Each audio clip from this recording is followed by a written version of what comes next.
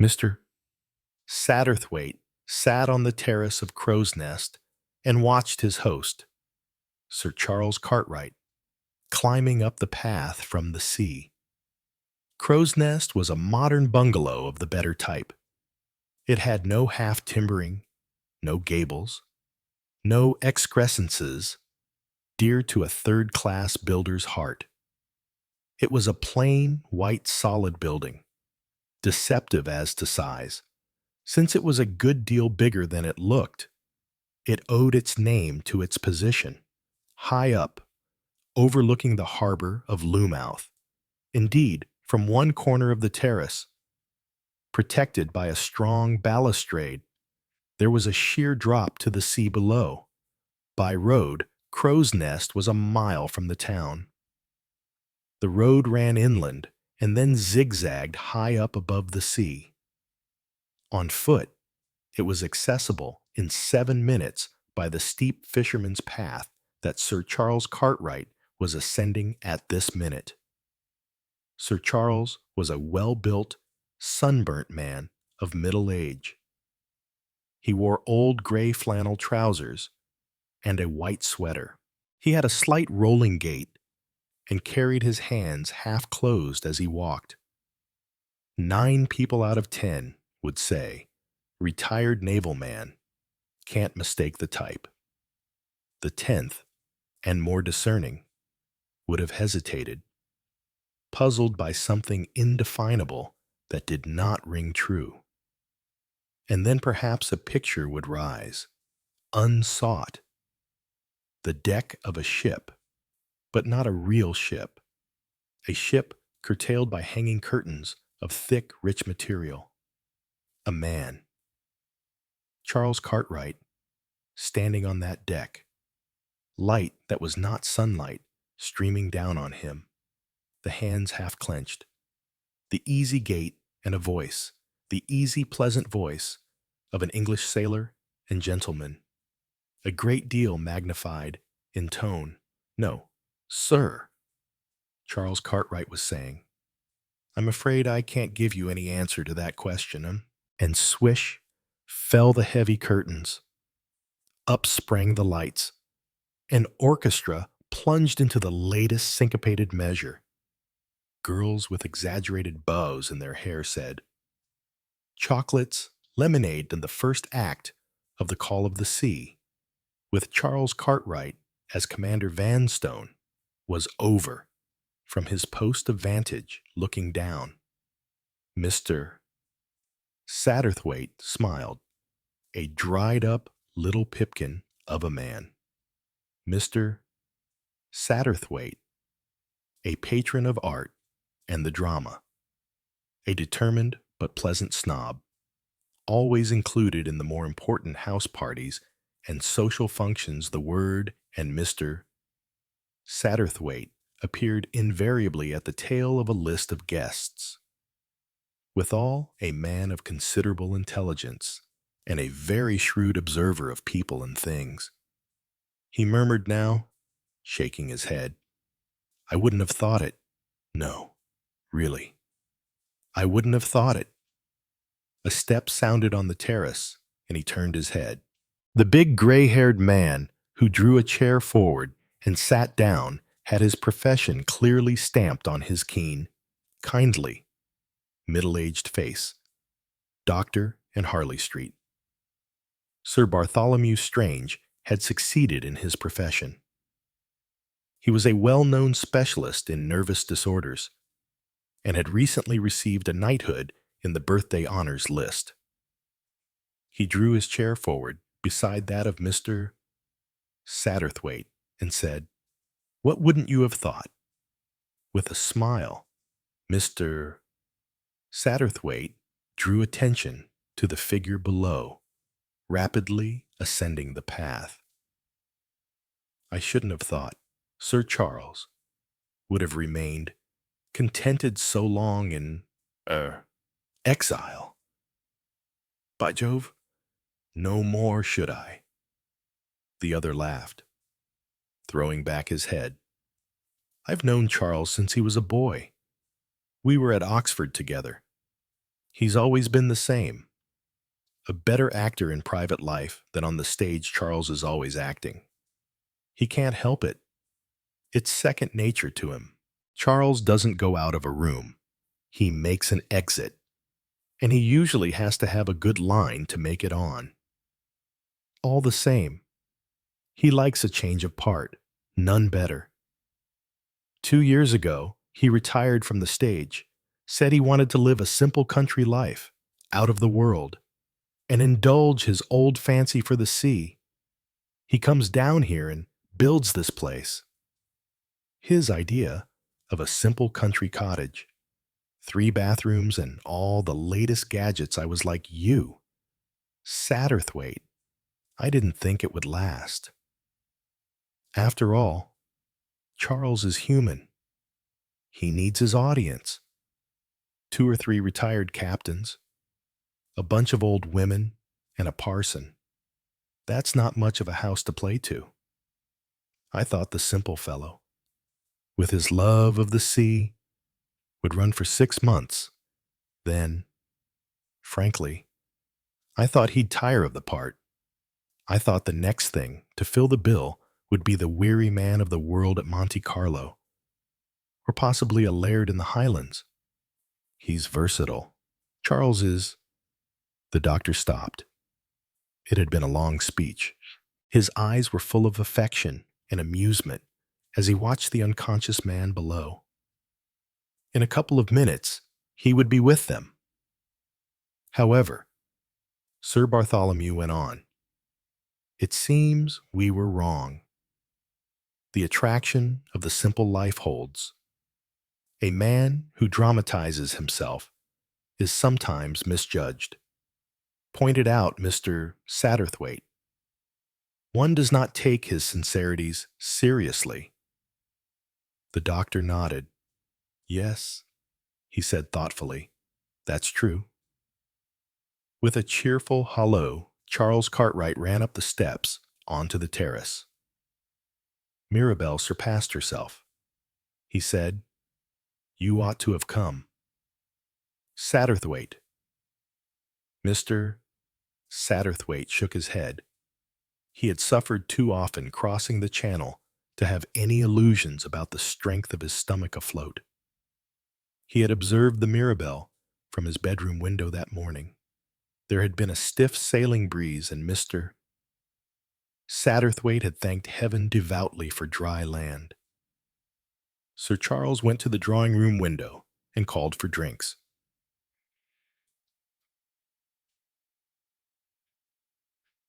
You ought to have come, Tolly, he said to his friend.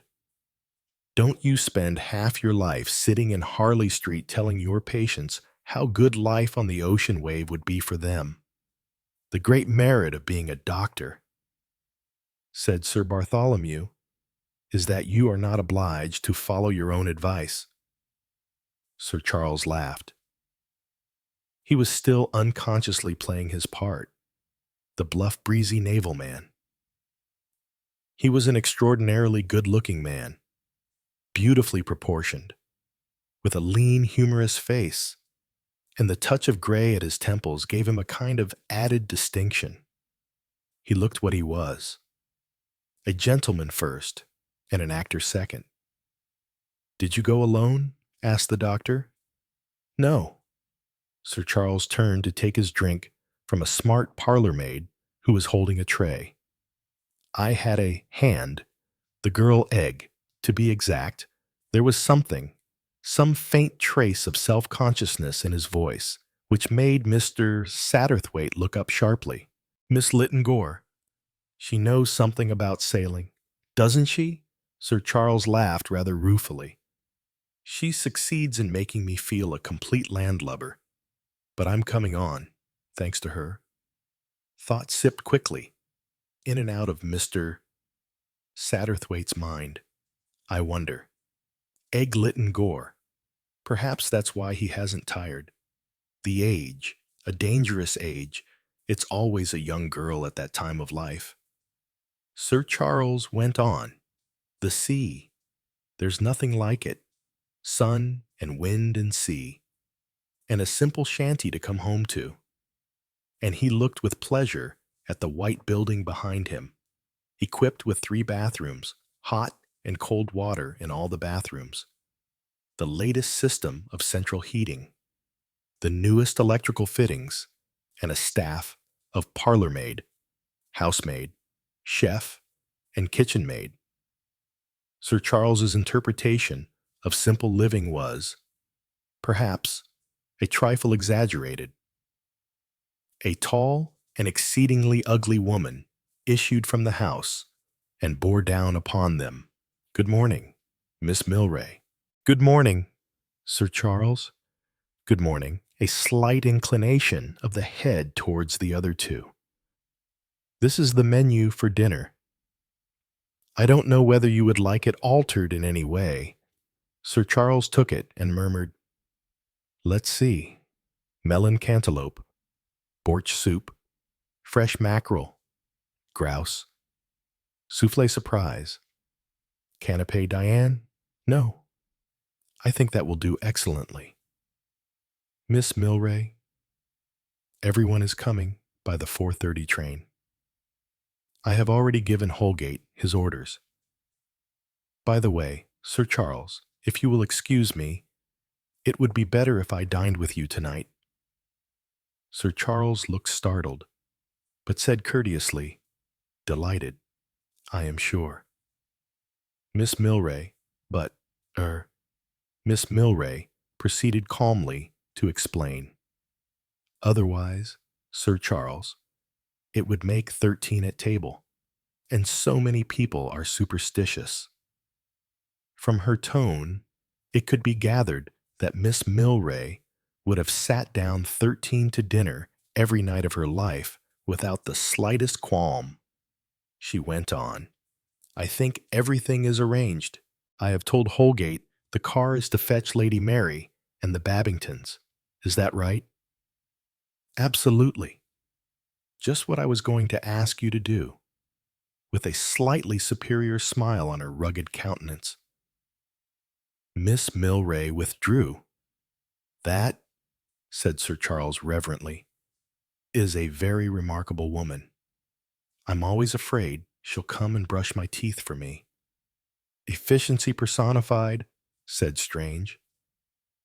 "She's been with me for 6 years," said Sir Charles.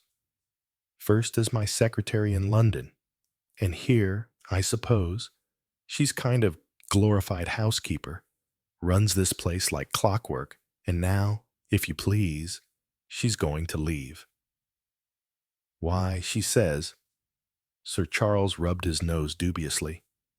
"She says she's got an invalid mother. Personally, I don't believe it. That kind of woman never had a mother at all. Spontaneously generated from a dynamo. No, there's something else, quite probably," said Sir Bartholomew. "People have been talking." "Talking." The actor stared. "Talking. What about my dear Charles?" "You know what talking means. You mean talking about her and me with that face. And at her age, she's probably under 50. I suppose she is." Sir Charles considered the matter. "But, seriously, Tolly, have you noticed her face? It's got 2 eyes, a nose and a mouth. But it's not what you would call a face, not a female face. The most scandal-loving old cat in the neighborhood couldn't seriously connect sexual passion with a face like that. You underrate the imagination of the British spinster." Sir Charles shook his head. "I don't believe it. There's a kind of hideous respectability about Miss Milray that even a British spinster must recognize. She is virtue and respectability personified, and a damned useful woman. I always choose my secretaries plain as sin. Wise man." Sir Charles remained deep in thought for some minutes to distract him. Sir Bartholomew asked, "Who's coming this afternoon, Angie?" "For one, Angela Sutcliffe." That's good. Mr. Satterthwaite leaned forward interestedly, keen to know the composition of the house party. Angela Sutcliffe was a well-known actress, no longer younger, but with a strong hold on the public, and celebrated for her wit and charm. She was sometimes spoken of as Ellen Terry's successor. Then there are the Dacres. Again, Mr. Satterthwaite nodded to himself. Mrs. Dacres was Ambrosine Ltd. That successful dressmaking establishment. You saw it on programs. Miss Blank's dresses in the first act by Ambrosine Ltd. Brook Street. Her husband, Captain Dacres, was a dark horse in his own racing parlance. He spent a lot of time on race courses, had ridden himself in the Grand National in years gone by. There had been some trouble. Nobody knew exactly, though rumors had been spread about. There had been no inquiry, nothing overt. But somehow, at mention of Freddie Dacres, people's eyebrows went up a little. Then there's Anthony Astor, the playwright. Of course, said Mr. Satterthwaite. She wrote One-Way Traffic. I saw it twice. It made a great hit. He rather enjoyed the show that he knew that Anthony Astor was a woman. That's right, said Sir Charles. I forget what her real name is. Wills. I think I've only met her once. I asked her to please Angela. That's the lot. Of the house party, I mean. And the locals asked the doctor. Oh, the locals. Well, there are the Babingtons. He's the parson. Quite a good fellow. Not too parsonical.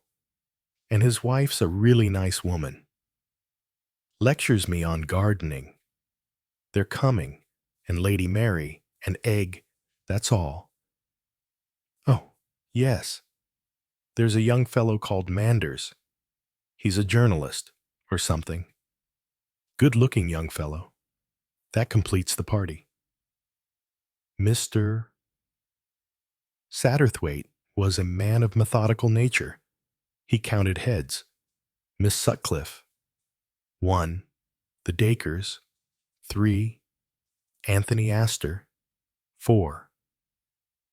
Lady Mary and her daughter. 6. The parson and his wife. 8. The young fellow. 9. Ourselves 12. Either you or Miss Milray must have counted wrong.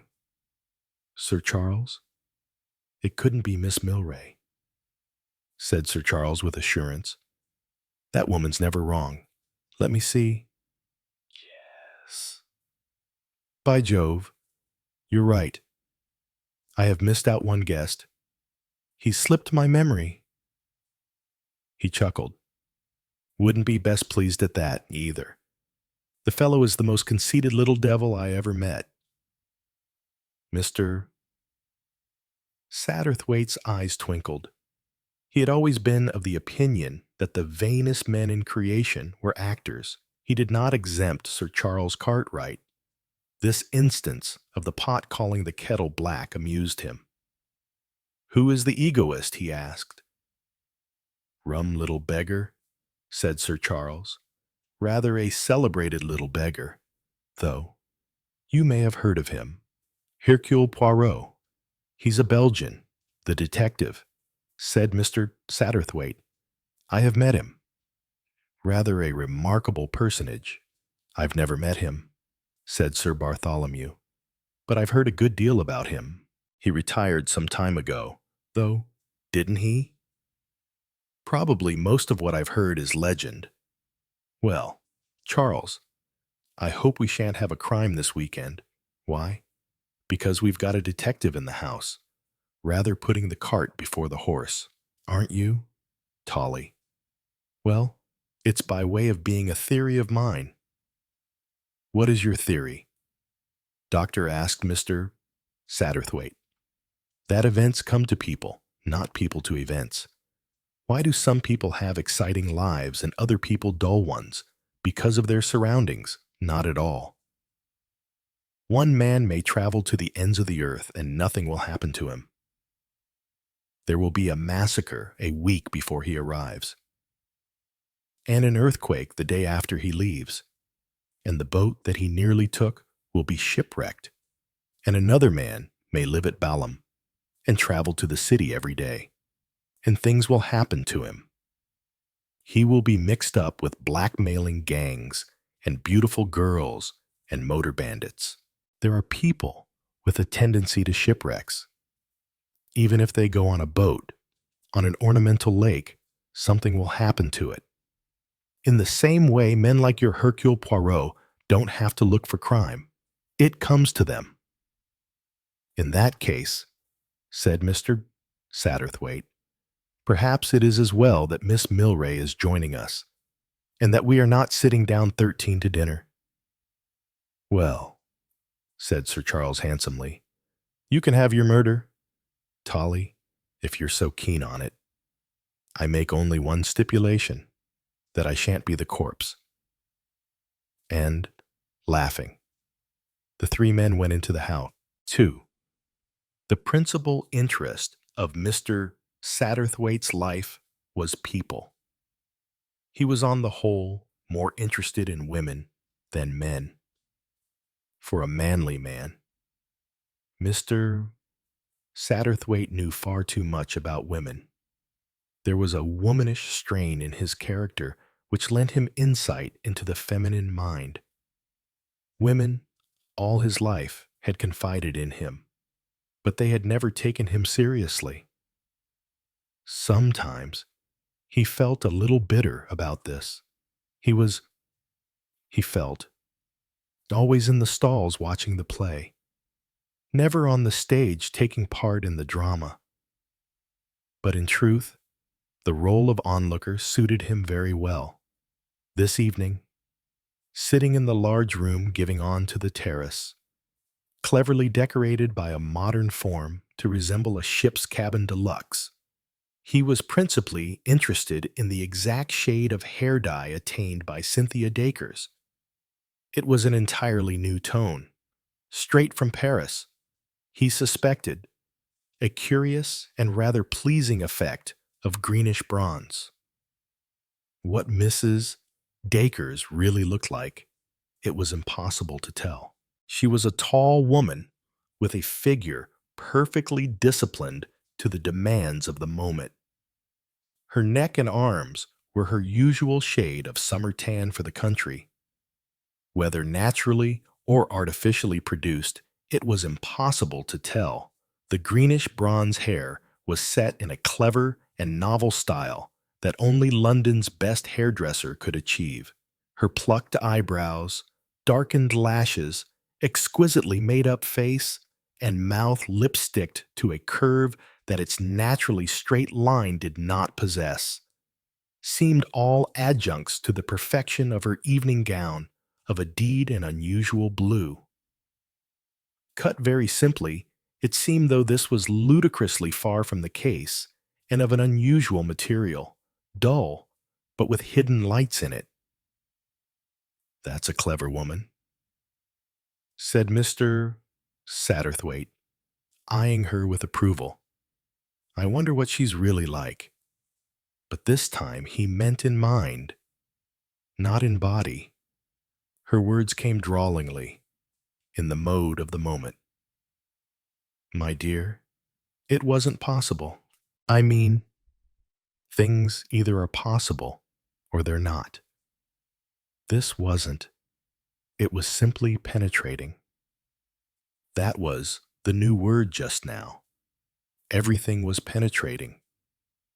Sir Charles was vigorously shaking cocktails and talking to Angela Sutcliffe, a tall, gray-haired woman with a mischievous mouth and fine eyes. Dacres was talking to Bartholomew Strange. Everyone knows what's wrong with old Ladysbourne. The whole stable knows. He spoke in a high-clipped voice, a little red, foxy man with a short mustache and slightly shifty eyes. Beside Mr. Satterthwaite sat Miss Wills, whose play, One-Way Traffic, had been acclaimed as one of the most witty and daring seen in London for some years. Miss Wills was tall and thin, with a receding chin and very badly waved fair hair.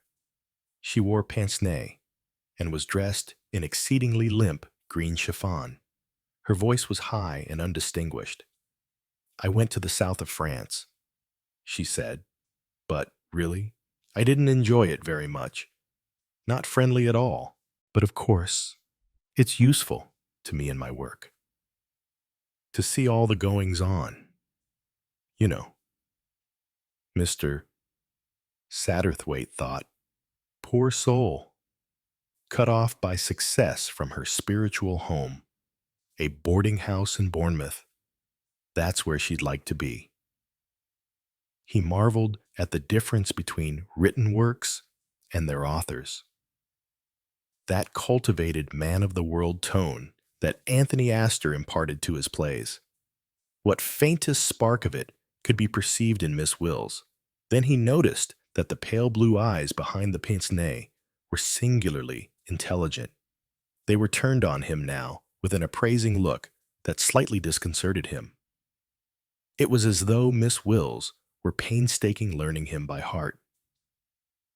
Sir Charles was just pouring out the cocktails. "Let me get you a cocktail," said Mr. Satterthwaite. Springing up, Miss Wills giggled. "I don't mind if I do," she said. The door opened, and Temple announced Lady Mary Lytton Gore and Mr. and Mrs. Babington and Miss Lytton Gore. As has been stated before, he had a weakness for titles. Mr.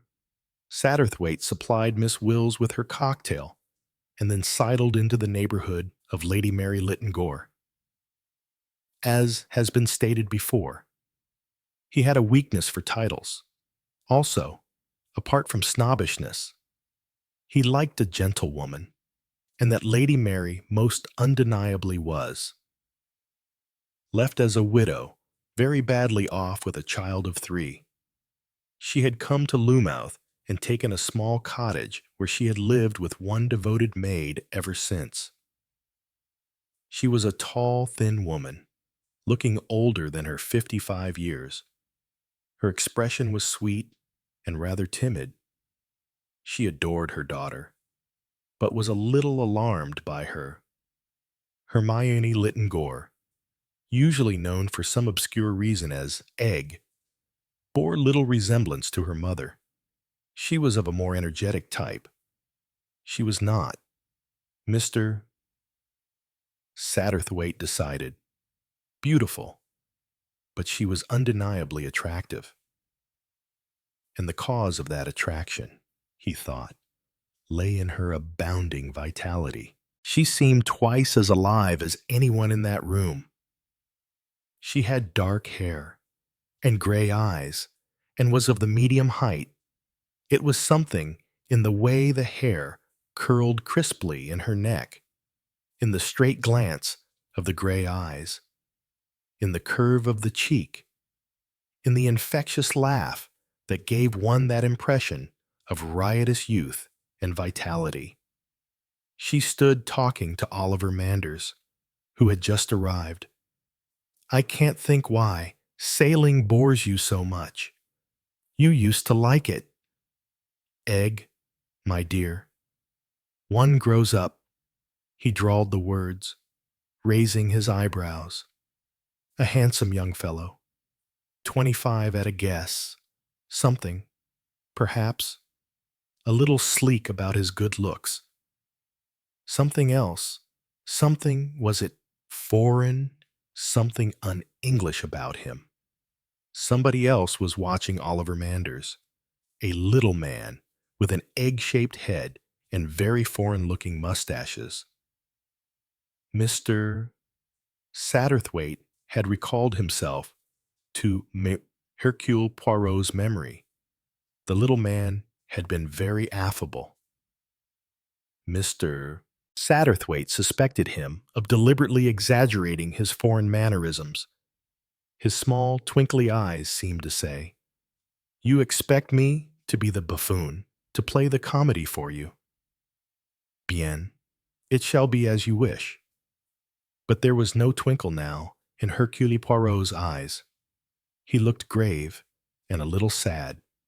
The Reverend Stephen Babington, rector of Loomouth, came and joined Lady Mary and Mr. Satterthwaite. He was a man of 60 old, with kind, faded eyes and a disarming, diffident manner. He said to Mr. Satterthwaite, "We are very lucky to have Sir Charles living among us.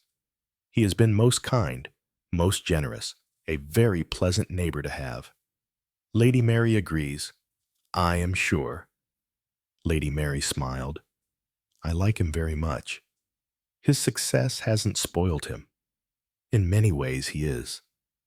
Her smile deepened. A child still. The parlor maid approached with the tray of cocktails as Mr. Satterthwaite reflected how unendingly maternal women were. Being of the Victorian generation, he approved that trait. "You can have a cocktail." "Mums," said Egg, flashing up to them, glass in hand, just one. "Thank you, dear," said Lady Mary meekly. "I think," said Miss Babington, "that my wife would allow me to have one." And he laughed, a little gentle clerical laugh. Mr. Satterthwaite glanced over at Mrs. Babington, who was talking earnestly to Sir Charles on the subject of manure. "She's got fine eyes," he thought. Mrs. Babington was a big, untidy woman. She looked full of energy and likely to be free from petty-mindedness. As Charles Cartwright had said, a nice woman. "Tell me," Lady Mary leaned forward, "who is the young woman you were talking to when we came in?" "The one in green." "That's the playwright, Anthony Astor." "What that?" "That anemic-looking young woman." "Oh." She caught herself up. "How dreadful of me." But it was a surprise. She doesn't look. She looks exactly like an inefficient nursery governess. It was such an apt description of Miss Wills's appearance that Mr. Satterthwaite laughed. Mr. Babington was peering across the room with amiable, short-sighted eyes. He took a sip of his cocktail and choked a little. He was unused to cocktails, thought Mr. Satterthwaite amusedly. Probably they represented modernity to his mind, but he didn't like them. Mr. Babington took a determined mouthful with a slightly wry face and said, "Is it the lady over there? Oh dear." His hand went to his throat. Egg-Lytton Gore's voice rang out. "Oliver, you slippery Shylock." "Of course," thought Mr. Satterthwaite. "That's it. Not foreign. Jew." What a handsome pair they made, both so young and good-looking. And quarreling, too. Always a healthy sign. He was distracted by a sound at his side. Mr. Babington had risen to his feet and was swaying to and fro. His face was convulsed. It was Egg's clear voice that drew the attention of the room, though Lady Mary had risen and stretched out an anxious hand. "Look," said Egg's voice. "Mr. Babington is ill." Sir Bartholomew Strange came forward hurriedly, supporting the stricken man and half lifting him to a couch at one side of the room. The others crowded round, anxious to help, but impotent. 2 minutes later, Strange straightened himself and shook his head. He spoke bluntly, aware that it was no use to beat about the bush. "I'm sorry," he said. "He's dead." "Come in here a minute. Satterthwaite, will you?" Sir Charles poked his head out of the door. An hour and a half had passed. To confusion had succeeded peace. Lady Mary had led the weeping Mrs. Babington out of the room, and had finally gone home with her to the vicarage. Miss Milray had been efficient with the telephone. The local doctor had arrived and taken charge.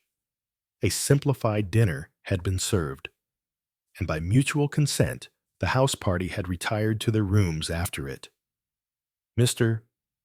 Satterthwaite had been making his own retreat when Sir Charles had called to him from the door of the ship-room where the death had taken place. Mr. Satterthwaite passed in, repressing a slight shiver as he did so. He was old enough not to like the sight of death, for soon, perhaps, he himself.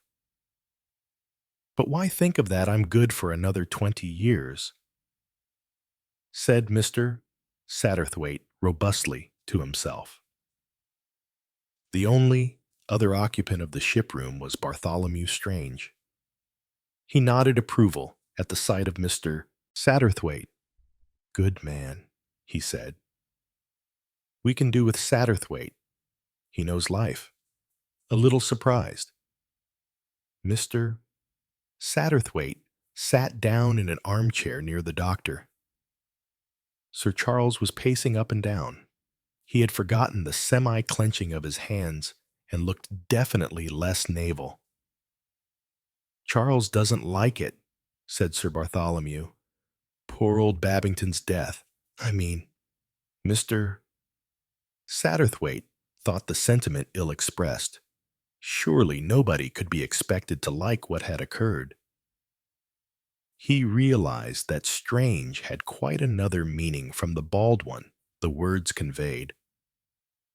"It was very distressing," said Mr. Satterthwaite, cautiously feeling his way. "Very distressing indeed," he added with a reminiscent shiver.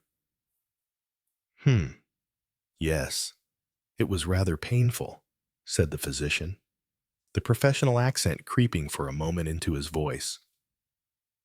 Cartwright paused in his pacing. "Ever see anyone die quite like that before?" "Tolly?" "No," said Sir Bartholomew thoughtfully. "I can't say that I have. But," he added in a moment or two, "I haven't really seen as many deaths as you might suppose. A nerve specialist doesn't kill off many of his patients. He keeps them alive and makes his income out of them. MacDougall has seen far more deceases than I have. I don't doubt Dr. MacDougall was the principal doctor in Loumouth, whom Miss Milray had summoned. MacDougall didn't see this man die. He was dead when he arrived. There was only what we could tell him.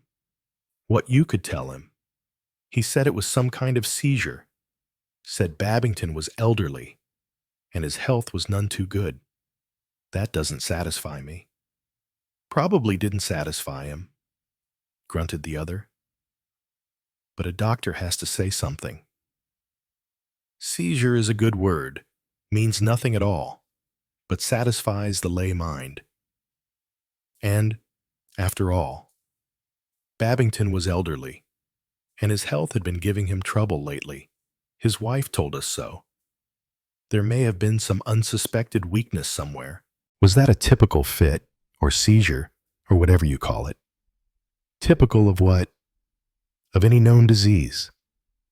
If you'd ever studied medicine," said Sir Bartholomew, "you'd know that there is hardly any such thing as a typical case."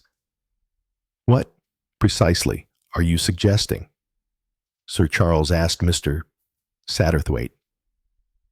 Cartwright did not answer. He made a vague gesture with his hand. Strange gave a slight chuckle.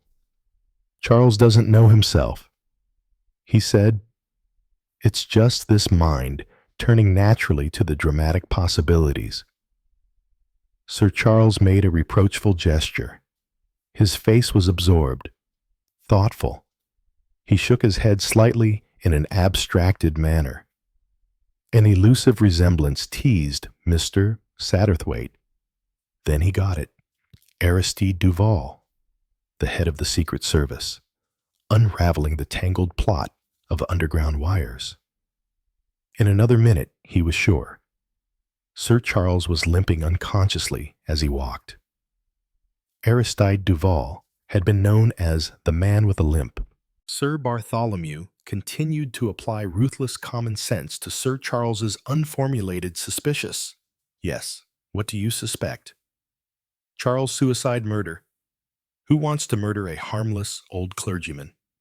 It's fantastic. Suicide, well, I suppose that is a point. One might perhaps imagine reason for Babington wanting to make away with himself. What reason? Sir Bartholomew shook his head gently. How can we tell the secrets of the human mind? Just one suggestion. Suppose that Babington had been told he suffered from an incurable disease, such as cancer. Something of that kind might supply a motive. He might wish to spare his wife the pain of watching his own long drawn-out suffering. That's only a suggestion. Of course, there's nothing on earth to make us think that Babington did want to put an end to himself. I wasn't thinking so much of suicide, began Sir Charles. Bartholomew Strange again gave his low chuckle. Exactly. You're not out for probability. You want sensation, new and untraceable poison in the cocktails. Sir Charles made an expressive grimace. I'm not so sure I do want that. Damn it all. Tolly, remember I mixed those cocktails. Sudden attack of homicidal mania. I suppose the symptoms are delayed in our case, but we'll all be dead before morning.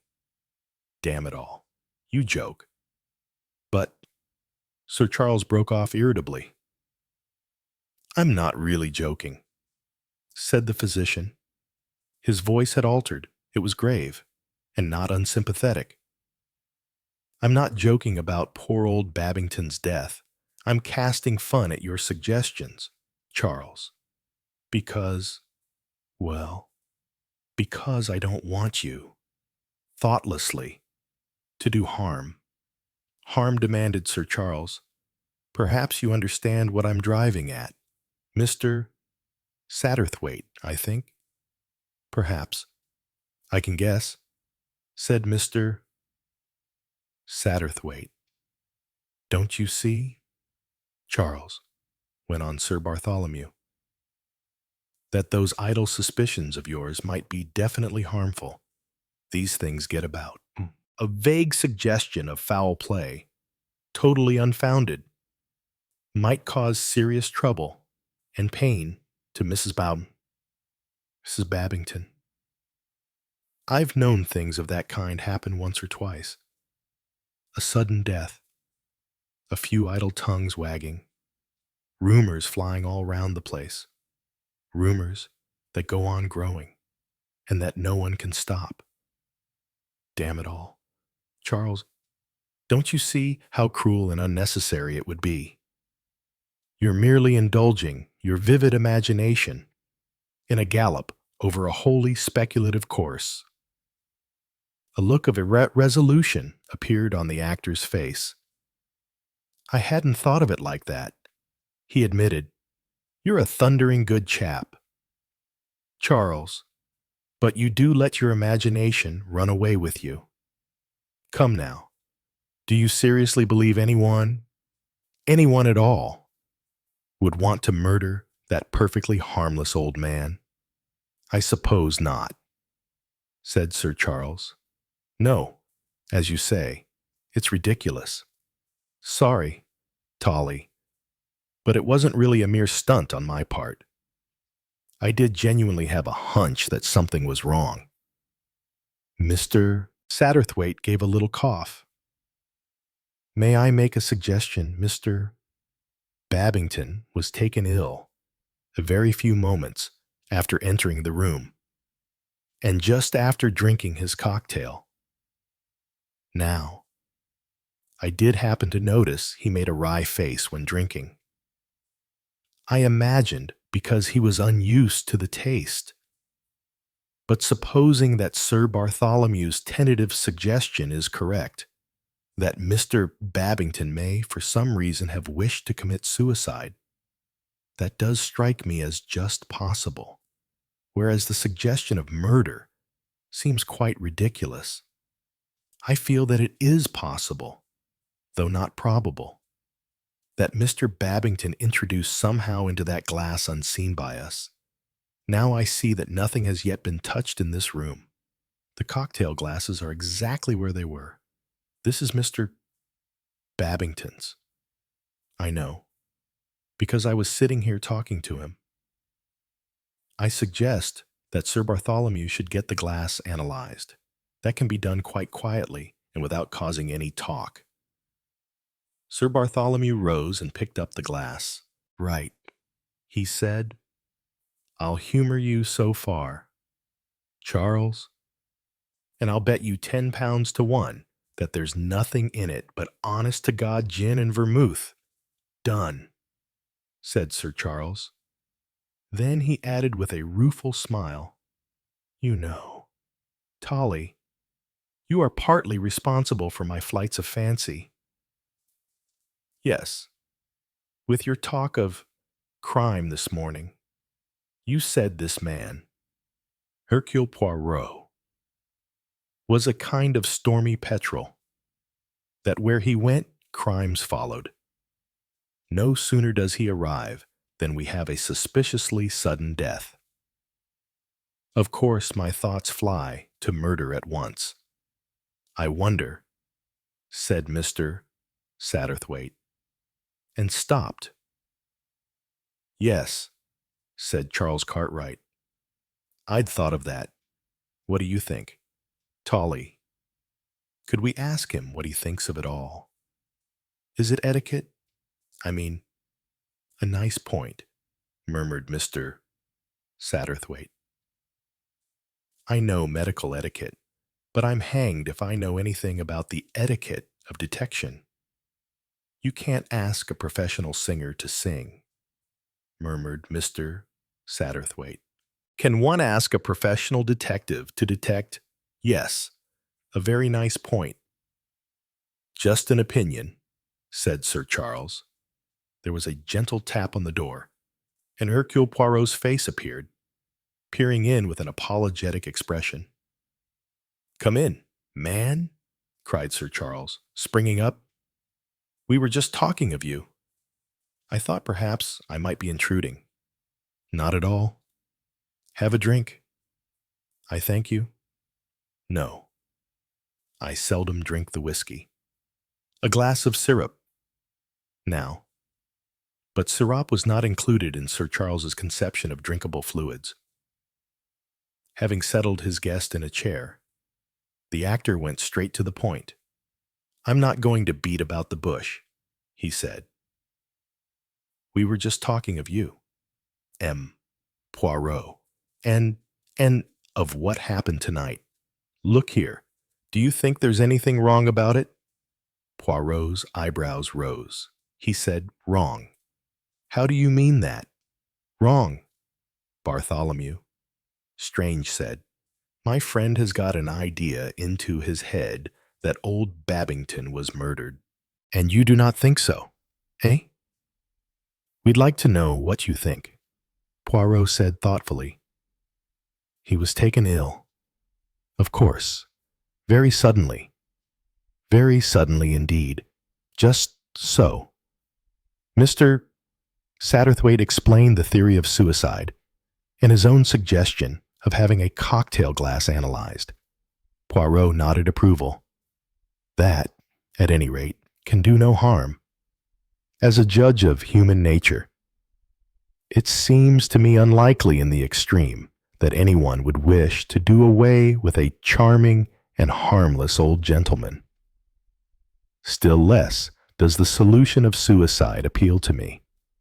However, the cocktail glass will tell us one way or another, and the result of the analysis, you think, will be. What? Poirot shrugged his shoulders. Me, I can only guess. You ask me to guess what will be the result of the analysis? Yes. Then I guess that they will find only the remains of a very excellent dry martini. He bowed to Sir Charles.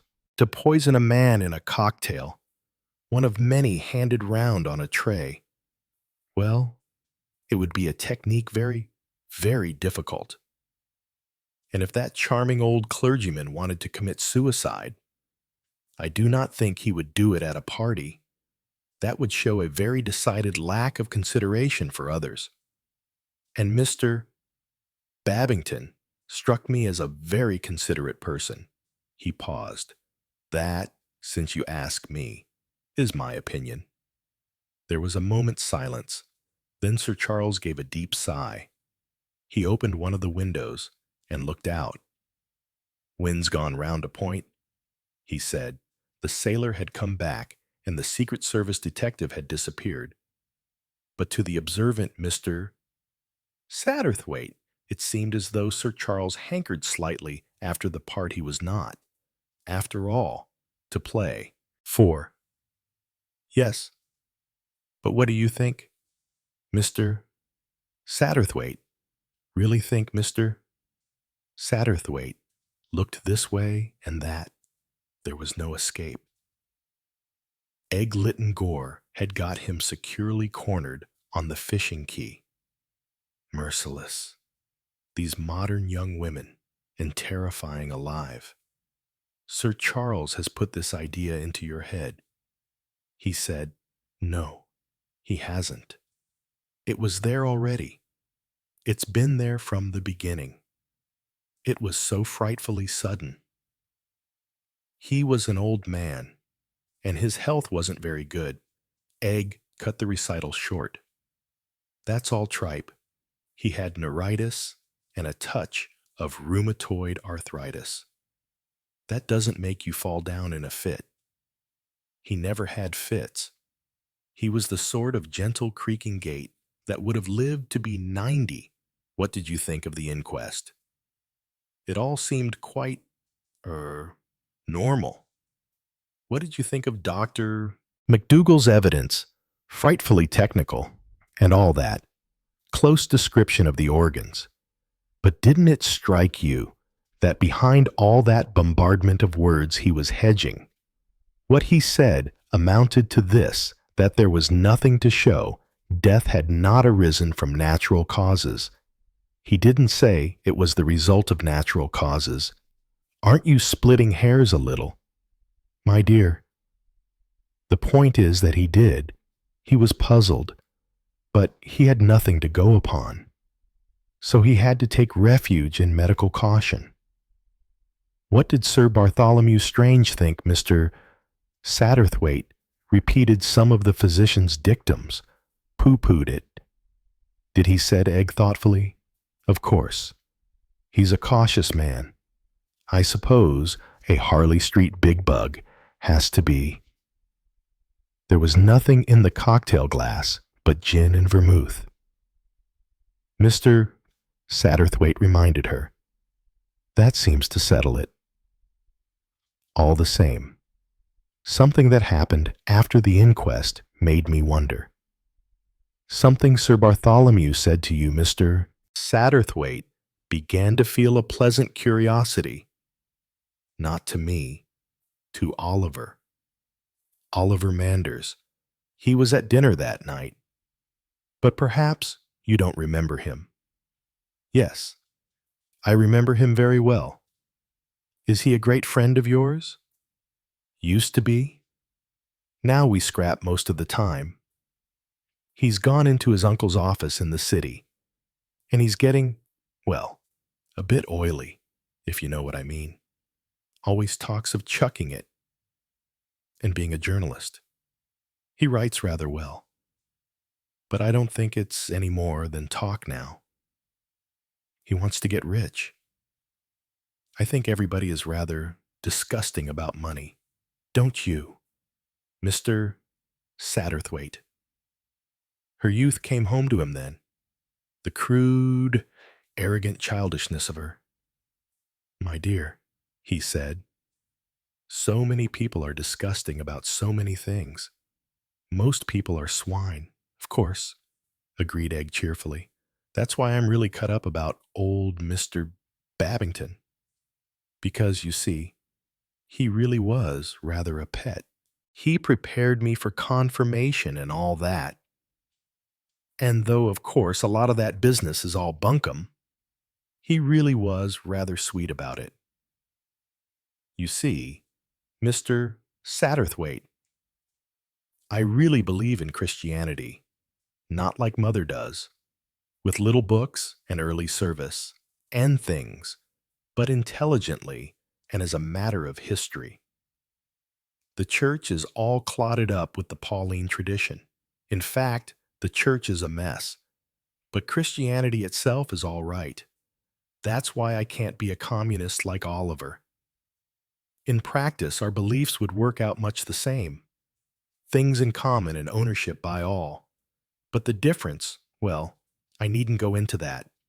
But the Babingtons really were Christians. They didn't poke and pry and condemn. And they were never unkind about people or things. They were pets. And there was Robin. Robin. Their son. He was out in India and got killed. I had rather a posh on Robin. Egg blinked. Her gaze went out to sea. Then her attention returned to Mr. Satterthwaite and the present. So, you see, I feel rather strongly about this. Supposing it wasn't a natural death. My dear child, well, it's damned odd.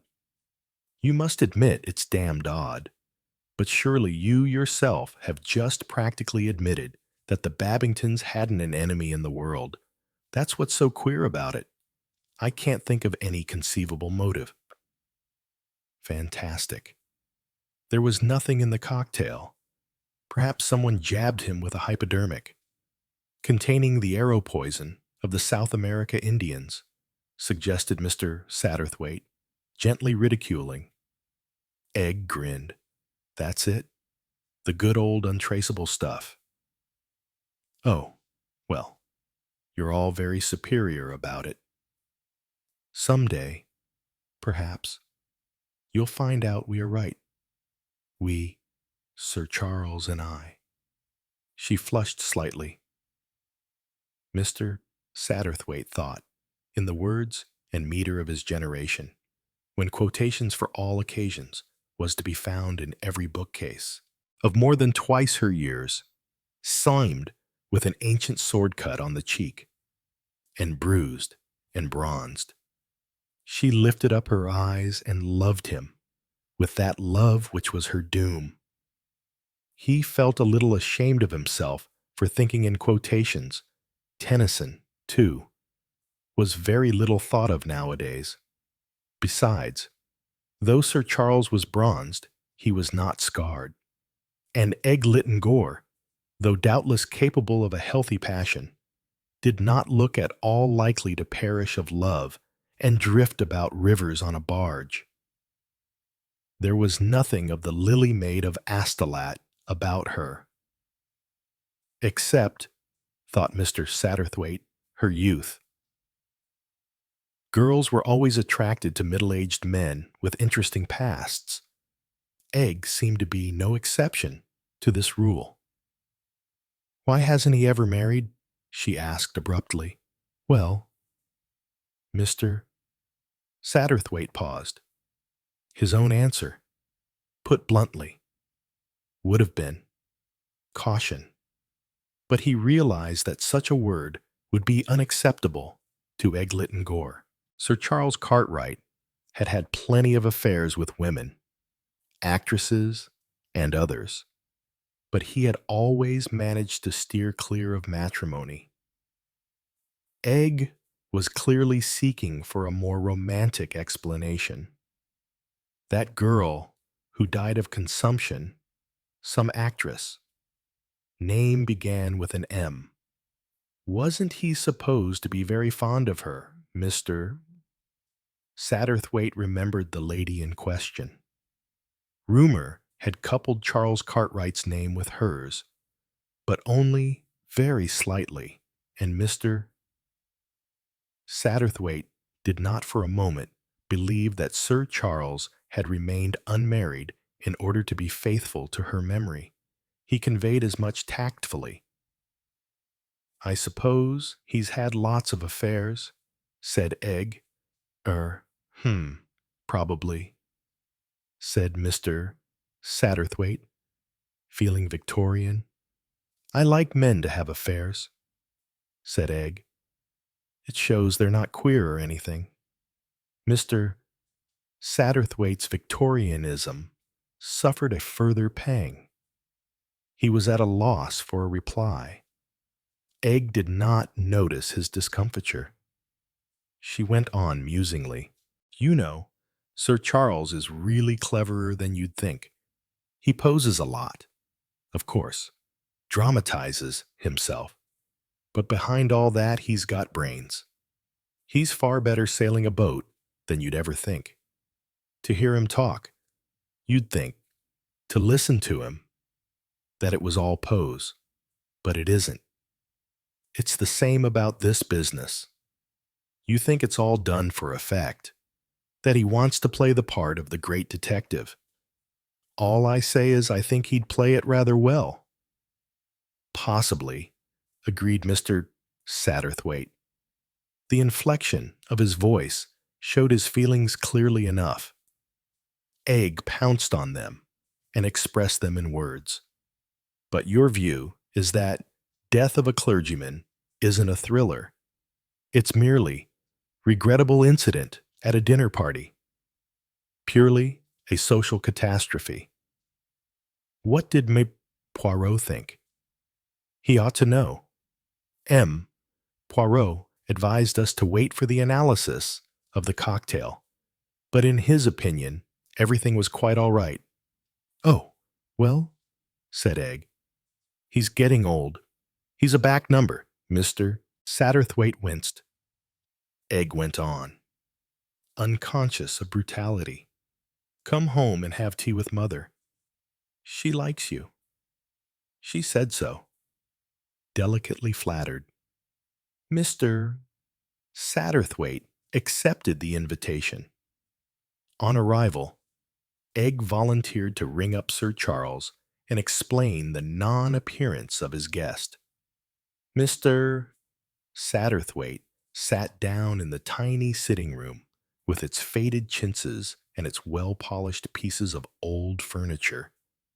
It was a Victorian room, what Mr. Satterthwaite called in his own mind a lady's room, and he approved of it. His conversation with Lady Mary was agreeable. Nothing brilliant, but pleasantly chatty. They spoke of Sir Charles. Did Mr. Satterthwaite know him well? Not intimately, Mr. Satterthwaite said. He had a financial interest in one of Sir Charles's plays some years ago. They had been friends ever since. He has great charm, said Lady Mary, smiling.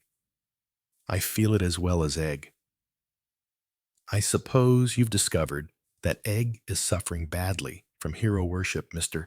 Satterthwaite wondered if, as a mother, Lady Mary was not made slightly uneasy by that hero worship, but it did not seem so.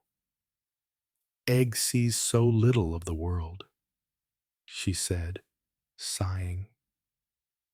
We are so badly off. One of my cousins presented her and took her to a few things in town, but since then she has hardly been away from here, except for an occasional visit young people, I feel, should see plenty of people and places, especially people. Otherwise, well, propinquity is sometimes a dangerous thing. Mr. Satterthwaite agreed, thinking of Sir Charles and the sailing, but that this was not what was in Lady Mary's mind. She showed a moment or two later. Sir Charles's coming has done a lot for Egg. It has widened her horizon. You see, there are very few young people down here, especially men. I've always been afraid that Egg might marry someone simply from being thrown with one person only and seeing no one else. Mr. Satterthwaite had a quick intuition. Are you thinking of young Oliver Manders? Lady Mary blushed in ingenuous surprise. Oh, Mr. Satterthwaite, I don't know how you knew I was thinking of him. He and Egg were together a lot at one time, and I know I'm old-fashioned, but I don't like some of his ideas. Youth must have its fling, said Mr. Satterthwaite. Lady Mary shook her head. I've been so afraid. It's quite suitable. Of course, I know all about him and his uncle, who has recently taken him into his firm, is a very rich man. It's not that. It's silly of me, but... She shook her head, unable to express herself further. Mr. Satterthwaite felt curiously intimate. He said quietly and plainly, all the same, Lady Mary, you wouldn't like your girl to marry a man twice her own age. Her answer surprised him. It might be safer so. If you do that, at least you know where you are. At that age, a man's follies and sins are definitely behind him. They are not, still to come. Before Mr. Satterthwaite could say any more, Egg rejoined them. You've been a long time. Darling, said her mother. I was talking to Sir Charles. My sweet. He's all alone in his glory. She turned reproachfully to Mr. Satterthwaite. You didn't tell me. The house party had flitted. They went back yesterday, all but Sir Bartholomew Strange. He was staying till tomorrow, but he was recalled to London by an urgent telegram this morning. One of his patients was in a critical condition. It's a pity, said Egg, because I meant to study the house party. I might have got a clue. A clue to what? Darling Mr. Satterthwaite knows. Oh, well, it doesn't matter. Oliver's still here. We'll rope him in. He's got brains when he likes. When Mr. Satterthwaite arrived back at Crow's Nest, he found his host sitting on the terrace overlooking the sea. Hello, Satterthwaite. Been having tea with the Lytton Gore? Yes, you don't mind. Of course not. Egg telephoned. Odd sort of girl. Eggy. Attractive, said Mr. Satterthwaite. Yes, I suppose she is. He got up and walked a few aimless steps. I wish to God, he said suddenly and bitterly, that I'd never come to this cursed place. 5. Mr. Satterthwaite thought to himself, he's got it badly. He felt a sudden pity for his host. At the age of 52, Charles Cartwright, the gay debonair breaker of hearts, had fallen in love. And, as he himself realized, his case was doomed to disappointment. Youth turns to youth. Girls don't wear their hearts on their sleeves, thought Mr. Satterthwaite. Egg makes a great parade of her feeling for Sir Charles. She wouldn't if it really meant anything. Young Manders is the one. Mr. Satterthwaite was usually fairly shrewd in his assumptions. Still, there was probably one factor that he did not take into account, because he was unaware of it himself. That was the enhanced value placed by age on youth. To Mr. Satterthwaite, an elderly man, the fact that Egg might prefer a middle-aged man to a young one was frankly incredible. Youth was to him so much the most magical of all gifts. He felt strengthened in his beliefs when Egg rang up after dinner and demanded permission to bring Oliver along and have a consultation. Certainly a handsome lad, with his dark, heavy-lidded eyes and easy grace of movement, he had, it seemed, permitted himself to be brought, a tribute to Egg's energy. But his general attitude was lazily skeptical. "Can't you talk her out of it?" "Sir," he said to Sir Charles, "it's this appallingly healthy bucolic life she leads that makes her so energetic. You know, Egg, you really are detestably hardy, and your tastes are childish, crime, sensation, and all that bunk. You're a skeptic. Manders, well, sir, really. That dear old bleeding fellow, it's fantastic to think of anything else but natural causes." "I expect you're right," said Sir Charles. Mr. Satterthwaite glanced at him. What part was Charles Cartwright playing tonight? Not the ex-naval man, not the international detective. No, some new and unfamiliar role. It came as a shock to Mr. Satterthwaite when he realized what that role was. Sir Charles was playing second fiddle. Second fiddle to Oliver Manders. He sat back, with his head in shadow, watching those two, Egg and Oliver. As they disputed, Egg hotly, Oliver languidly. Sir Charles looked older than usual, old and tired.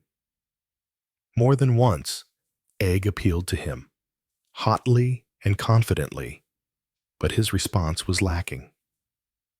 It was 11 o'clock when they left. Sir Charles went out on the terrace with them and offered the loan of an electric torch to help them down the stony path. But there was no need of a torch. It was a beautiful moonlight. Mr. Satterthwaite was not going to risk a chill.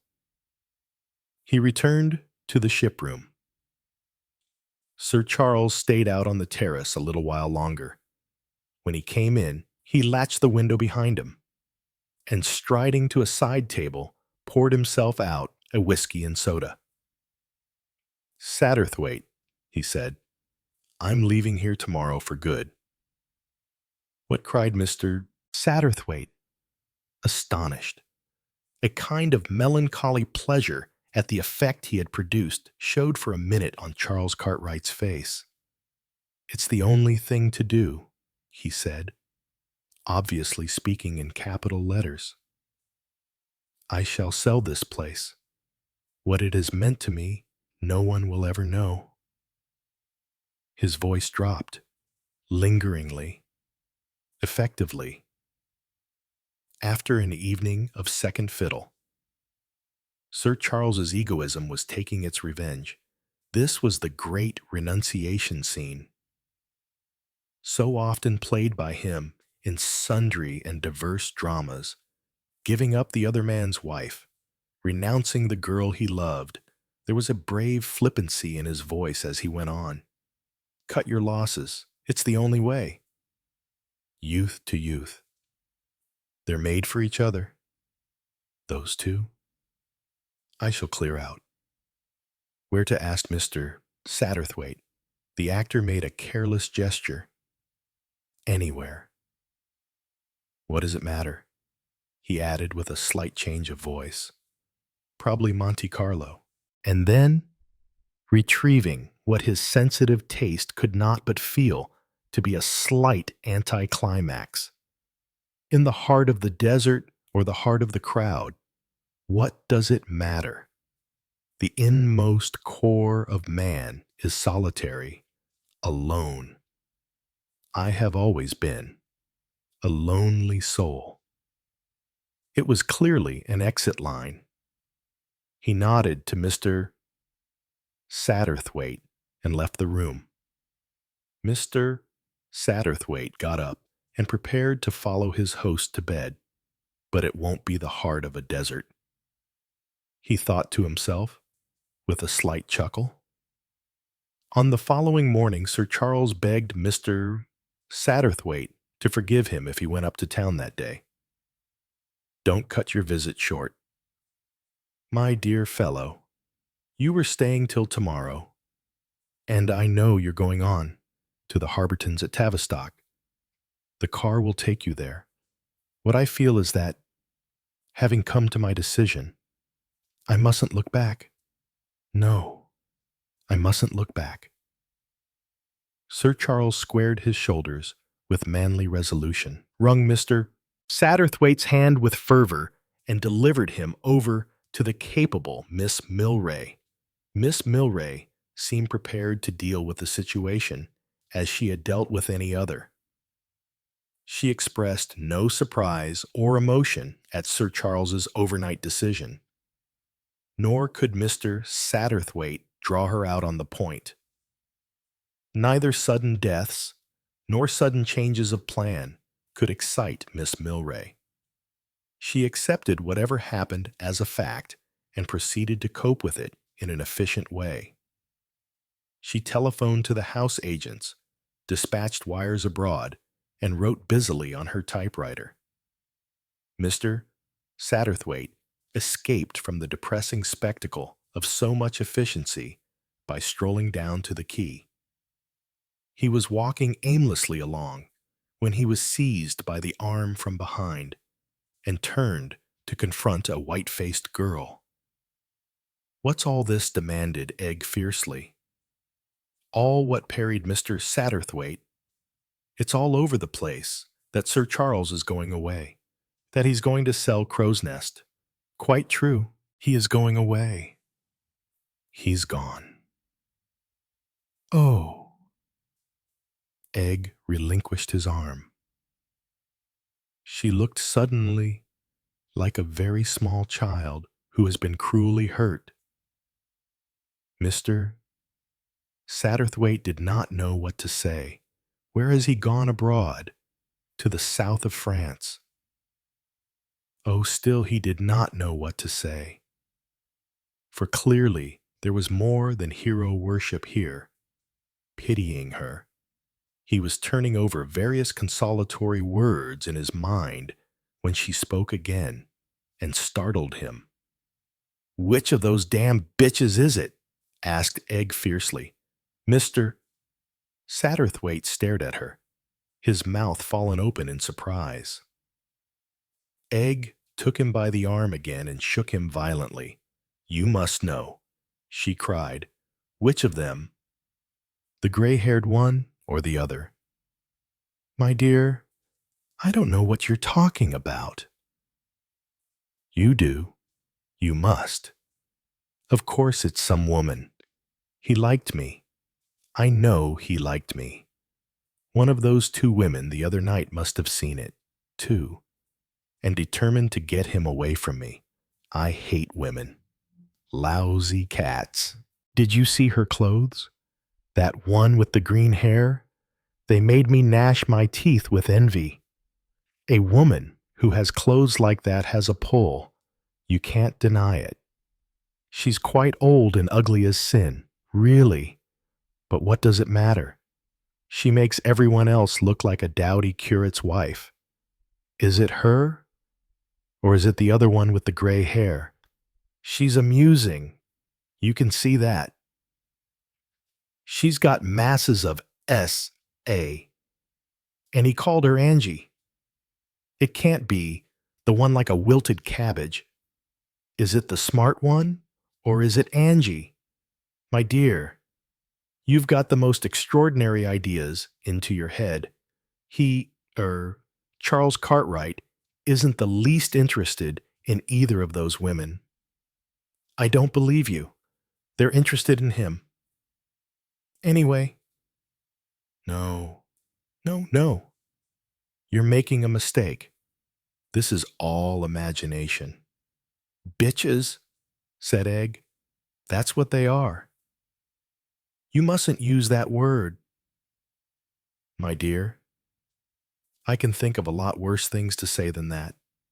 Possibly. Possibly. But pray don't do so.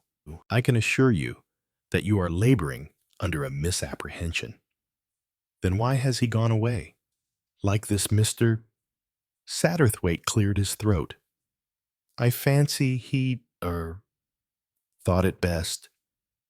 Egg stared at him piercing. Do you mean because of me? Well, something of the kind. Perhaps. And so he's legged it. I suppose I did show my hand a bit plainly. Men do hate being chased, don't they? Mums is right, after all. You've no idea how sweet she is when she talks about men. Always in the third person. So Victorian and polite. A man hates being run after. A girl should always let the man make the running. Don't you think it's a sweet expression? Make the running sounds the opposite of what it means. Actually, that's just what Charles has done. Made the running. He's run away from me. He's afraid. And the devil of it is, I can't go after him. If I did, I suppose he'd take a boat to the wilds of Africa or somewhere. Hermione, said Mr. Satterthwaite, are you serious about Sir Charles? The girl flung him an impatient glance. Of course I am. What about Oliver Manders? Egg dismissed. Oliver Manders with an impatient whisk of the head. She was following out a train of thought of her own. Do you think I might write to him? Nothing alarming. Just chatty girlish stuff. You know, put him at his ease, so that he'd get over his scare. She frowned. What a fool I've been. Mums would have managed it much better. They knew how to do the trick. Those Victorians. All blushing retreat. I've been all wrong about it. I actually thought he needed encouraging. He seemed to need a bit of help. Tell me. She turned abruptly on Mr. Satterthwaite. Did he see me do my kissing act with Oliver last night? Not that I know of. When? All in the moonlight. As we were going down the path, I thought he was still looking from the terrace. I thought perhaps if he saw me and Oliver, well, I thought it might wake him up a bit, because he did like me. I could swear he liked him. Wasn't that a little hard on Oliver? Egg shook her head decisively. Not in the least. Oliver thinks it's an honor for any girl to be kissed by him. It was damn bad for his conceit. Of course, but one can't think of everything. I wanted to ginger up Charles. He's been different lately. More standoffish. My dear child, said Mr. Satterthwaite, I don't think you realize quite why Sir Charles went away so suddenly. He thought that you cared for Oliver. He went away to save himself further pain. Egg whisked round. She caught hold of Mr. Satterthwaite by the shoulders and peered into his face. Is that true? Is that really true? The mutt. The boob. Oh. She released Mr. Satterthwaite suddenly and moved along beside him with a skipping motion. Then he'll come back, she said. He'll come back.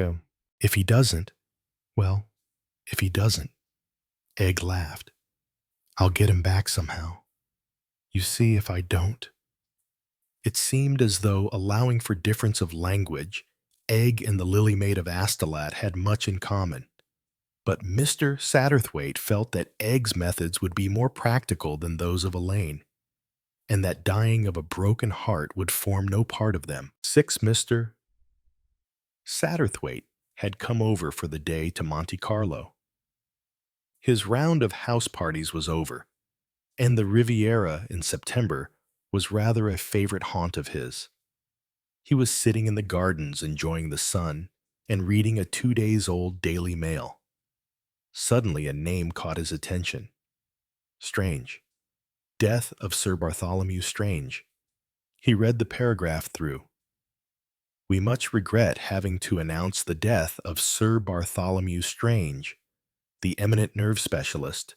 Sir Bartholomew was entertaining a party of friends at his house in Yorkshire. Sir Bartholomew appeared to be in perfect health and spirits, and his demise occurred quite suddenly at the end of dinner. He was chatting with his friends and drinking a glass of port when he had a sudden seizure and died before medical aid could be summoned. Sir Bartholomew will be deeply regretted. He was... Here followed a description of Sir Bartholomew's career and work. Mr. Satterthwaite let the paper slip from his hand. He was very disagreeably impressed. A vision of the physician, as he had seen him last, flashed across his mind. Big, jocund, in the pink of condition. And now, dead. Certain words detached themselves from their context and floated about disagreeably in Mr. Satterthwaite's mind. Drinking a glass of port. Sudden seizure. Died before medical aid could be summoned. Port, not a cocktail, but otherwise curiously reminiscent of that death in Cornwall. Mr. Satterthwaite saw again the convulsed face of the mild old clergyman. Supposing that, after all... He looked up to see Sir Charles Cartwright coming towards him across the grass. Satterthwaite, by all that's wonderful. Just the man I'd have chosen to see. Have you seen about poor old Tolly? I was just reading it now. Sir Charles dropped into a chair beside him. He was immaculately got up in yachting costume. No more gray flannels and old sweaters. He was the sophisticated yachtsman of the south of France. Listen, Satterthwaite. Tolly was as sound as a bell. Never had anything wrong with him. Am I being a complete, fanciful ass? Or does this business remind you of that business at Loomouth? Yes, it does. But of course, we may be mistaken. The resemblance may be only superficial. After all, sudden deaths occur the whole time from a variety of causes. Sir Charles nodded his head impatiently. Then he said, I've just got a letter from Egg Lytton Gore. Mr. Satterthwaite concealed a smile. The first you've had from her, Sir Charles, was unsuspecting. No. I had a letter soon after I got here. It followed me about a bit. Just giving me the news and all that. I didn't answer it. Dash it all. Satterthwaite. I didn't dare answer it. The girl had no idea. Of course, but I didn't want to make a fool of myself. Mr. Satterthwaite passed his hand over his mouth, where the smile still lingered. And this one, he asked. This is different. It's an appeal for help. Gun. Help, Mr. Satterthwaite's eyebrows went up. She was there. You see, in the house when it happened. You mean she was staying with Sir Bartholomew Strange at the time of his death? Yet, what does she say about it? Sir Charles had taken a letter from his pocket. He hesitated for a moment. Then he handed it to Mr. Satterthwaite. You'd better read it for yourself. Mr. Satterthwaite opened out the sheet with lively curiosity. Dear Sir Charles, I don't know when this will get to you. I do hope soon. I'm so worried. I don't know what to do. You'll have seen. I expect in the papers that Sir Bartholomew Strange is dead. Well, he died just the same way as Mr. Shamai Babington. It can't be a coincidence. It can't. It can't. I'm worried to death. Look here. Can't you come home and do something? It sounds a bit crude put like that, but you did have suspicions before, and nobody would listen to you. And now it's your own friend who's been killed. And perhaps if you don't come back, nobody will ever find out the truth. And I'm sure you could. I feel it in my bones. And there's something else. I'm worried. Definitely about someone. He had absolutely nothing to do with it. I know that. But things might look a bit odd. Oh, I can't explain in a letter, but won't you come back? You could find out the truth. I know you could. Yours in haste. Egg. Well, demanded Sir Charles impatiently. A bit incoherent, of course. She wrote it in a hurry. But what about it, Mr. Satterthwaite folded the letter slowly to give himself a minute or two before replying. He agreed that the letter was incoherent, but he did not think it had been written in a hurry. It was, in his view, a very careful production. It was designed to appeal to Sir Charles's vanity, to his chivalry, and to his sporting instincts. From what Mr. Satterthwaite knew of Sir Charles, that letter was a certain draw. Who do you think she means by someone? And he asked. Manders, I suppose. Was he there? Then must have been. I don't know why. Tolly never met him, except on that one occasion at my house. Why he should ask him to stay, I can't imagine. Did he often have those big house parties 3 or 4 times a year? Always one for the St. Ledger? Did he spend much time in Yorkshire? Had a big sanatorium, nursing home, whatever you like to call it. He bought Melford Abbey. It's an old place. Restored it and built a sanatorium in the grounds. I see. Mr. Satterthwaite was silent for a minute or two. Then he said, I wonder who else there was in the house party. Sir Charles suggested that it might be in one of the other newspapers. And they went off to institute a newspaper hunt. Here we are, said Sir Charles. He read aloud. Sir Bartholomew Strange is having his usual house party for the St. Ledger. Amongst the guests are Lord and Lady Eden, Lady Mary Lytton Gore, Sir Jocelyn and Lady Campbell, Captain and Mrs. Dacres, and Miss Angela Sutcliffe, the well-known actress. He and Mr. Satterthwaite looked at each other. The Dacres and Angela Sutcliffe, said Sir Charles. Nothing about Oliver Manders. Let's get today's Continental Daily Mail, said Mr. Satterthwaite. There might be something in that. Sir Charles glanced over the paper. Suddenly he stiffened. My God. Satterthwaite, listen to this, Sir Bartholomew Strange.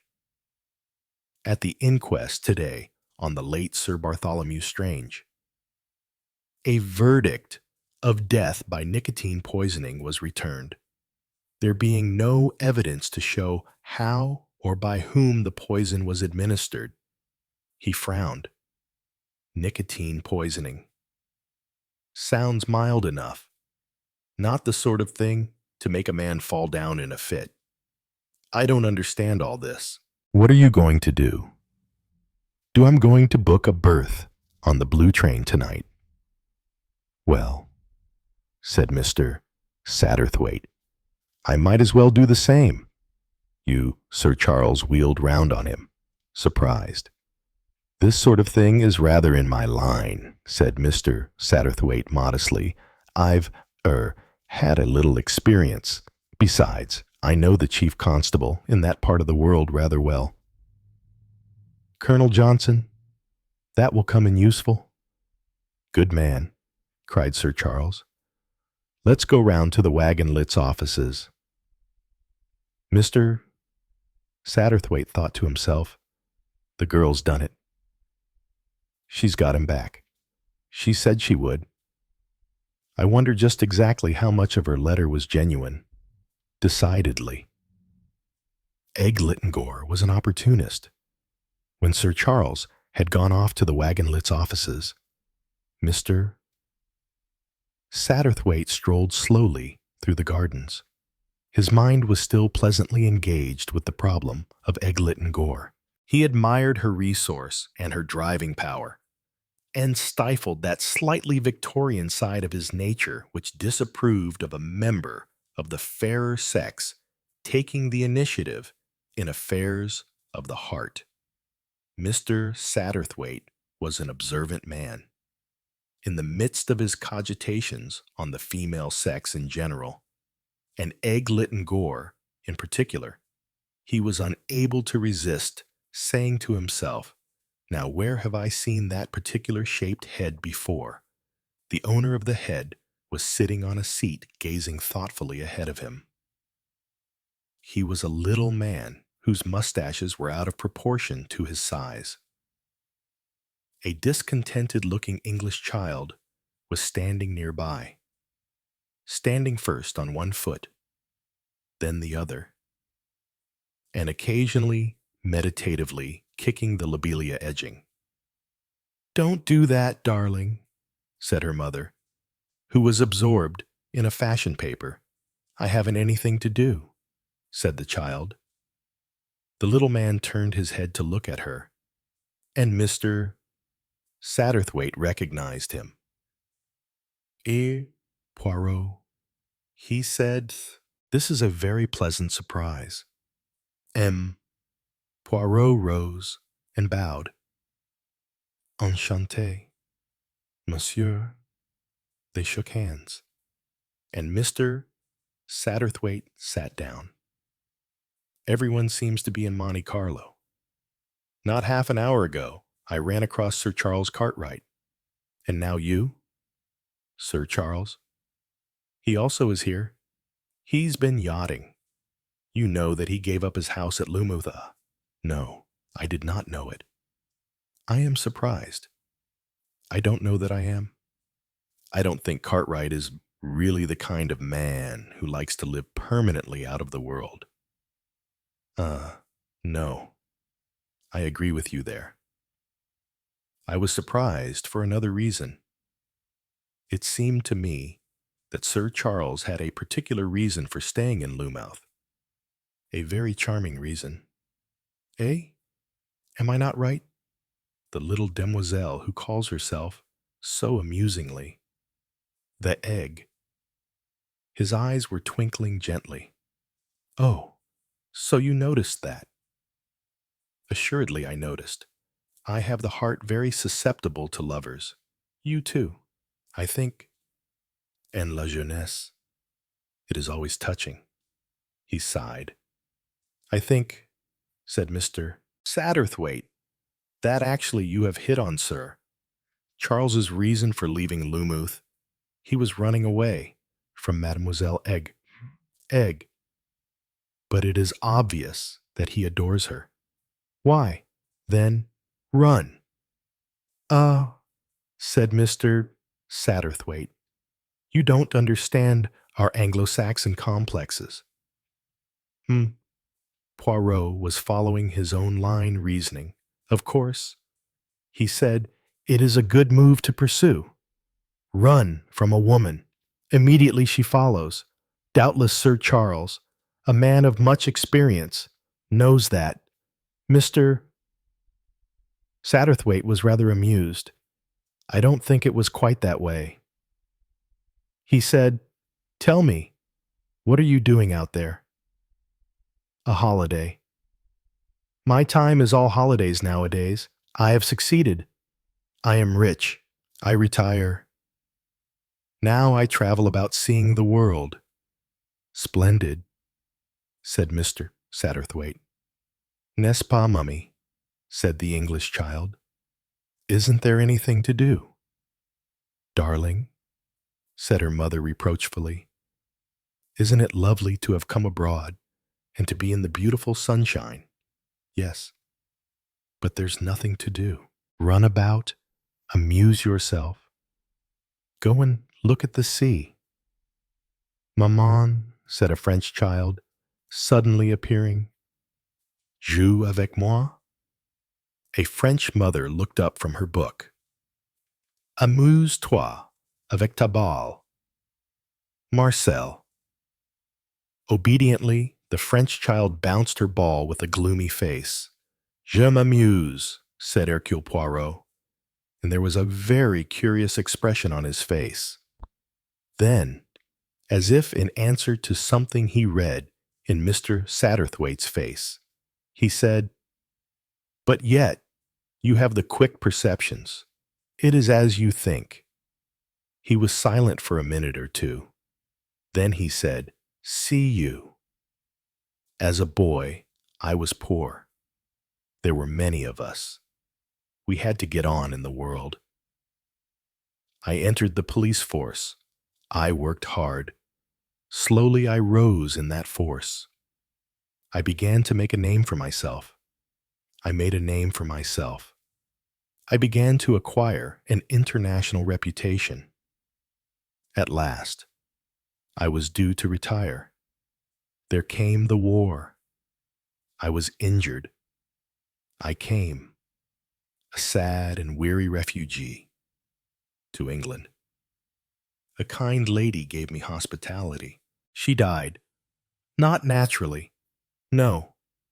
She was killed. Eh bien. I set my wits to work.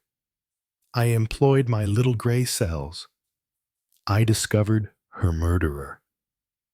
I found that I was not yet finished. No, indeed. My powers were stronger than ever. Then began my second career, that of a private inquiry agent in England. I have solved many fascinating and baffling problems.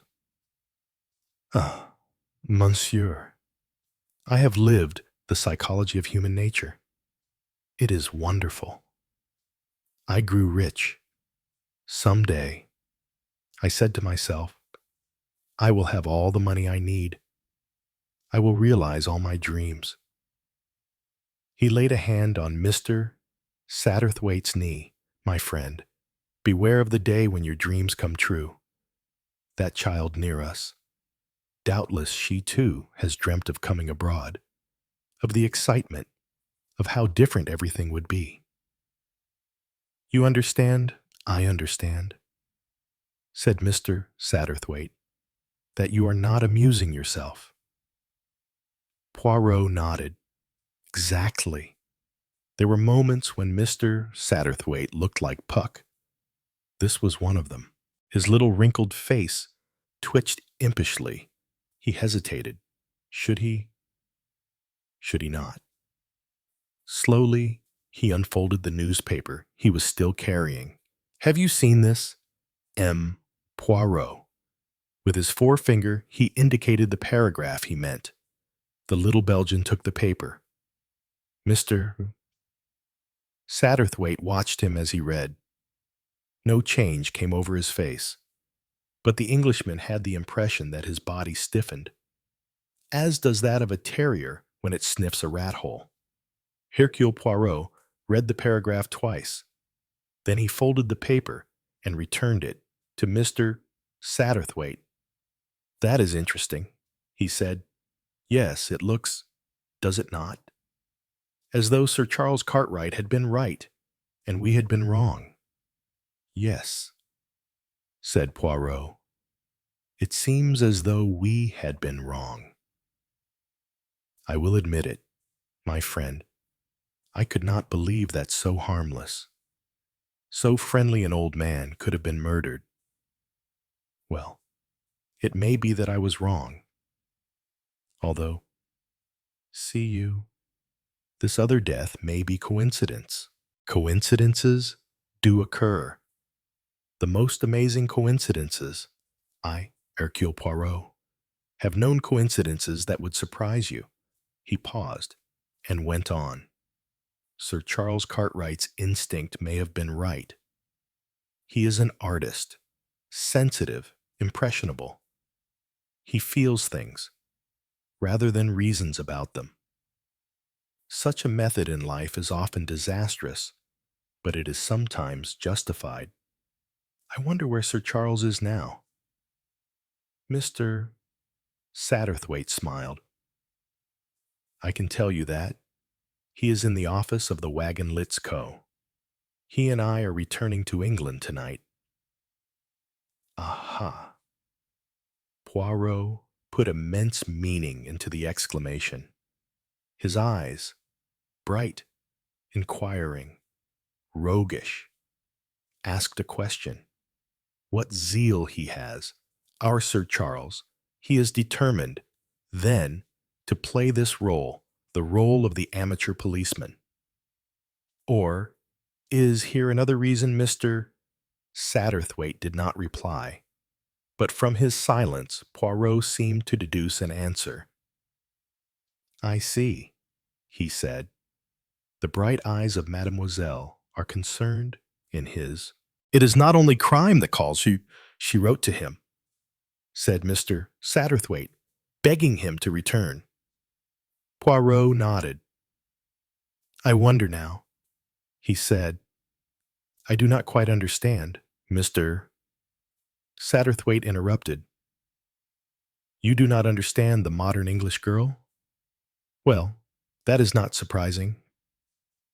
I do not always understand them myself. A girl like Miss Lytton Gore. In his turn, Poirot interrupted. Pardon. You have misunderstood me. I understand Miss Lytton Gore very well. I have met such another, many such others. You call the type modern, but it is, how shall I say, age-long. Mr. Satterthwaite was slightly annoyed. He felt that he, and only he, understood. Egg.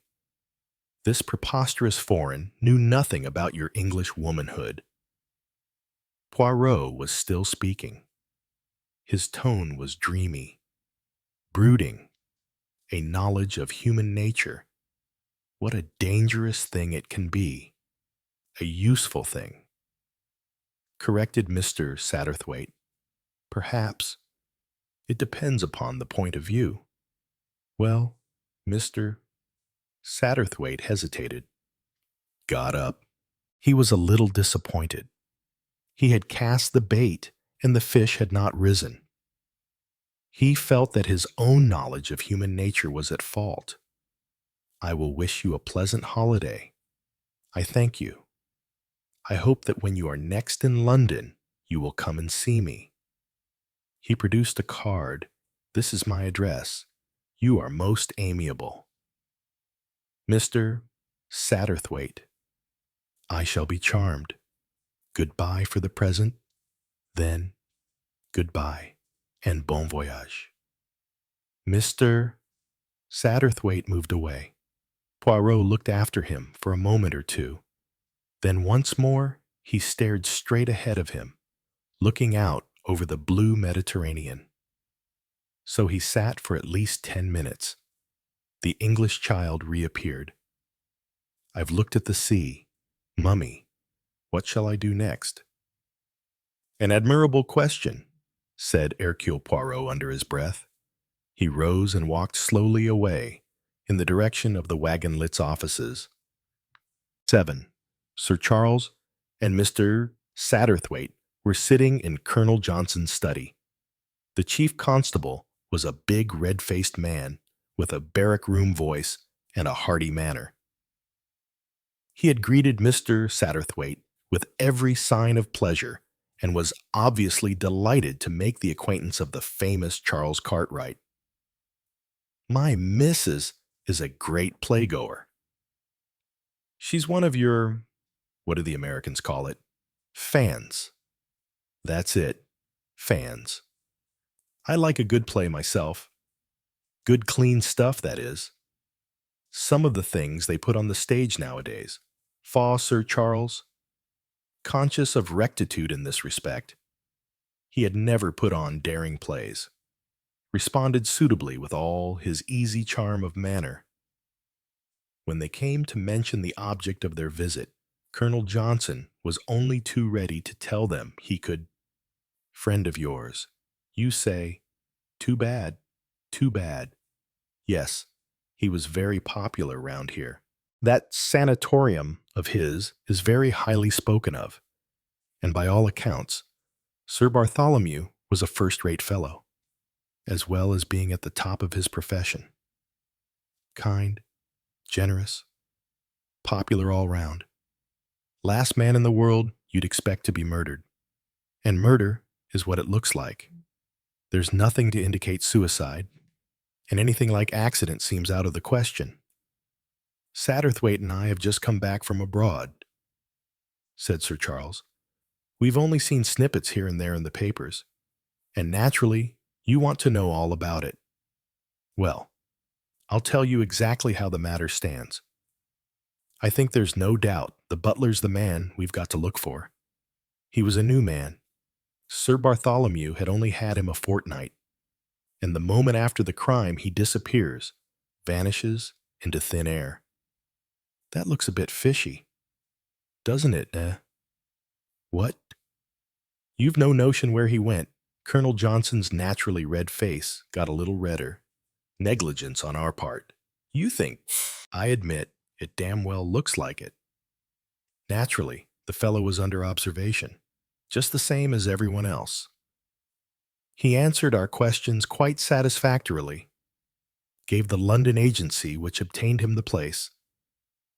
Last employer, Sir Horace Bird. All very civil-spoken. No sign of panic. Next thing was he'd gone, and the house under observation. I've hauled my men over the coals, but they swear they didn't bat an eyelid. Very remarkable, said Mr. Satterthwaite.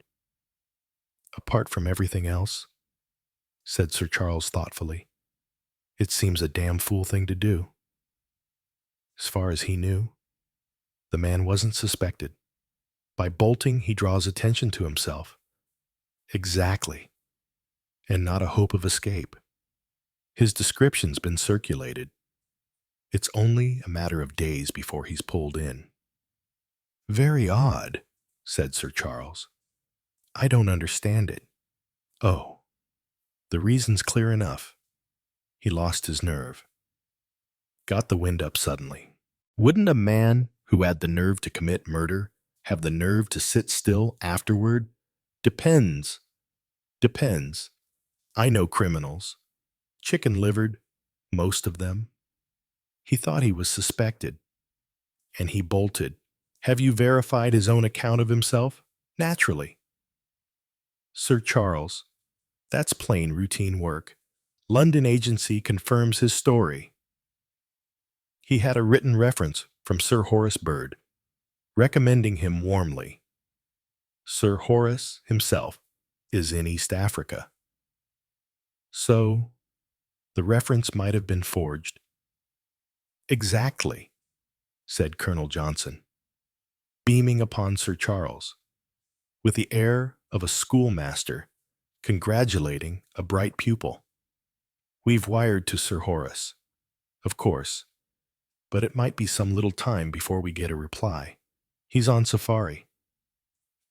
When did the man disappear? Morning after the death. There was a doctor present at the dinner, Sir Jocelyn Campbell.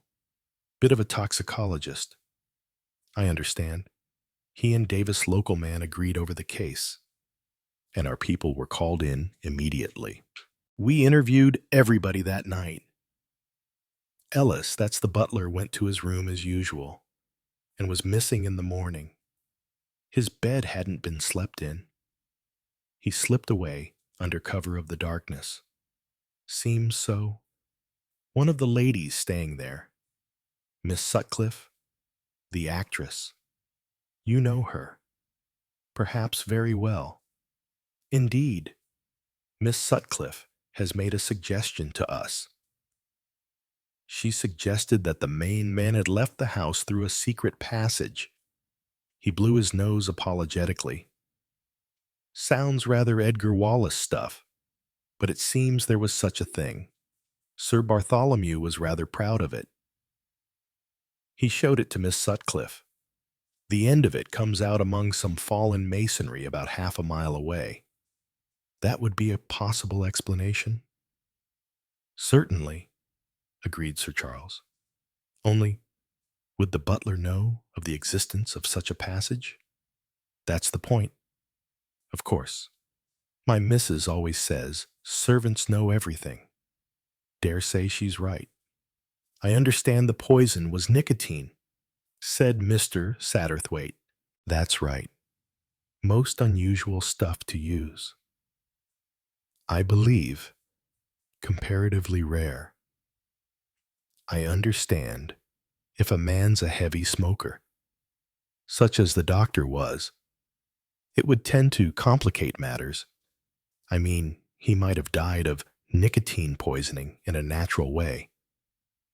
Only, of course, this business was too sudden for that.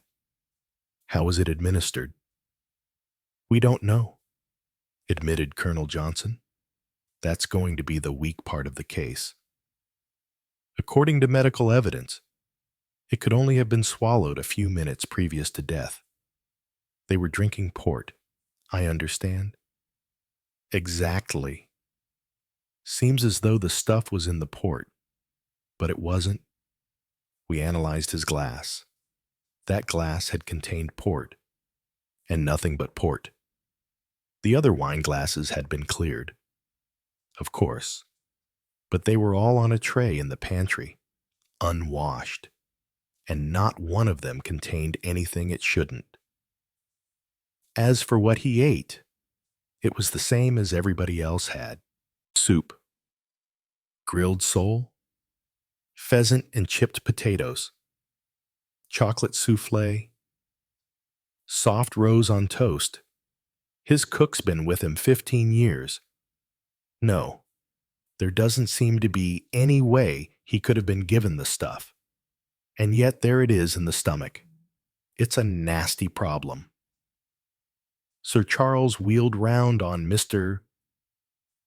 Satterthwaite. The same thing, he said excitedly. Exactly the same as before. He turned apologetically to the chief constable. I must explain. A death occurred at my house in Cornwall. Colonel Johnson looked interested. I think I've heard about that. From a young lady, Miss Lytton Gore. Yes, she was there. She told you about it, she did. She was very set on her theory. But, you know, Sir Charles, I can't believe there's anything in that theory. It doesn't explain the flight of the butler. Your man didn't disappear. By any chance, haven't got a man, only a parlor maid. She couldn't have been a man in disguise, thinking of the smart and obviously feminine Temple. Sir Charles smiled. Colonel Johnson also smiled apologetically. Just an idea, he said. No, I can't say I put much reliance in Miss Lytton Gore's theory. I understand the death in question was an elderly clergyman who would want to put an old clergyman out of the way. That's just the puzzling part of it, said Sir Charles. I think you'll find it's just coincidence. Depend on it. The butler's our man. Very likely he's a regular criminal. Unluckily, we can't find any of his fingerprints. We had a fingerprint expert go over his bedroom and the butler's pantry, but he had no luck. If it was the butler, what motive can you suggest? That, of course, is one of our difficulties, admitted Colonel Johnson. The man might have been there with intent to steal, and Sir Bartholomew might have caught him out. Both Sir Charles and Mr. Satterthwaite remained courteously silent. Oh, Colonel Johnson himself seemed to feel that the suggestion lacked plausibility. The fact of the matter is, one can only theorize. Once we've got John Ellis under lock and key and have found out who he is, and whether he's ever been through our hands before, well, the motive may be as clear as day. You've been through Sir Bartholomew's papers. I suppose naturally. Sir Charles, we've given that side of the case every attention. I must introduce you to Superintendent Crossfield, who has charge of the case. A most reliable man, I pointed out to him, and he was quick to agree with me that Sir Bartholomew's profession might have had something to do with the crime. A doctor knows many professional secrets. Sir Bartholomew's papers were all neatly filed and docketed. His secretary, Miss Linden, went through them with Crossfield, and there was nothing at all suggestive. Sir Charles, was anything missing from the house? Silver? Jewelry? Anything like that? Nothing whatsoever. Who exactly was staying in the house? I've got a list. Now where is it? I think Crossfield has it. You must meet Crossfield, as a matter of fact. I'm expecting him any minute now to report, as a bell went. That's probably the man now. Superintendent Crossfield was a large, solid-looking man, rather slow of speech, but with a fairly keen blue eye. He saluted his superior officer and was introduced to the two visitors. It is possible that had Mr. Satterthwaite been alone, he would have found it hard to make Crossfield unbend. Crossfield didn't hold with gentlemen from London, amateurs coming down with ideas. Sir Charles, however, was a different matter. Superintendent Crossfield had a childish reverence for the glamour of the stage. He had twice seen Sir Charles act, and the excitement and rapture of seeing this hero of the footlights in a flesh-and-blood manner made him as friendly and loquacious as could be wished. I saw you in London, sir. I did. I was up with the wife. Lord Aintrey's Dilemma. That's what the play was. In the pit. I was, and the house was crowded out. We had to stand 2 hours beforehand, but nothing else would do for the wife. I must see Sir Charles Cartwright in Lord Aintrey's Dilemma, she said, at the Pall Mall Theatre. It was, well, said Sir Charles, I've retired from the stage now, as you know, but they still know my name at the Pall Mall. He took out a card and wrote a few words on it. You give this to the people at the box office next time you and Mrs. Crossfield are having a jaunt to town, and they'll give you a couple of the best seats going. I take that very kindly of you. Sir Charles, very kindly, indeed. My wife will be all worked up when I tell her about this. After this, Superintendent Crossfield was as wax in the ex-actor's hand. It's an odd case. Sir, never come across a case of nicotine poisoning before, in all my experience. No more has our Dr. Davis. I always thought it was a kind of disease you got from over-smoking. To tell the truth, so did I. Sir, but the doctor says that the pure alkaloid is an odorless liquid, and that a few drops of it are enough to kill a man almost instantaneously. Sir Charles whistled. Potent stuff, as you say? Sir. And yet it's in common use, as you might say. Solutions are used to spray roses with, and of course, it can be extracted from ordinary tobacco. Roses, said Sir Charles. Now, where have I heard? He frowned, then shook his head. Anything fresh to report? Crossfield asked Colonel Johnson. Nothing definite. Sir, we've had reports that our man Ellis has been seen at Durham, at Ipswich, at Balham, at Land's End, and a dozen other places. That's all got to be sifted out for what it's worth. He turned to the other two. The moment a man's description is circulated as wanted, he's seen by someone all over England. What is the man's description? Asked Sir Charles. Johnson took up a paper. John Ellis, medium height, say 5'7", stoops slightly, gray hair, small side whiskers, dark eyes, husky voice, tooth missing in upper jaw, visible when he smiles. No special marks or characteristics. Said Sir Charles.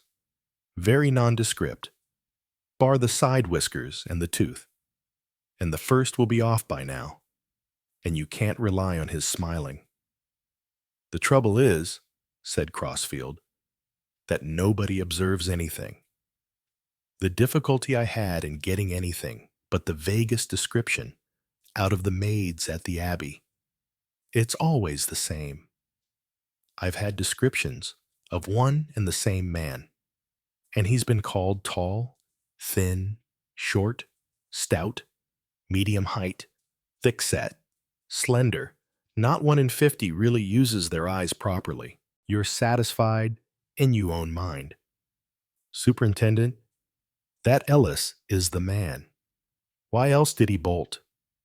Sir, you can't get away from that. That's the stumbling block, said Sir Charles thoughtfully. Crossfield turned to Colonel Johnson and reported the measures that were being taken.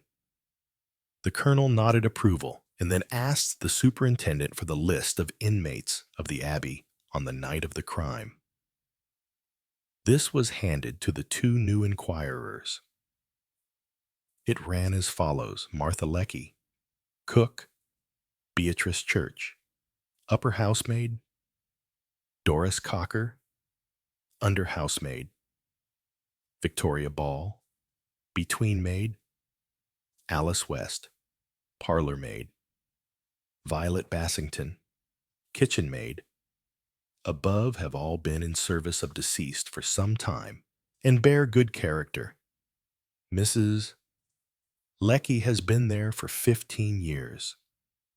Gladys Linden, secretary, 33, has been secretary to Sir Bartholomew Strange for 3 years, can give no information as to likely motive. Guests, Lord and Lady Eden, 187, Cadogan Square.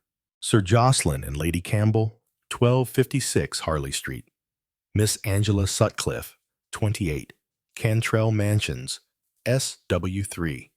Captain and Mrs. Dacres, 3 St. John's House, W.I. Mrs. Dacres carries on business as Ambrosine, Lytted, Brook Street. Lady Mary and Miss Hermione, Lytton Gore, Rose Cottage, Loomouth, Miss Muriel Wills. Faviefum, Upper Cathcart Road. Tooting. Sir. Oliver Manders. Messrs. Spear and Ross. Old Broad Street, EC2. Said Sir Charles. The tooting touch was omitted by the papers. I see young Manders was there. 2. That's by the way of being an accident. Sir, said Superintendent Crossfield, the young gentleman ran his car into a wall just by the Abbey, and Sir Bartholomew, who I understood was slightly acquainted with him, asked him to stay the night. Careless thing to do, said Sir Charles cheerfully. It was that, sir, said Superintendent. In fact, I fancy myself the young gentleman must have had one over the 8, as the saying goes. What made him ram the wall, just where he did, I can't imagine. If he was sober at the time, just high spirits, I expect, said Sir Charles. Spirits it was, in my opinion. Sir, well, thank you very much. Superintendent, any objection to our going and having a look at the Abbey? Colonel Johnson. Of course not. My dear sir, though I'm afraid you won't learn much more there than I can tell you. Anybody there? Only the domestic staff. Sir, said Crossfield. The house party left immediately after the inquest, and Miss Linden has returned to Harley Street. We might perhaps see Dr. Davis, too, suggested Mr. Satterthwaite. Good idea. They obtained the doctor's address, and having thanked Colonel Johnson warmly for his kindness, they left. 8. As they walked along the street, Sir Charles said, Any ideas? Satterthwaite. What about you? Asked Mr. Satterthwaite. He liked to reserve judgment until the last possible moment. Not so Sir Charles. He spoke emphatically. They're wrong. Satterthwaite. They're all wrong. They've got the butler on the brain. The butler's done a bunk. Ergo, the butler's the murderer. It doesn't fit. No, it doesn't fit. You can't leave that other death out of account, the one down at my place. You're still of the opinion that the two are connected, Mr. Satterthwaite asked the question, though he had already answered it in the affirmative in his own mind. Man, they must be connected. Everything points to it. We've got to find the common factor, someone who was present on both occasions.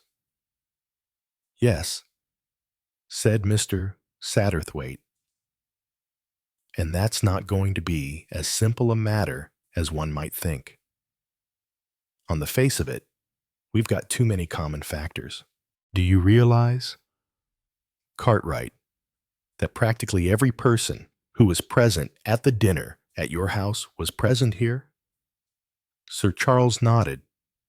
Of course, I've realized that. But do you realize what deduction one can draw from it? I don't quite follow you. Cartwright, dash it all. Man, do you suppose that's coincidence? No. It was meant, why are all the people who were at the first death present at the second accident not on your life? It was plan. Design. Tolly's plan. Oh, said Mr. Satterthwaite. Yes, it's possible. It's certain. You didn't know Tolly as well as I did. Satterthwaite. He was a man who kept his own counsel, and a very patient man. In all the years I've known him, I've never known Tolly give utterance to a rash opinion or judgment. Look at it this way. Babington's murdered. Yes, murdered. I'm not going to hedge or mince terms. Murdered one evening in my house. Tolly ridicules me gently for my suspicions in the matter, but all the time he's got suspicions of his own. He doesn't talk about them. That's not his way, but quietly, in his own mind, he's building up a case. I don't know what he had to build upon. It can't, I think, be a case against any one particular person. He believed that one of those people was responsible for the crime, and he made a plan, a test of some kind to find out which person it was. What about the other guests? The Edens and the Campbell's camouflage? It made the whole thing less obvious. What do you think the plan was? Sir Charles shrugged his shoulders. An exaggerated foreign gesture. He was Aristide Duval, that mastermind of the Secret Service. His left foot limped as he walked. How can we know? I am not a magician. I cannot guess, but there was a plan. It went wrong because the murderer was just 1 degree cleverer than Tolly thought. He struck first. He or she. Poison is as much a woman's weapon as a man's. More so. Mr. Satterthwaite was silent. Sir Charles said, "Come now, don't you agree? Or are you on the side of public opinion? The butler's the man. He done it. What's your explanation of the butler and I haven't thought about him? In my view, he doesn't matter." I could suggest an explanation. Such as, well, say that the police are right so far. Ellis is a professional criminal, working in, shall we say, with a gang of burglars. Ellis obtains this post with false credentials. Then Tolly is murdered. What is Ellis's position? A man is killed, and in the house is a man whose fingerprints are at Scotland Yard and who is known to the police. Naturally, he gets the wind up and bolts. By the secret passage be damned. He dodged out of the house while one of the fat-headed constables who were watching the house was taking 40 winks. It certainly seems more probable. Well, Satterthwaite, what's your view? Mine said Mr. Satterthwaite. Oh, it's the same as yours. It has been all along. The butler seems to me a very clumsy red herring. I believe that Sir Bartholomew and poor old Babington were killed by the same person. One of the house party. There was silence for a minute or two, and then Mr. Satterthwaite asked casually, "Which of them do you think it was?" My God. Satterthwaite. How can I tell? You can't tell. Of course, said Mr. Satterthwaite mildly. I just you might have some idea. You know, nothing scientific or reasoned. Just an ordinary guess. Well, I haven't, He thought for a minute and then burst out. You know, Satterthwaite. The moment you begin to think, it seems impossible that any of them did it. I suppose your theory is right, mused Mr. Satterthwaite. As to the assembling of the suspects, I mean, we've got to take it into account that there were certain definite exclusions.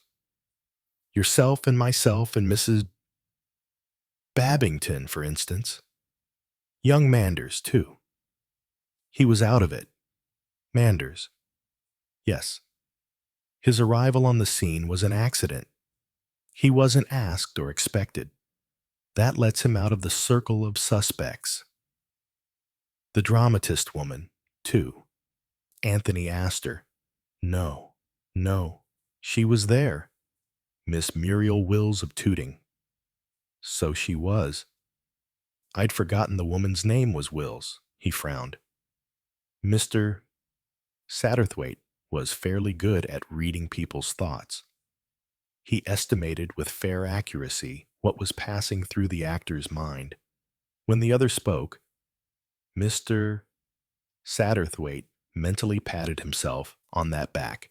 You know, Satterthwaite, you're right. I don't think it was definitely suspected people that he asked, because, after all, Lady Mary and Egg were there. No, he wanted to stage some reproduction of the first business. Perhaps he suspected someone, but he wanted other eyewitnesses there to confirm matters. Something of that kind.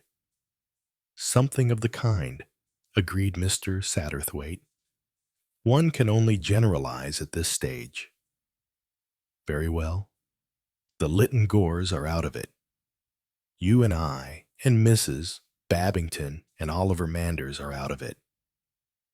Who is left Angela Sutcliffe, Angie? My dear fellow, she's been a friend of Tolly's for years. Then it boils down to the Dacres. In fact, Cartwright, you suspect the Dacres. You might just as well have said so when I asked you. Sir Charles looked at him. Mr. Satterthwaite had a mildly triumphant air. I suppose, said Cartwright slowly, that I do. At least, I don't suspect them. They just seem rather more possible than anyone else. I don't know them very well, for one thing, but for the life of me, I can't see why Freddie Dacres, who spends his life on the racecourse, or Cynthia, who spends her time designing fabulously expensive clothes for women, should have any desire to remove a dear, insignificant old clergyman. He shook his head, then his face brightened. There's the Wills woman. I forgot her again. What is there about her that continually makes you forget her? She's the most damnably nondescript creature I've ever seen. Mr. Satterthwaite smiled. I rather fancy she might embody Burns's famous line, "Achilles amang ye taken notes." I rather fancy that Miss Wills spend her time taking notes. There are sharp eyes behind that pair of glasses. I think you'll find that anything worth noticing in this affair has been noticed by Miss Wills. Do you, said Sir Charles doubtfully. The next thing to do, said Mr. Satterthwaite, is to have some lunch. After that, we'll go out to the Abbey and see what we can discover on the spot. You seem to be taking very kindly to this, Satterthwaite, said Sir Charles, with a twinkle of amusement. The investigation of crime is not new to me. Said Mr. Satterthwaite. Once when my car broke down and I was staying at a lonely inn, he got no further. I remember, said Sir Charles, in his high, clear, carrying actor's voice, when I was touring in 1921. Sir Charles 1, Charles 9. Nothing could have been more peaceful than the grounds and building of Melfort Abbey. As the two men saw it that afternoon in the September sunshine, portions of the Abbey were 15th century. It had been restored and a new wing added onto it. The new sanatorium was out of sight of the house, with grounds of its own. Sir Charles and Mr. Satterthwaite were received by Mrs. Lecky, the cook, a portly lady, decorously gowned in black, who was tearful and voluble. Sir Charles she already knew, and it was to him she addressed most of her conversation. You'll understand, I'm sure, sir, what it's meant to me. The master's death and all. Policemen all over the place, poking their noses here and there. Would you believe it? Even the dustbins they had to have their noses in. And questions? They wouldn't have done with asking questions. Oh, that I should have lived to see such a thing. The doctor, such a quiet gentleman as he always was, and made Sir Bartholomew. 2. Which a proud day it was to all of us. As Beatrice and I well remember, though she's been here 2 years less than I have. And such questions as that police fellow for gentlemen, I will not call him. Having been accustomed to gentlemen and their ways, and knowing what's what fellow, I say, whether or no he is a superintendent, Mrs. Lecky paused, took breath, and extricated herself from the somewhat complicated conversational morass into which she had fallen. Questions. That's what I say. about all the maids in the house. And good girls they are. Every one of them. Not that I'd say that Doris gets up when she should do in the morning. I have to speak about it at least once a week. And Vicky, she's inclined to be impertinent. But there, with the young ones, you can't expect the training. Their mothers don't give it to them nowadays. But good girls they are. And no police superintendent shall make me say otherwise. Yes, I said to him, you needn't think I'm going to say anything against my girls. They're good girls, they are. And as to having anything to do with murder, why, it's right down wicked to suggest such a thing. Mrs. Lecky paused. Mr. Ellis. Now, that's different. I don't know anything about Mr. Ellis, and couldn't answer for him in any way. He having been brought from London, and strange to the place, while Mr. Baker was on holiday. Baker asked Mr. Satterthwaite. Miss Baker had been Sir Bartholomew's butler for the last 7 years. Sir, he was in London most of the time, in Harley Street. You'll remember him.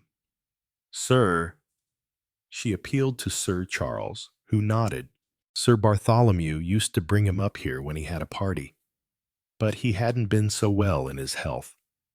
So Sir Bartholomew said, and he gave him a couple of months' holiday, paid for him, too, in a place near the sea, down near Brighton. A real kind gentleman, the doctor was, and he took Mr. Ellis on temporary for the time being. And so, as I said to that superintendent, I can't say anything about Mr. Ellis, though, from all he said himself, he seems to have been with the best families, and he certainly had a gentlemanly way with him. You didn't find anything unusual about him? Asked Sir Charles hopefully. Well, it's odd you're saying that, sir, because, if you know what I mean, I did, and I didn't. Sir Charles looked encouraging, and Mrs. Lecky went on. I couldn't exactly say what it was, sir, but there was something. There always is, after the event, thought Mr. Satterthwaite to himself grimly. However much Mrs. Lecky had despised the police, she was not proof against suggestion. If Ellis turned out to be the criminal, well, Mrs. Lecky would have noticed something. For one thing, he was standoffish. Oh, quite polite, quite the gentleman, as I said. He'd been used to good houses, but he kept himself to himself, spent a lot of time in his own room, and he was, well, I don't know how to describe it. I'm sure he was, well, there was something you didn't suspect he wasn't. Not really a butler, suggested Mr. Satterthwaite. Oh, he'd been in service. Right enough, sir. The things he knew, and about well-known people in society, too, such as suggested Sir Charles gently. But Mrs. Lecky became vague and non-committal. She was not going to retail servants' hall gossip. Such a thing would have offended her sense of fitness. To put her at her ease, Mr. Satterthwaite said, perhaps you can describe his appearance. Mrs. Lecky brightened. Yes, indeed, sir. He was a very respectable-looking man, side whiskers and gray hair, stooped a little, and he was growing stout. It worried him. That did.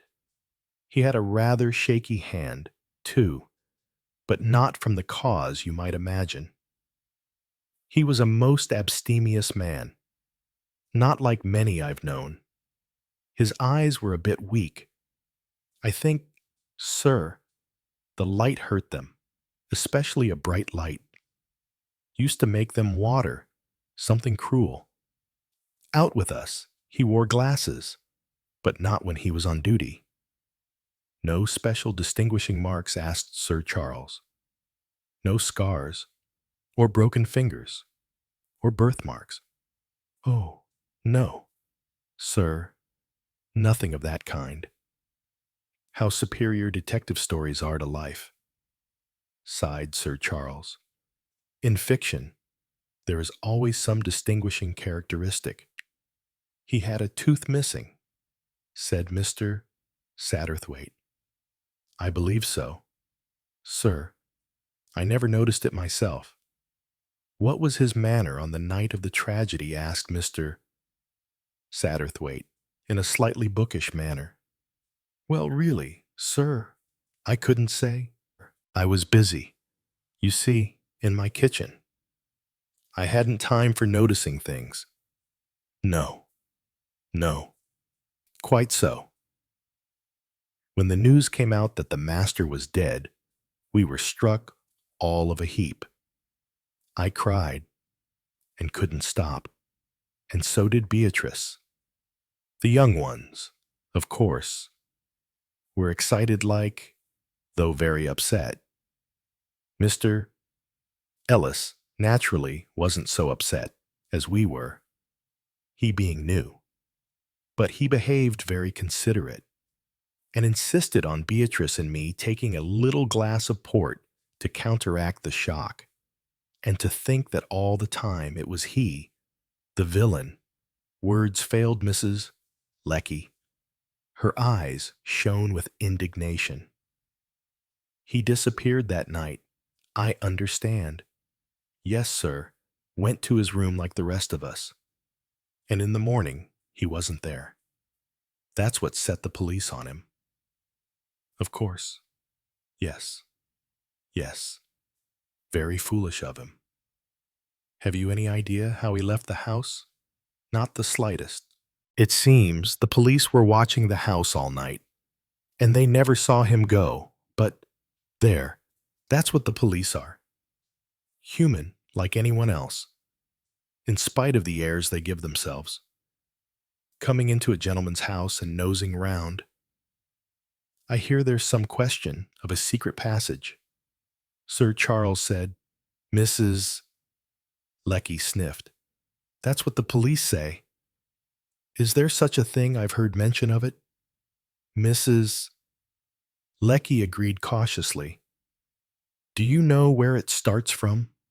No, I don't, sir.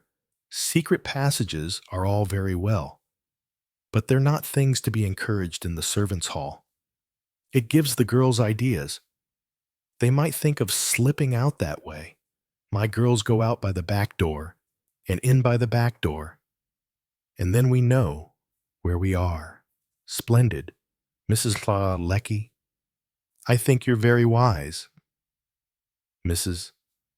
Lecky bridled in the sun of Sir Charles's approval. I wonder, he went on, if we might just ask a few questions of the other servants. Of course, sir, but they can't tell you anything more than I can. Oh, I know. I didn't mean so much about Ellis as about Sir Bartholomew himself, his manner that night, and so on. You see, he was a friend of mine. I know, sir. I quite understand. There's Beatrice, and there's Alice. She waited at table. Of course. Yes, I'd like to see Alice.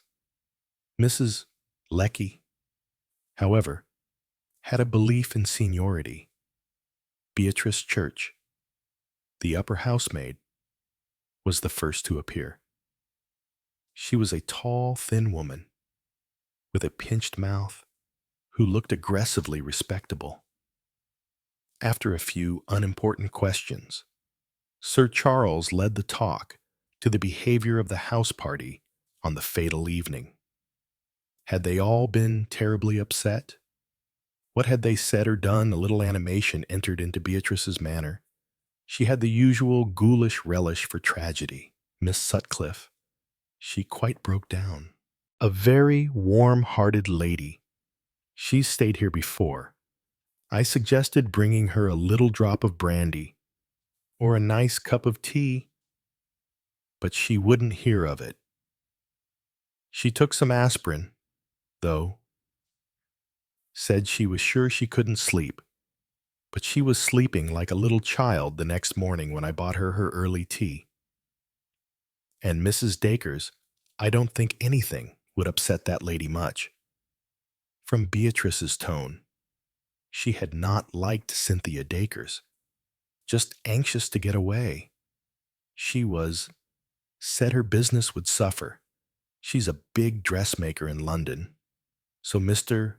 Ellis told us, a big dressmaker, to Beatrice, meant trade, and trade she looked down upon. And her husband Beatrice sniffed. Steadied his nerves with brandy. He did. Or unsteadied them, some would say. What about Lady Mary Lytton Gore? A very nice lady, said Beatrice, her tone softening. My great-aunt was in service with her father at the castle. A pretty young girl she was, so I've always heard, poor she may be. But you can see she's someone, and so considerate, never giving trouble, and always speaking so pleasant. Her daughter's a nice young lady, too. They didn't know Sir Bartholomew well, of course, but they were very distressed. Miss Wills, some of Beatrice's rigidity returned. I'm sure I couldn't say, sir, what Miss Wills thought about it. Or what you thought about her, asked Sir Charles. Come now, Beatrice, be human. An unexpected smile dinted Beatrice's wooden cheeks. There was something appealingly schoolboyish in Sir Charles's manner. She was not proof against the charm that nightly audiences had felt so strongly. Really, sir, I don't know what you want me to say. Just what you thought and felt about Miss Wills. Nothing, sir, nothing at all. She wasn't. Of course. Beatrice hesitated. Go on, Beatrice. Well, she wasn't quite the class of the others. Sir, she couldn't help it. I know, went on Beatrice kindly. But she did things a real lady wouldn't have done. She pried, if you know what I mean, sir, poked and pried about.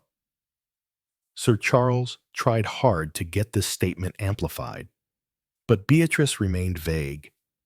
Miss Wills had poked and pried, but asked to produce a special instance of the poking. Beatrice seemed unable to do so. She merely repeated that Miss Wills pried into things that were no business of hers. They gave it up at last, and Mr. Satterthwaite said, Young Mr. Manders arrived unexpectedly, didn't he? Yes, sir. He had an accident with his car, just by the lodge gates. He said it was a bit of luck it's happening just here. The house was full, of course, but Miss Linden had a bed made up for him in the little study. Was everyone very surprised to see him? Oh, yes, sir, naturally, sir. Asked her opinion of Ellis. Beatrice was noncommittal. She'd seen very little of him. Going off the way he did looked bad, though why he should want to harm the master she couldn't imagine. Nobody could. What was he like? The doctor? Did he seem to be looking forward to the house party? Had he anything on his mind? He seemed particularly cheerful. Sir smiled to himself. He did, as though he had some joke on. I even heard him make a joke with Mr. Ellis, a thing he'd never done with Mr. Baker. He was usually a bit brusque with the servants. Kind always, but not speaking to them much. What did he say? Asked Mr. Satterthwaite eagerly. Well, I forget exactly now. Sir, Mr. Ellis had come up with a telephone message, and Sir Bartholomew asked him if he was sure he'd got the names right. And Mr.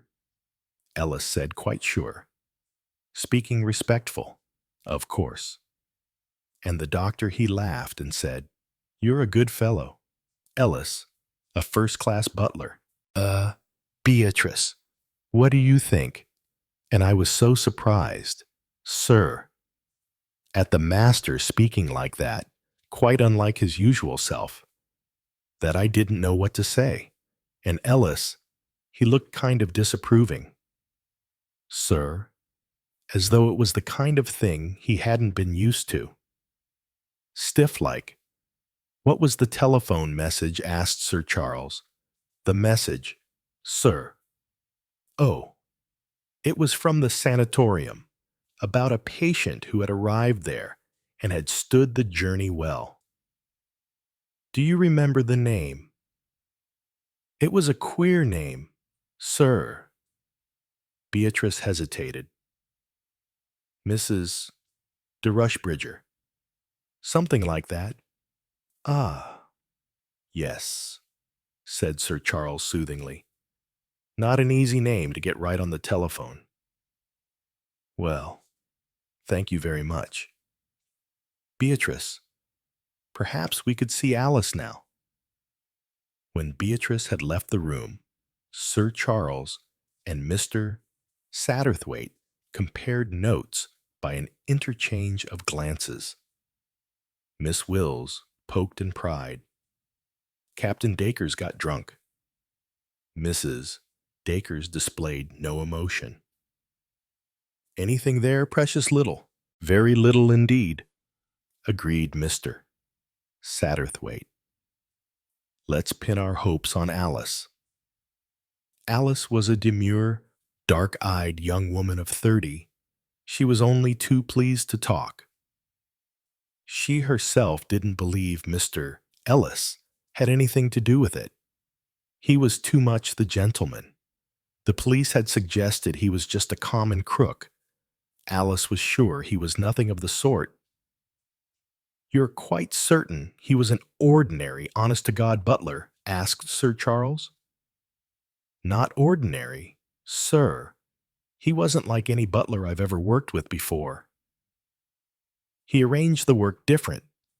But you don't think he poisoned your master?" "Oh, sir, I don't see how he could have done. I was waiting at table with him, and he couldn't have put anything in the master's food without my seeing him." "And the drinks?" "He went round with the wine, sir. Sherry first, with the soup, and then hock and claret. But what could he have done, sir?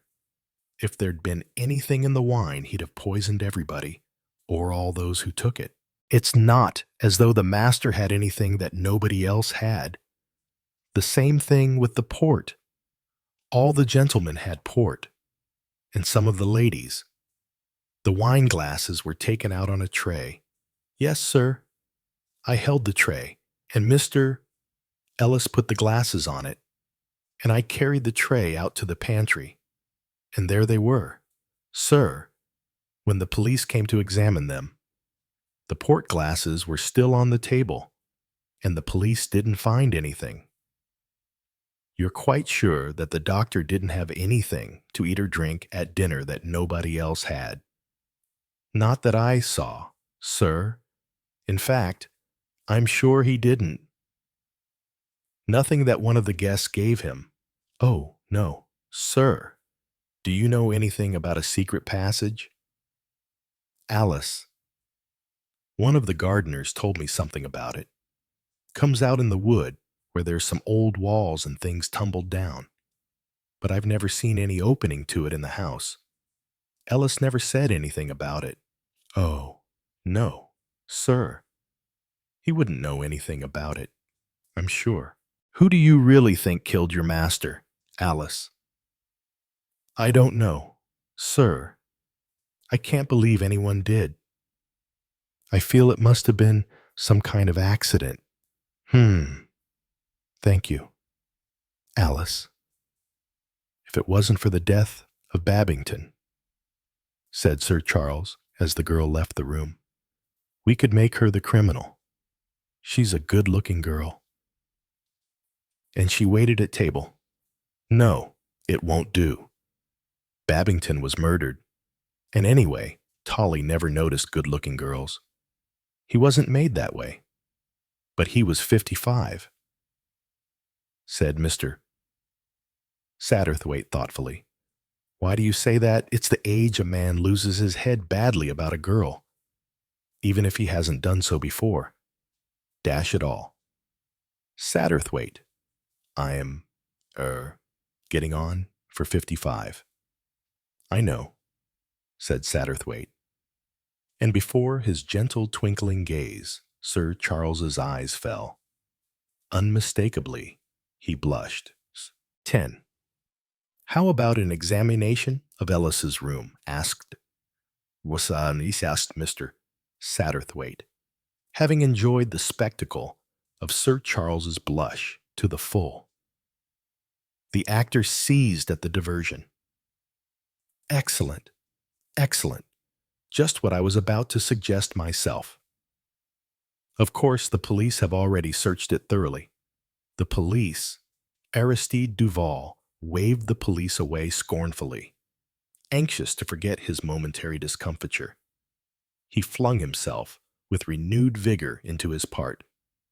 The police are blockheads, he said sweepingly.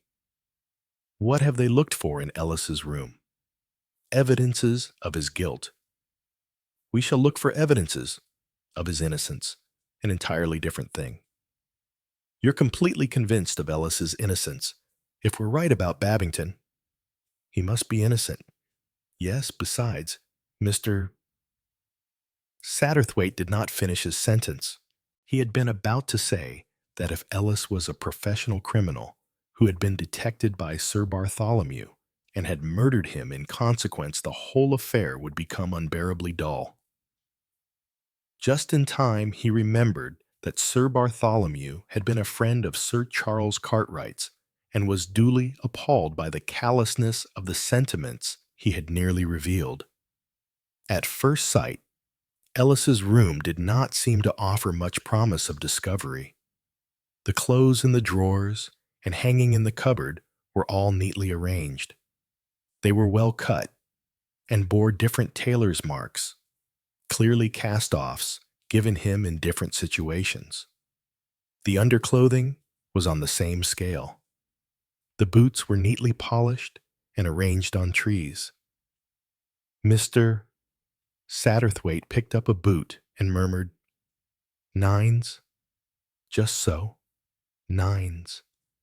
But since there were no footprints in the case, that didn't seem to lead anywhere. It seemed clear from its absence that Ellis had departed in his butler's kit. And Mr. Satterthwaite pointed out to Sir Charles that seemed rather remarkable fact. Any man in his senses would have changed into an ordinary suit. Yes, it's odd that looks almost, though that's absurd, as if he hadn't gone at all. Nonsense, of course. They continued their search.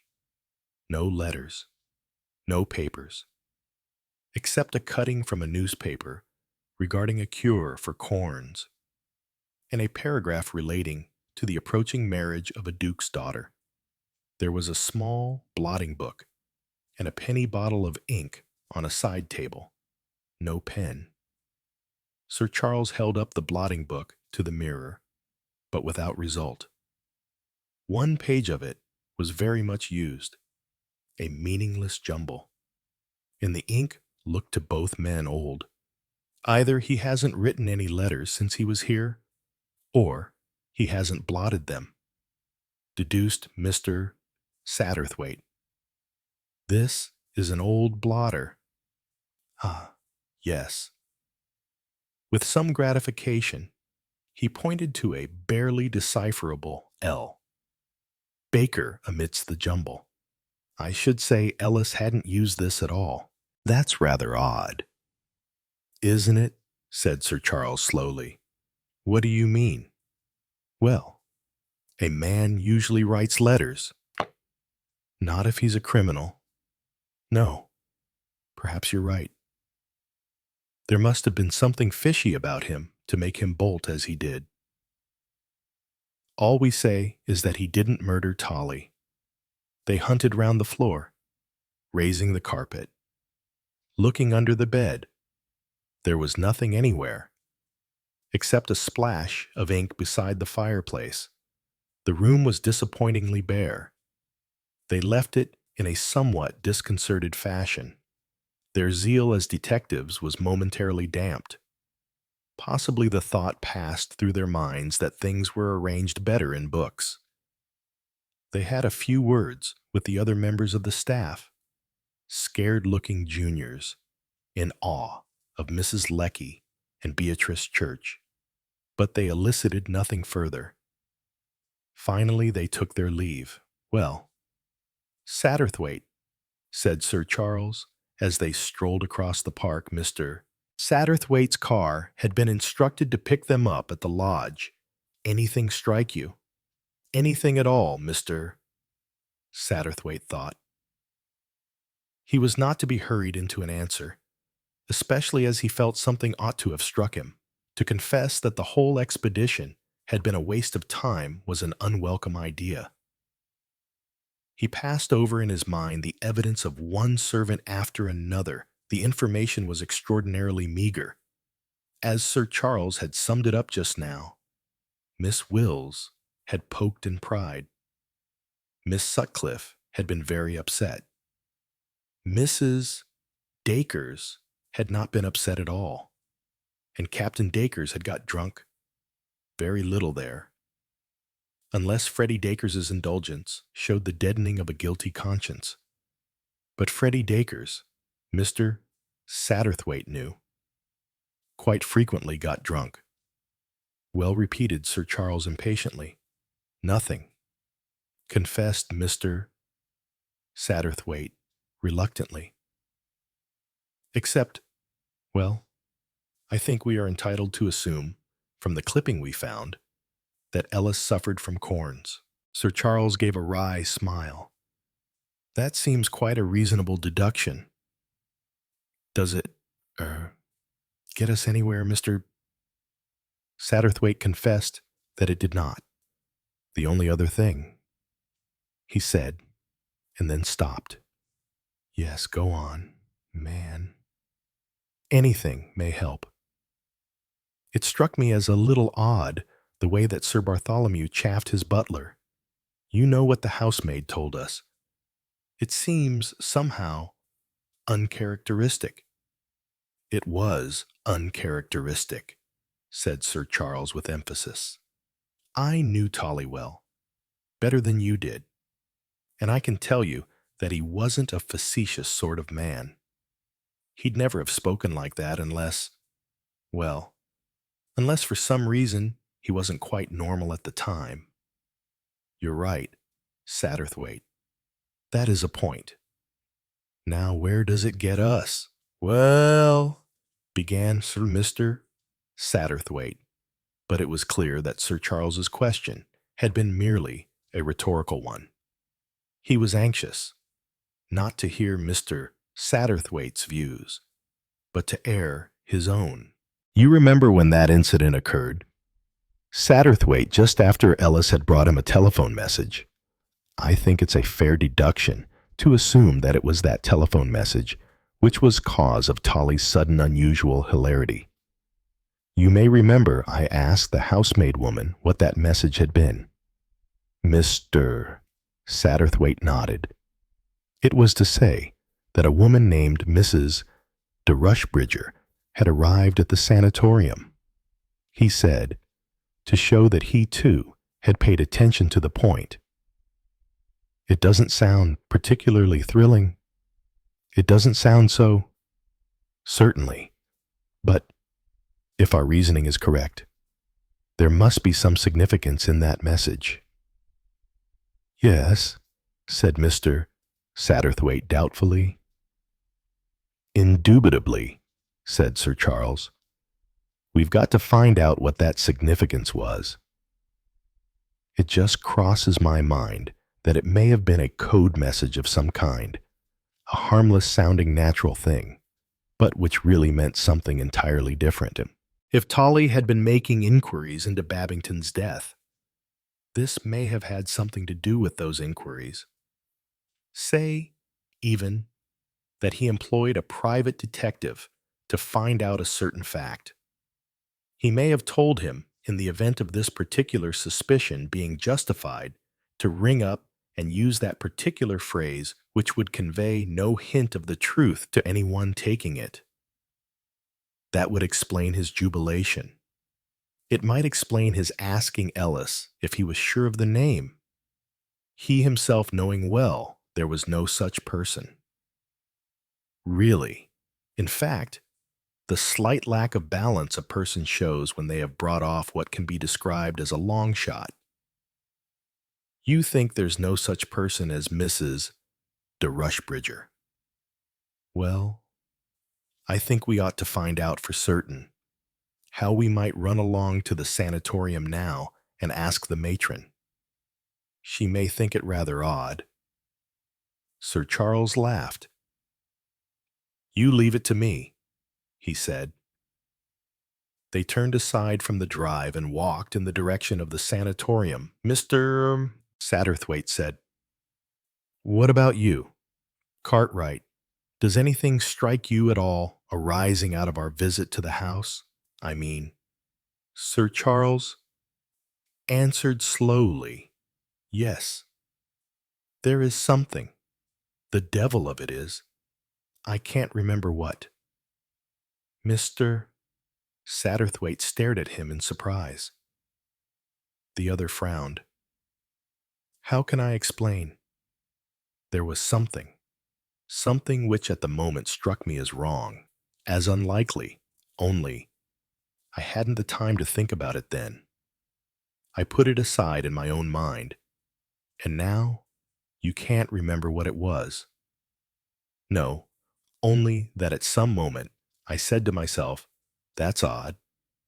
Was it when we were questioning the servants? Which servant I tell you I can't remember. And the more I think, the less I shall remember. If I leave it alone, it may come back to me." They came into view of the sanatorium, a big white modern building, divided from the park by palings.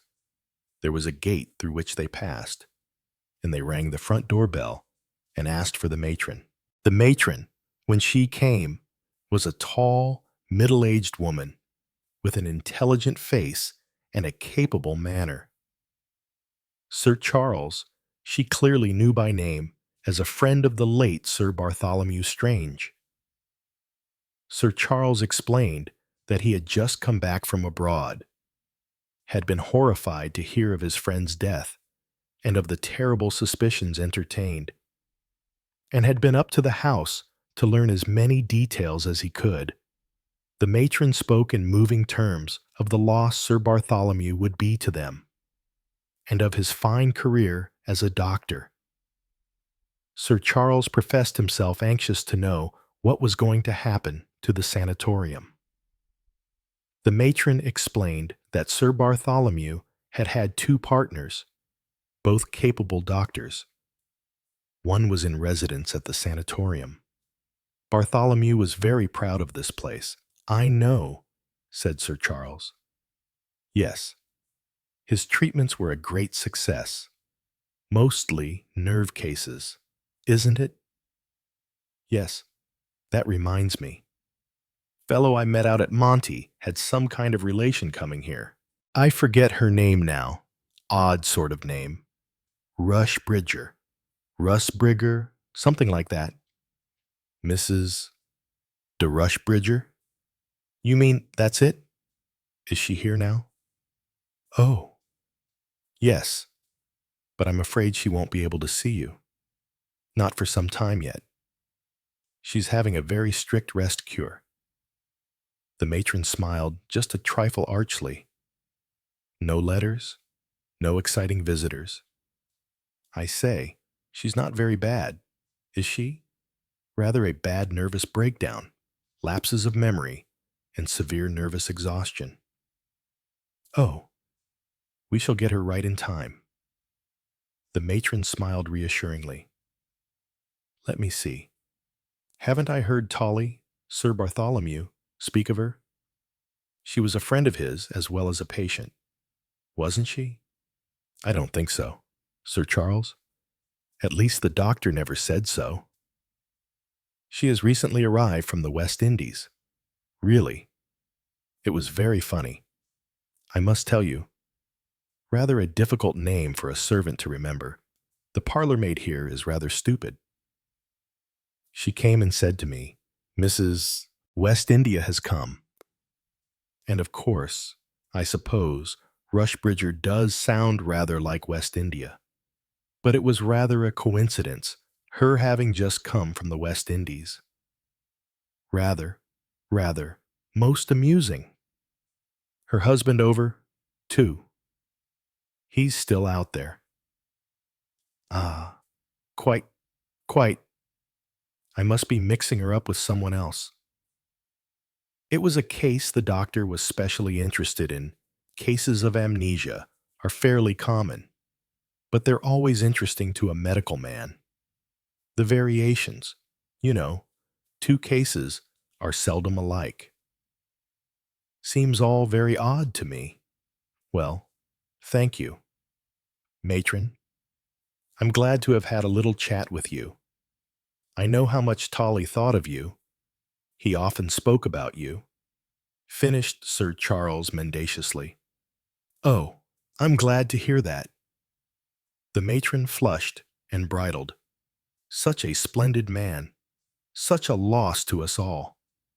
We were absolutely shocked. Well, stunned would describe it better. Murder. Whoever would murder Dr. Strange? I said, it's incredible. That awful butler. I hope the police catch him. And no motive or anything. Sir Charles shook his head sadly, and they took their departure, going round by the road to the spot where the car awaited them. In revenge for his enforced quiescence during the interview with the matron, Mr.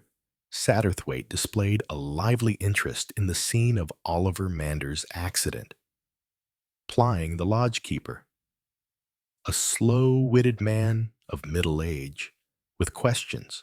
Yes, that was the place. Where the wall was broken away? On a motorcycle, the young gentleman was. No, he didn't see it happen. He heard it, though, and come out to see. The young gentleman was standing there, just where the other gentleman was standing now. He didn't seem to be hurt, just looking rueful-like at his bike, and a proper mess that was. Just asked what the name of the place might be, and when he heard it was Sir Bartholomew Strange's, he said, "That's a piece of luck," and went on up to the house. A very calm young gentleman he seemed to be, tired-like. How he come to have such an accident?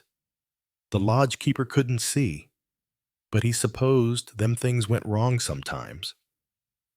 It was an odd accident, said Mr. Satterthwaite thoughtfully. He looked at the wide, straight road. No bends, no dangerous crossroads. Nothing to cause a motorcyclist to swerve suddenly into a 10-foot wall. Yes, an odd accident. What's in your mind?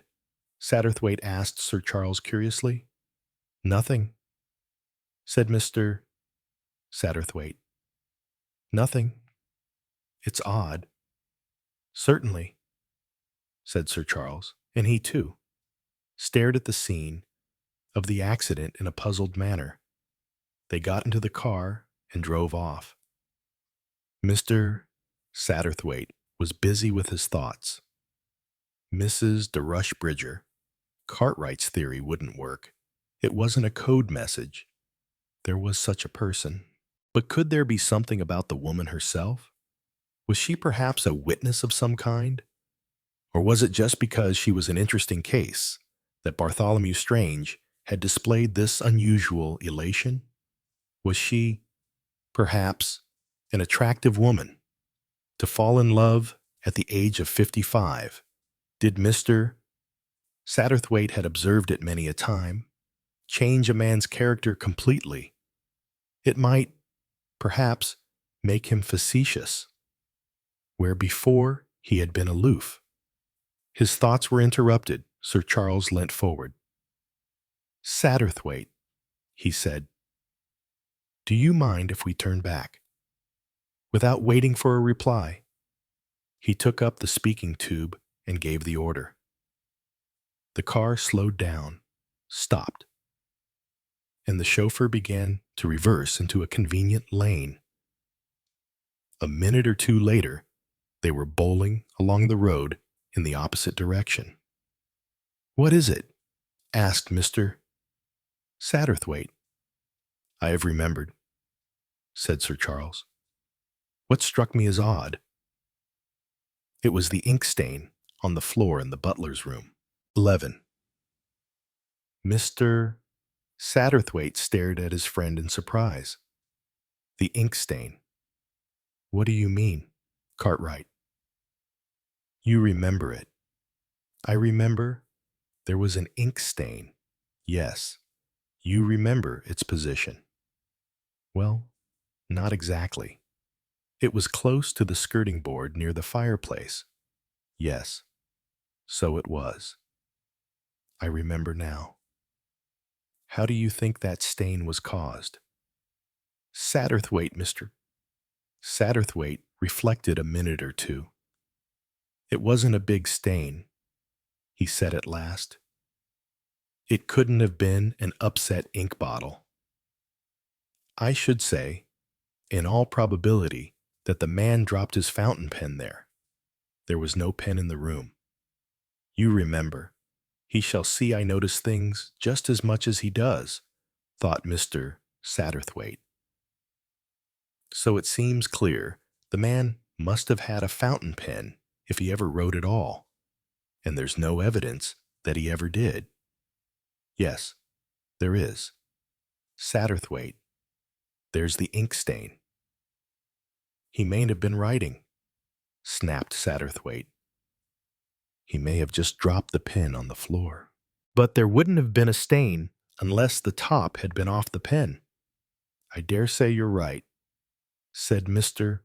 Satterthwaite, "but I can't see what's odd about it." "Perhaps there isn't anything odd," said Sir Charles. "I can't tell till I get back and see for myself." They were turning in at the lodge gates. A few minutes later, they had arrived at the house, and Sir Charles was allaying the curiosity caused by his return by inventing a pencil left behind in the butler's room. "And now," said Sir Charles, shutting the door of Ellis's room behind them, having with some skill shaken off the helpful Mrs. Lecky, "let's see if I'm making an infernal fool of myself, or whether there's anything in my idea." In Mr. Satterthwaite's opinion, the former alternative was by far the more probable, but he was much too polite to say so. He sat down on the bed and watched the other. "Here's our stain," said Sir Charles, indicating the mark with his foot, "right up against the skirting board at the opposite side of the room to the writing table. Under what circumstances would a man drop a pen just there?" "You can drop a pen anywhere," said Mr. Satterthwaite. "You can hurl it across the room." "Of course," agreed Sir Charles. "But one doesn't usually treat one's pen like that. I don't know, though. Fountain pens are damned annoying things. Dry up and refuse to write just when you want them to. Perhaps that's the solution of the matter." Ellis lost his temper, said, "Damn the thing," and hurled it across the room. "I think there are plenty of explanations," said Mr. Satterthwaite. He may have simply laid the pen on the mantelpiece, and it rolled off. Sir Charles experimented with a pencil. He allowed it to roll off the corner of the mantelpiece. The pencil struck the ground at least a foot from the mark and rolled inwards towards the gas fire. "Well," said Mr. Satterthwaite, "what's your explanation? I'm trying to find one." From his seat on the bed, Mr. Satterthwaite now witnessed a thoroughly amusing performance. Sir Charles tried dropping the pencil from his hand as he walked in the direction of the fireplace. He tried sitting on the edge of the bed and writing there and then dropping the pencil. To get the pencil to fall on the right spot, it was necessary to stand or sit jammed up against the wall in a most unconvincing attitude. "That's impossible," said Sir Charles aloud. He stood considering the wall, the stain, and the prim little gas fire. If he were burning papers. "Now," he said thoughtfully, "but one doesn't burn papers in a gas fire." Suddenly, he drew in his breath. A minute later, Mr. Satterthwaite was realizing Sir Charles's profession to the full. Charles Cartwright had become Ellis the butler. He sat writing at the writing table. He looked furtive. Every now and then he raised his eyes, shooting them shiftily from side to side. Suddenly, he seemed to hear something. Mr. Satterthwaite could even guess what that something was. Footsteps along the passage. The man had a guilty conscience. He attached a certain meaning to those footsteps. He sprang up, the paper on which he had been writing in one hand, his pen in the other. He darted across the room to the fireplace, his head half turned, still alert, listening, afraid. He tried to shove the papers under the gas fire. In order to use both hands, he cast down the pen impatiently. Sir Charles's pencil, the pen of the drama, fell accurately on the ink stain. "Bravo," said Mr. Satterthwaite, applauding generously. So good had the performance been that he was left with the impression that so and only so could Ellis have acted. "You see," said Sir Charles, resuming his own personality and speaking with modest elation, "if the fellow heard the police, or what he thought was the police coming, and had to hide what he was writing, well, where could he hide it? Not in a drawer or under the mattress. If the police searched the room, that would be found at once. He hadn't time to take up a floorboard. No, behind the gas fire was the only chance." "The next thing to do," said Mr. Satterthwaite, "is to see whether there is anything hidden behind the gas fire." "Exactly. Of course. It may have been a false alarm, and he may have got the things out again later. But we'll hope for the best." Removing his coat and turning up his shirt sleeves, Sir Charles lay down on the floor and applied his eye to the crack under the gas fire. "There's something under there," he reported. "Something white. How can we get it out? We want something like a woman's hat pins." "Women don't have hat pins anymore," said Mr. Satterthwaite sadly. "Perhaps a penknife." But a penknife proved unavailing. In the end, Mr. Satterthwaite went out and borrowed a knitting needle from Beatrice, though extremely curious to know what he wanted it for. Her sense of decorum was too great to permit her to ask. The knitting needle did the trick. Sir Charles extracted half a dozen sheets of crumpled writing paper, hastily crushed together and pushed in. With growing excitement, he and Mr. Satterthwaite smoothed them out. They were clearly several different drafts of a letter, written in a small, neat, clerkly handwriting. This is to say, began the first that the writer of this does not wish to cause unpleasantness, and may possibly have been mistaken in what he thought he saw tonight. But here the writer had clearly been dissatisfied, and had broken off to start afresh. John Ellis, butler, presents his compliments, and would be glad of a short interview touching the tragedy tonight before going to the police with certain information in his possession. Still dissatisfied, the man had tried again. John Ellis, butler, has certain facts concerning the death of the doctor in his possession. He has not yet given these facts to the police. In the next one, the use of the third person had been abandoned. I am badly in need of money. £1,000 would make all the difference to me. There are certain things I could tell the police, but do not want to make trouble. The last one was even more unreserved. I know how the doctor died. I haven't said anything to the police yet. If you will meet me. This letter broke off in a different way. After the pen had tailed off in a scrawl, and the last 5 words were all blurred and blotchy. Clearly, it was when writing this that Ellis had heard something that alarmed him. He had crumpled up the papers and dashed to conceal them. Mr. Satterthwaite drew a deep breath. I congratulate you. Cartwright, he said. Your instinct about that ink stain was right. Good work. Now let's see exactly where we stand. He paused a minute. Ellis, as we thought, is a scoundrel. He wasn't the murderer, but he knew who the murderer was, and he was preparing to blackmail him or her. Him or her, interrupted Sir Charles, annoying we don't know which. Why couldn't the fellow begin one of his effusions, sir or madam? Then we'd know where we are. Ellis seems to have been an artistic sort of fellow. He was taking a lot of trouble over his blackmailing letter.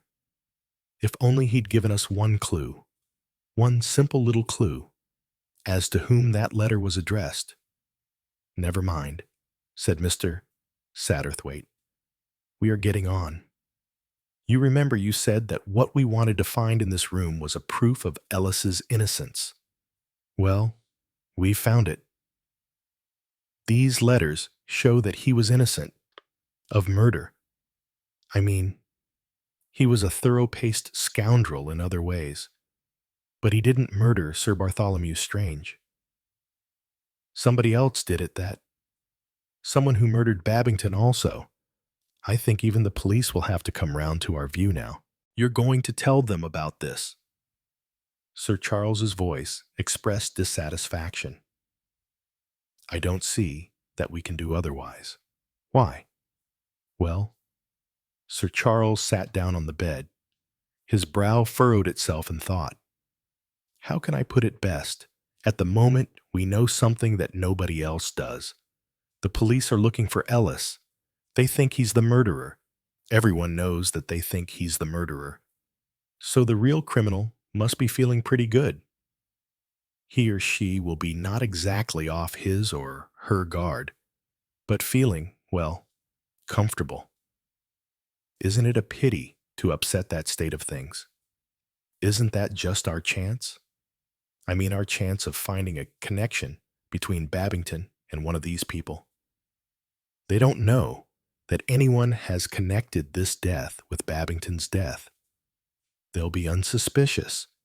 It's a chance in 100. I see what you mean, said Mr.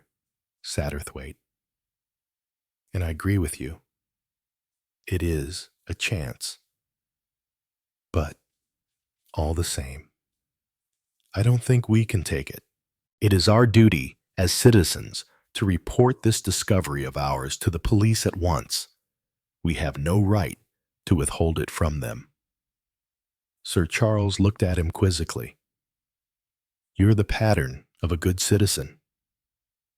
Satterthwaite, I have no doubt the orthodox thing must be done, but I'm not nearly such a good citizen as you are. I should have no scruples in keeping this fine to myself for a day or two. Only a day or two, eh? No. Well, I give in.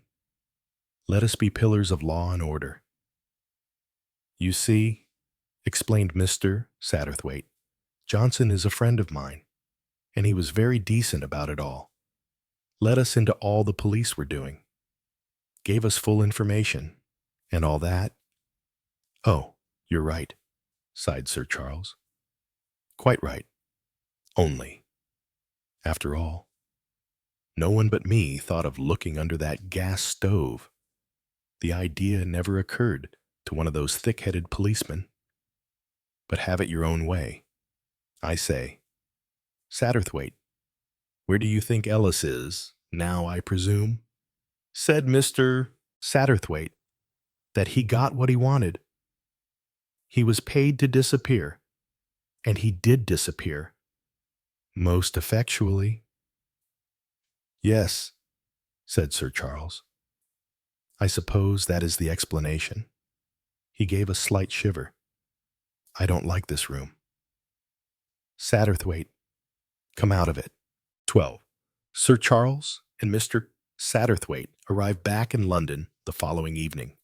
The interview with Colonel Johnson had to be very tactfully conducted. Superintendent Crossfield had not been too pleased that mere gentlemen should have found what he and his assistants had missed. He was at some pains to save his face. Very creditable. Indeed, sir, I confess I never thought of looking under the gas fire. As a matter of fact, it beats me what set you looking there. The two men had not gone into a detailed account of how theorizing from an ink blot had led to the discovery.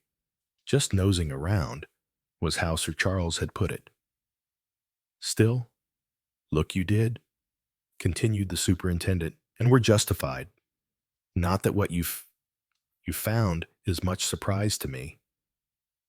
You see, it stands to reason that if Ellis wasn't the murderer, he must have disappeared for some reason or other.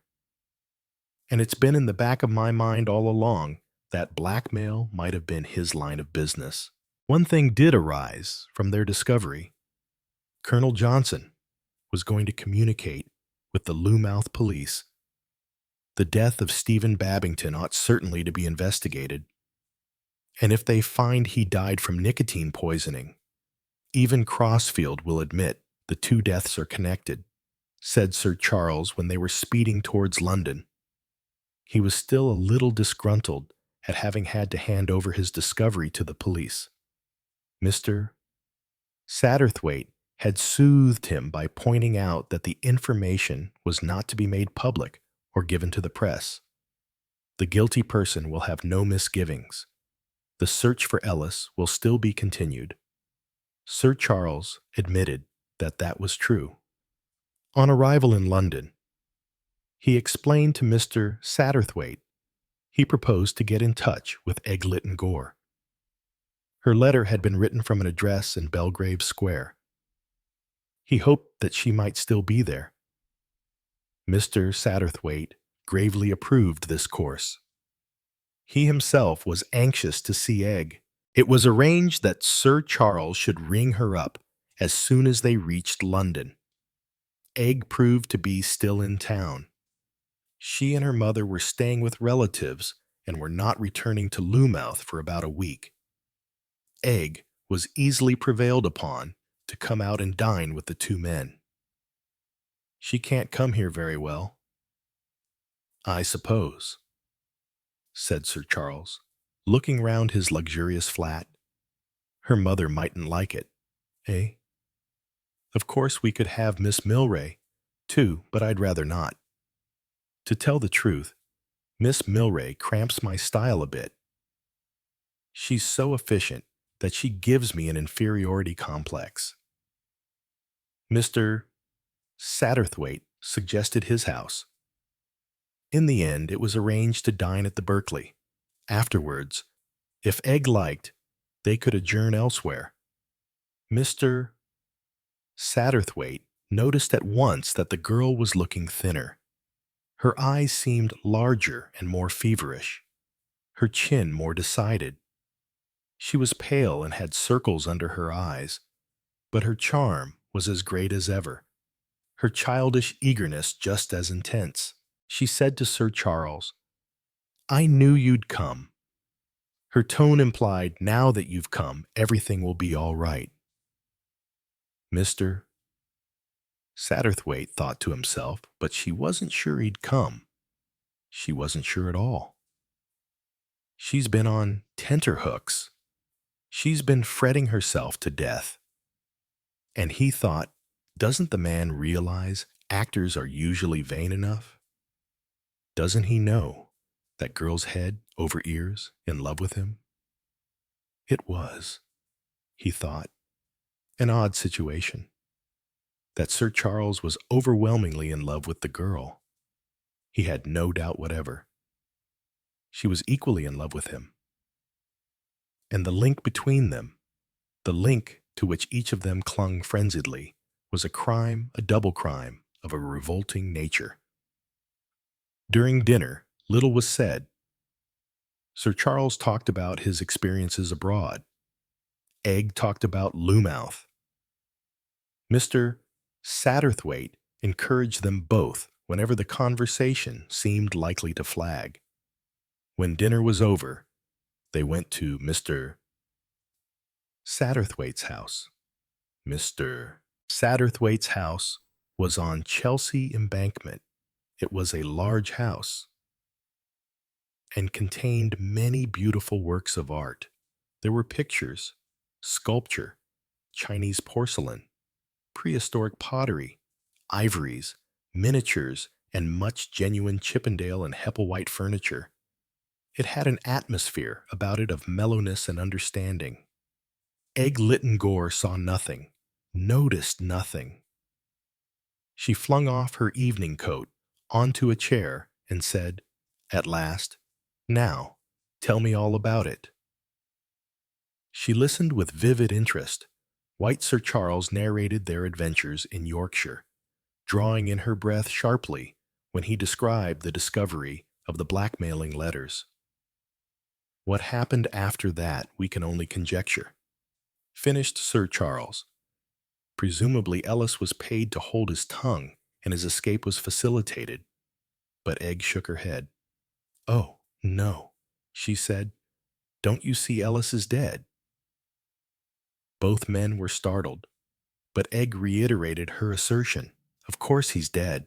That's why he's disappeared so successfully that no one can find a trace of him. He knew too much, and so he was killed. Ellis is the third murder." Although neither of the two men had considered the possibility before, they were forced to admit that it did not entirely ring false. "But look here, my dear girl," argued Sir Charles. "It's all very well to say Ellis is dead. Where's the body? There's 12 stone or so of solid butler to be accounted for." "I don't know where the body is," said Egg. "There must be lots of places." "Hardly," murmured Mr. Satterthwaite. "Hardly." "Lots," reiterated Egg. "Let me see." She paused for a moment. "Attics. There are masses of attics that no one ever goes into. He's probably in a trunk in the attic." "Rather unlikely," said Sir Charles, "but possible. Of course, it might evade discovery for, a time." It was not Egg's way to avoid unpleasantness. She dealt immediately with the point in Sir Charles's mind. "Smell goes up, not down. You'd notice a decaying body in the cellar much sooner than in the attic. And anyway, for a long time, people would think it was a dead rat. If your theory were correct, it would point definitely to a man as the murderer. A woman couldn't drag a body round the house. In fact, it would be a pretty good feat for a man. Well, there are other possibilities. There's a secret passage there. You know, Miss Sutcliffe told me so. And Sir Bartholomew told me he would show it to me. The murderer might have given Ellis the money and shown him the way to get out of the house, gone down the passage with him, and killed him there. A woman could do that. She could stab him, or something, from behind. Then she'd just leave the body there and go back, and no one would ever know. Sir Charles shook his head doubtfully, but he no longer disputed Egg's theory. Mr. Satterthwaite felt sure that the same suspicion had come to him for a moment in Ellis's room when they had found the letters. He remembered Sir Charles's little shiver. The idea that Ellis might be dead had come to him then. Mr. Satterthwaite thought, if Ellis is dead, then we're dealing with a very dangerous person. Yes, a very dangerous person. And suddenly, he felt a cold chill of fear down his spine. A person who had killed 3 times wouldn't hesitate to kill again. They were in danger, all 3 of them, Sir Charles, and Egg, and he, if they found out too much. He was recalled by the sound of Sir Charles's voice. There's one thing I didn't understand in your letter. Egg, you spoke of Oliver Manders being in danger of the police suspecting him. I can't see that they attach the least suspicion to him. It seemed to Mr. Satterthwaite that Egg was very slightly discomposed. He even fancied that she blushed. Aha, said Mr. Satterthwaite to himself. Let's see how you get out of this, young lady. It was silly of me, said Egg. I got confused. I thought that Oliver arriving as he did, with what might have been a trumped-up excuse, well, I thought the police were sure to suspect him. Sir Charles accepted the explanation easily enough. Yes, he said, I see. Mr. Satterthwaite spoke. Was it a trumped-up excuse, he said. Egg turned to him. What do you mean it was an odd sort of accident? Said Mr. Satterthwaite. I thought if it was a trumped-up excuse you might know. Egg shook her head. I don't know. I never thought about it. But why should Oliver pretend to have an accident if he didn't? He might have had reasons, said Sir Charles. Quite natural ones. He was smiling at her. Egg blushed crimson. Oh, no, she said. No. Sir Charles sighed. It occurred to Mr. Satterthwaite that his friend had interpreted that blush quite wrongly. Sir Charles seemed a sadder and older man when he spoke again. Well, he said, if our young friend is in no danger, where do I come in? Egg came forward quickly and caught him by the coat sleeve. You're not going away again. You're not going to give up. You're going to find out the truth. The truth. I don't believe anybody but you could find out the truth. You can. You will. She was tremendously in earnest. The waves of her vitality seemed to surge and eddy in the old world air of the room. You believe in me, said Sir Charles. He was moved. Yes, yes, yes. We're going to get at the truth. You and I together. And Satterthwaite. Of course. And Mr. Satterthwaite. said Egg without interest. Mr. Satterthwaite smiled covertly, whether Egg wanted to include him or not.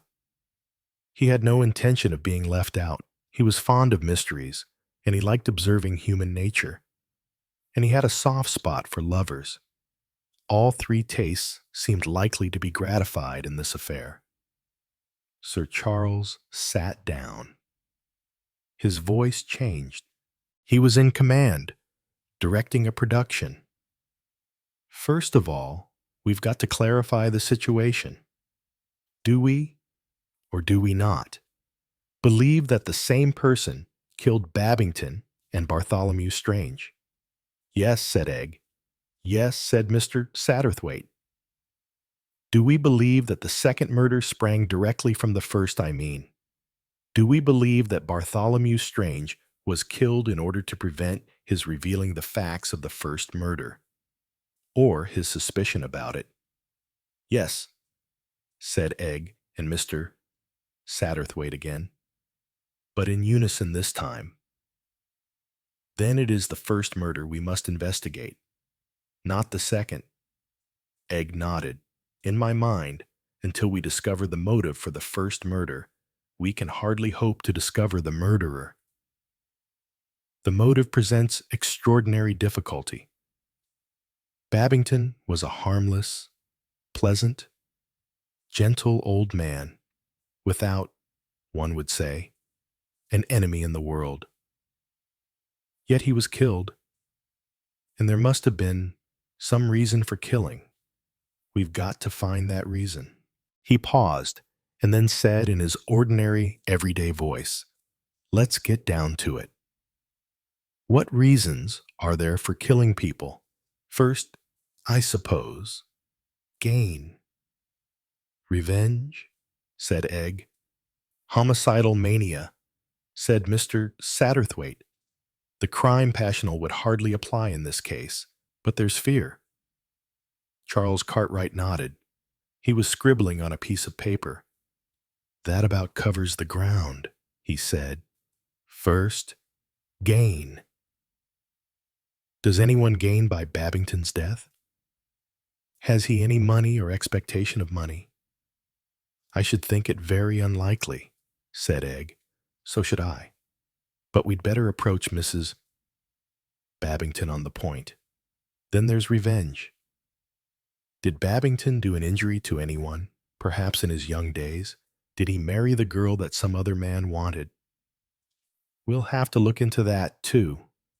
Then homicidal mania. Were both Babington and Tolly killed by a lunatic? I don't think that theory will hold water. Even a lunatic has some kind of reasonableness in his crimes. I mean, a lunatic might think himself divinely appointed to kill doctors or to kill clergymen, but not to kill both. I think we can wash out the theory of homicidal mania. There remains fear. Now, frankly, that seems to me far the most likely solution. Babington knew something about somebody, or he recognized somebody. He was killed to prevent him telling what that something was. I can't see what someone like Mr. Babington could know that was damaging about anybody who was there that night. "Perhaps," said Sir Charles, "it was something that he didn't know that he knew." He went on, trying to make his meaning clear. "It's difficult to say just what I mean. Suppose, for instance, this is only an instance that Babington saw a certain person in a certain place at a certain time. As far as he knows, there's no reason why that person had concocted a very clever alibi, for some reason showing that at that particular time he was somewhere else 100 miles away. Well, at any minute old Babington, in the most innocent way in the world, might give the show away." "I see," said Egg. "Say there's a murder committed in London, and Babington sees the man who did it at Paddington Station. But the man has proved that he didn't do it by having an alibi, showing that he was at Leeds at the time. Then Babington might give the whole show away. That's what I mean exactly. Of course, that's only an instance. It might be anything. Someone he saw that evening whom he'd known under a different name. It might be something to do with a marriage, said Egg. Clergymen do lots of marriages. Somebody who'd committed bigamy. Or it might have to do with a birth or a death, suggested Mr. Satterthwaite. It's a very wide field, said Egg. Frowning, we'll have to get at it the other way. Work back from the people who were there. Let's make a list. Who was at your house? And who was at Sir Bartholomew's? She took the paper and pencil from Sir Charles. The Dacres, they were at both. That woman, like a wilted cabbage. What's her name, Wills? Miss Sutcliffe. You can leave Angela out of it, said Sir Charles. I've known her for years. Egg frowned mutinously. We can't do that sort of thing, she said. Leave people out because we know them. We've got to be businesslike. Besides, I don't know anything about Angela Sutcliffe. She's just as likely to have done it as anyone else. So far as I can see, more likely. All actors have pasts, I think. On the whole, she's the most likely person. She gazed defiantly at Sir Charles. There was an answering spark in his eyes. In that case, we mustn't leave out Oliver Manders. How could it be Oliver? He'd met Mr. Babington ever so many times before. He was at both places, and his arrival is a little open to suspicion. Very well, said Egg. She paused, and then added, in that case, I'd better put down Mother and myself as well. That makes 6 suspects. I don't think we'll do it properly, or not at all. Her eyes flashed. Mr. Satterthwaite made peace by offering refreshment. He rang for drinks. Sir Charles strolled off into a far corner to admire a head of Negro sculpture. Egg came over to Mr. Satterthwaite and slipped a hand through his arm.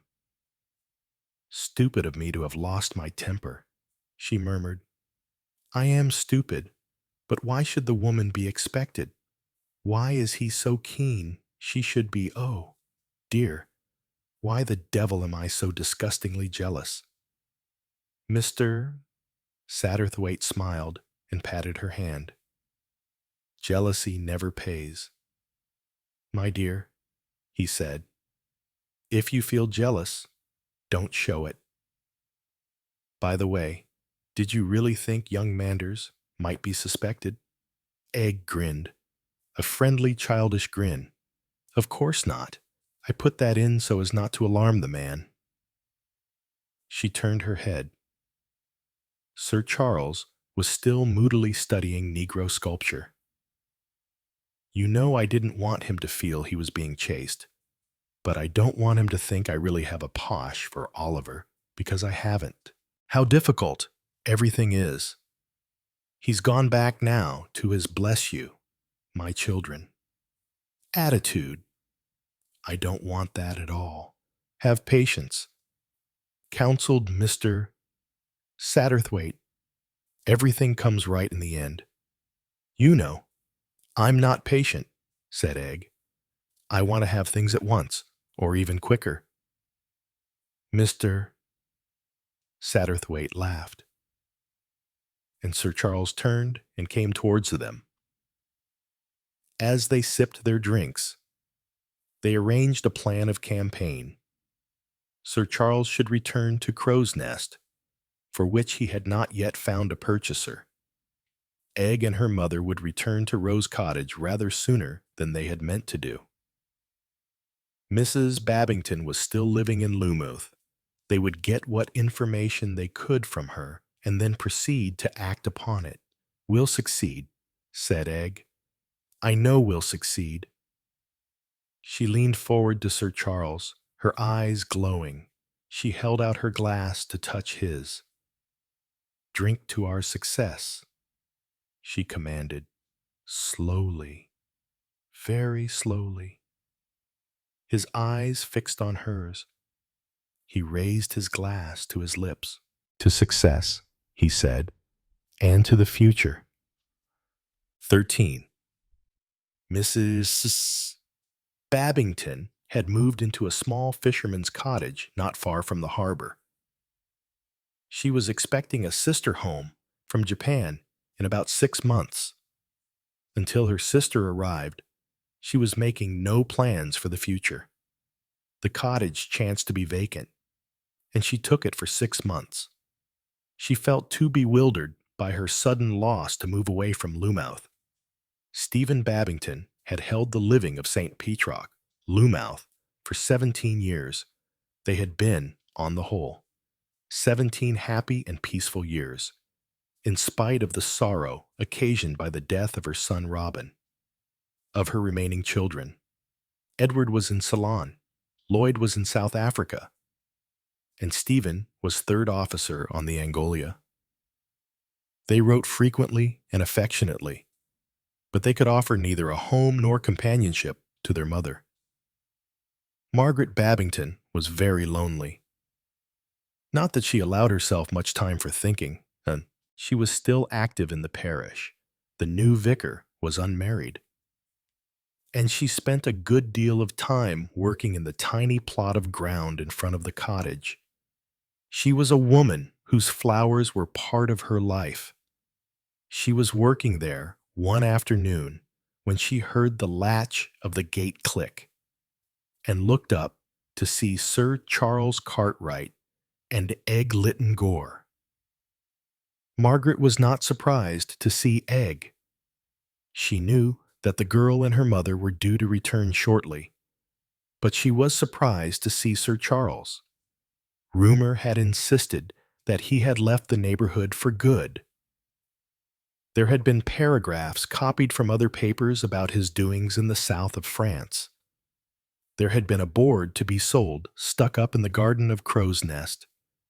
No one had expected Sir Charles to return, yet return he had. Mrs. Babington shook the untidy hair back from her hot forehead and looked ruefully at her earth-stained hands.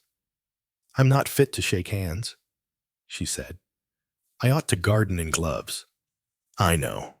I do start in them sometimes, but I always tear them off sooner or later. One can feel things so much better with bare hands." She led the way into the house. The tiny sitting room had been made cozy with chintz. There were photographs and bowls of chrysanthemums. "It's a great surprise seeing you, Sir Charles. I thought you had given up Crow's Nest for good." "I thought I had," said the actor frankly, "but sometimes, Mrs. Babington, our destiny is too strong for us." Mrs. Babington did not reply. She turned towards Egg, but the girl forestalled the words on her lips. "Look here, Mrs. Babington, this isn't just a call. Sir Charles and I have got something very serious to say. Only, I should hate to upset you." Mrs. Babington looked from the girl to Sir Charles. Her face had gone rather gray and pinched. "First of all," said Sir Charles, "I would like to ask you if you have any communication from the Home Office." Mrs. Babington bowed her head. "I see. Well, perhaps that makes what we are about to say easier. Is that what you have come about? This exhumation order?" "Yes. Is it, I'm afraid it must be, very distressing to you?" She softened to the sympathy in his voice.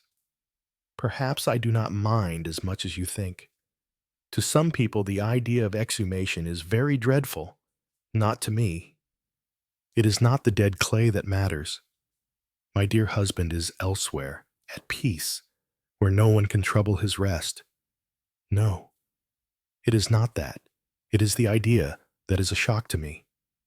The idea, a terrible one.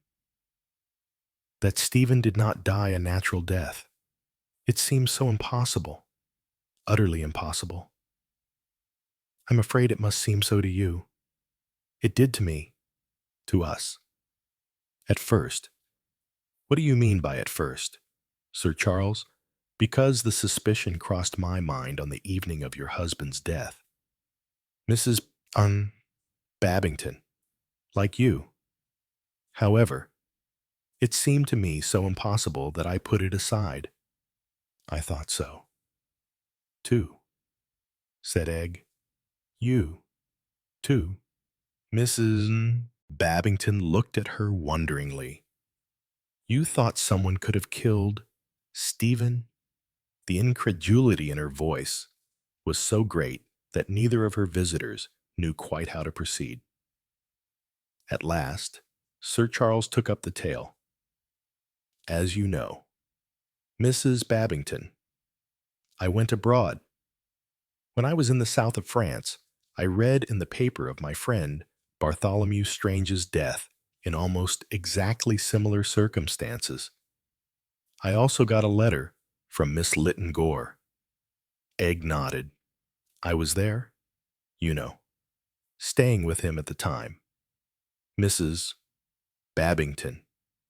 It was exactly the same. Exactly. He drank some port, and his face changed, and, well, it was just the same. He died 2 or 3 minutes later. Mrs. Babington shook her head slowly. I can't understand it. Stephen Sir Bartholomew, a kind and clever doctor who could want to harm either of them. It must be a mistake. Sir Bartholomew was proved to have been poisoned. Remember, said Sir Charles, then it must have been the work of a lunatic. Sir Charles went on, Mrs. Babington, I want to get to the bottom of this. I want to find out the truth. And I feel there is no time to lose. Once the news of the exhumation gets about, our criminal will be on alert. I am amusing, for the sake of saving time. What the result of the autopsy on your husband's body will be. I am talking it that he, too, died of nicotine poisoning. To begin with, did you or he know anything about the use of pure nicotine?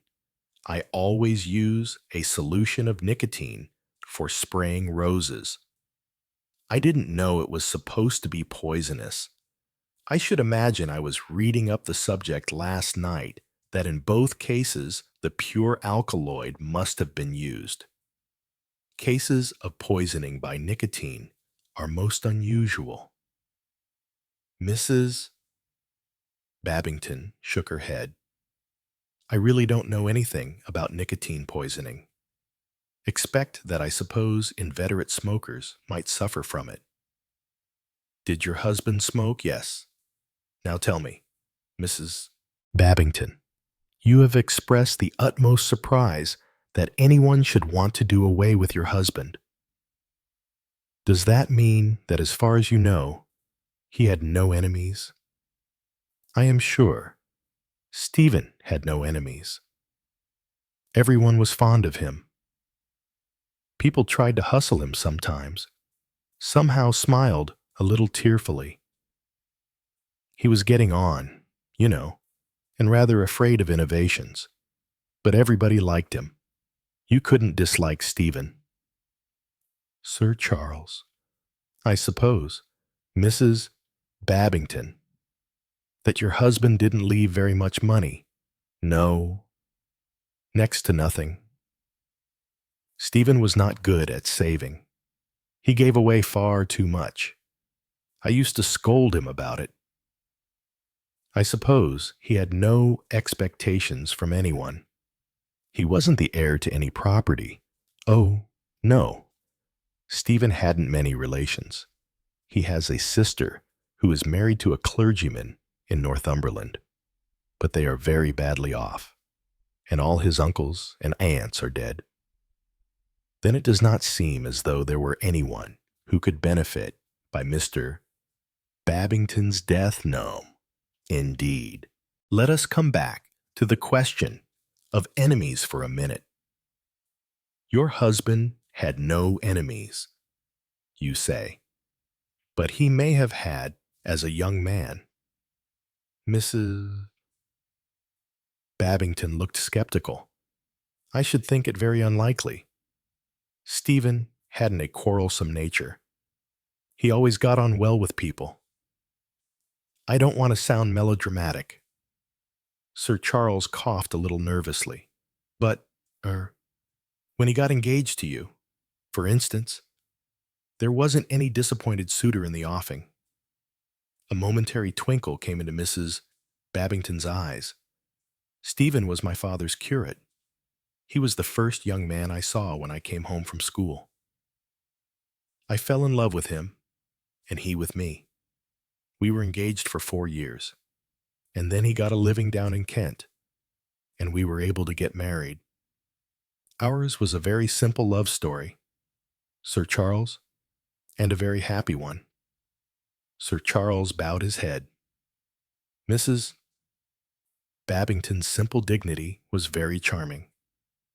Egg took up the role of questioner. Mrs. Babington, do you think your husband had met any of the guests at Sir Charles's that night before? Mrs. Babington looked slightly puzzled. Well, there were you and your mother, my dear, and young Oliver Manders. Yes, but any of the others?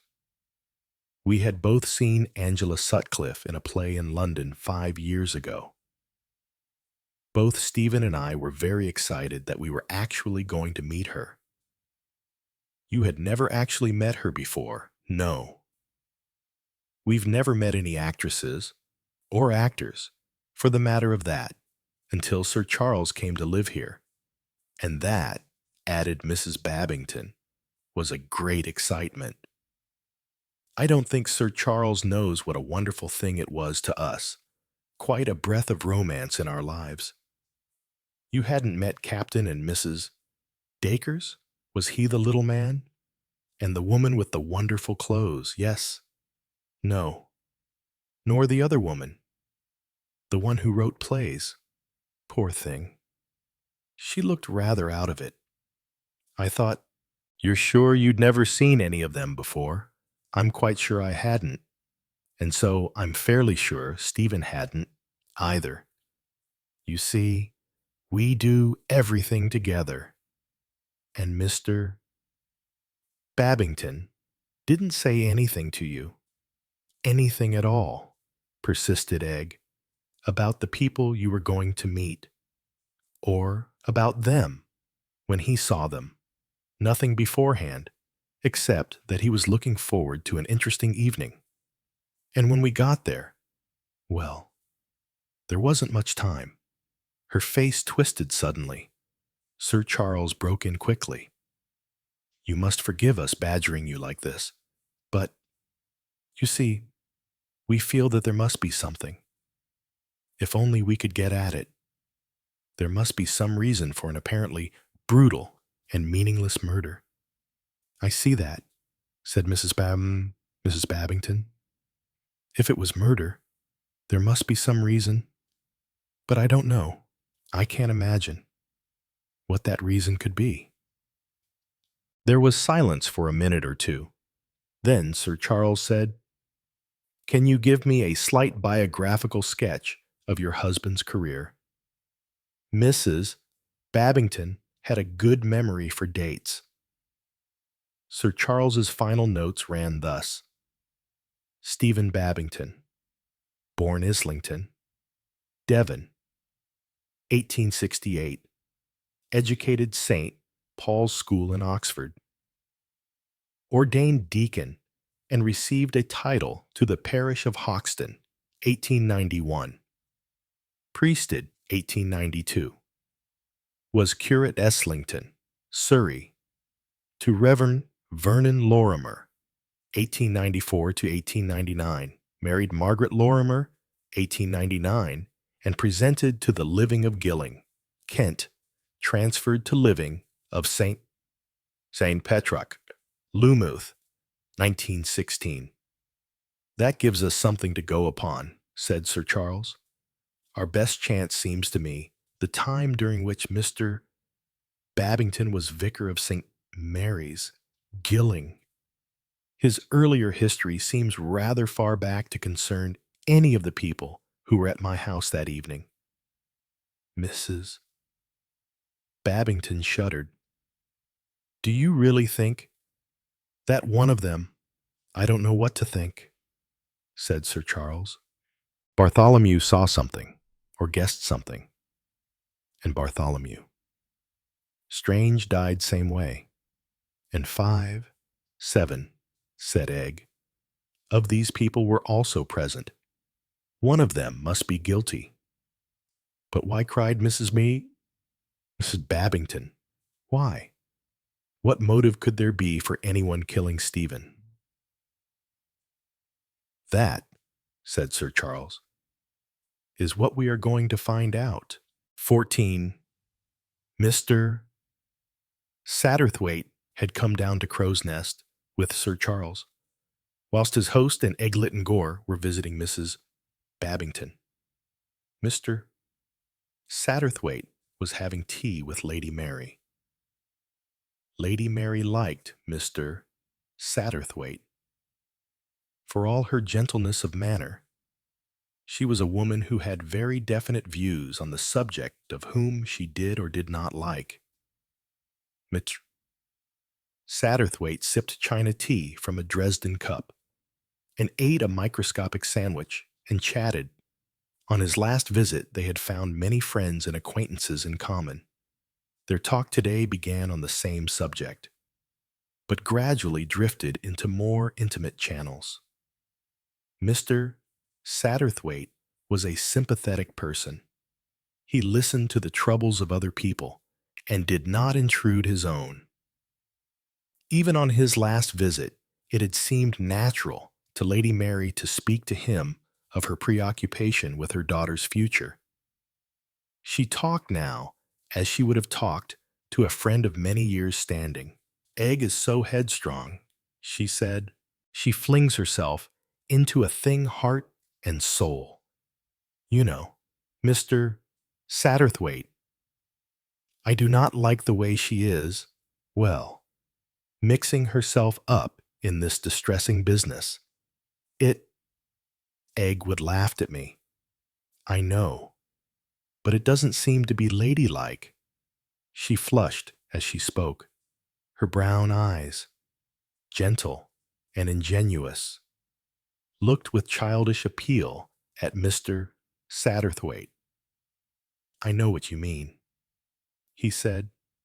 I confess that I don't quite like it myself. I know that it's simply an old-fashioned prejudice. But there it is. All the same, he twinkled at her. We can't expect young ladies to sit at home and sew and shudder at the idea of crimes of violence in these enlightened days. I don't like to think of murder, said Lady Mary.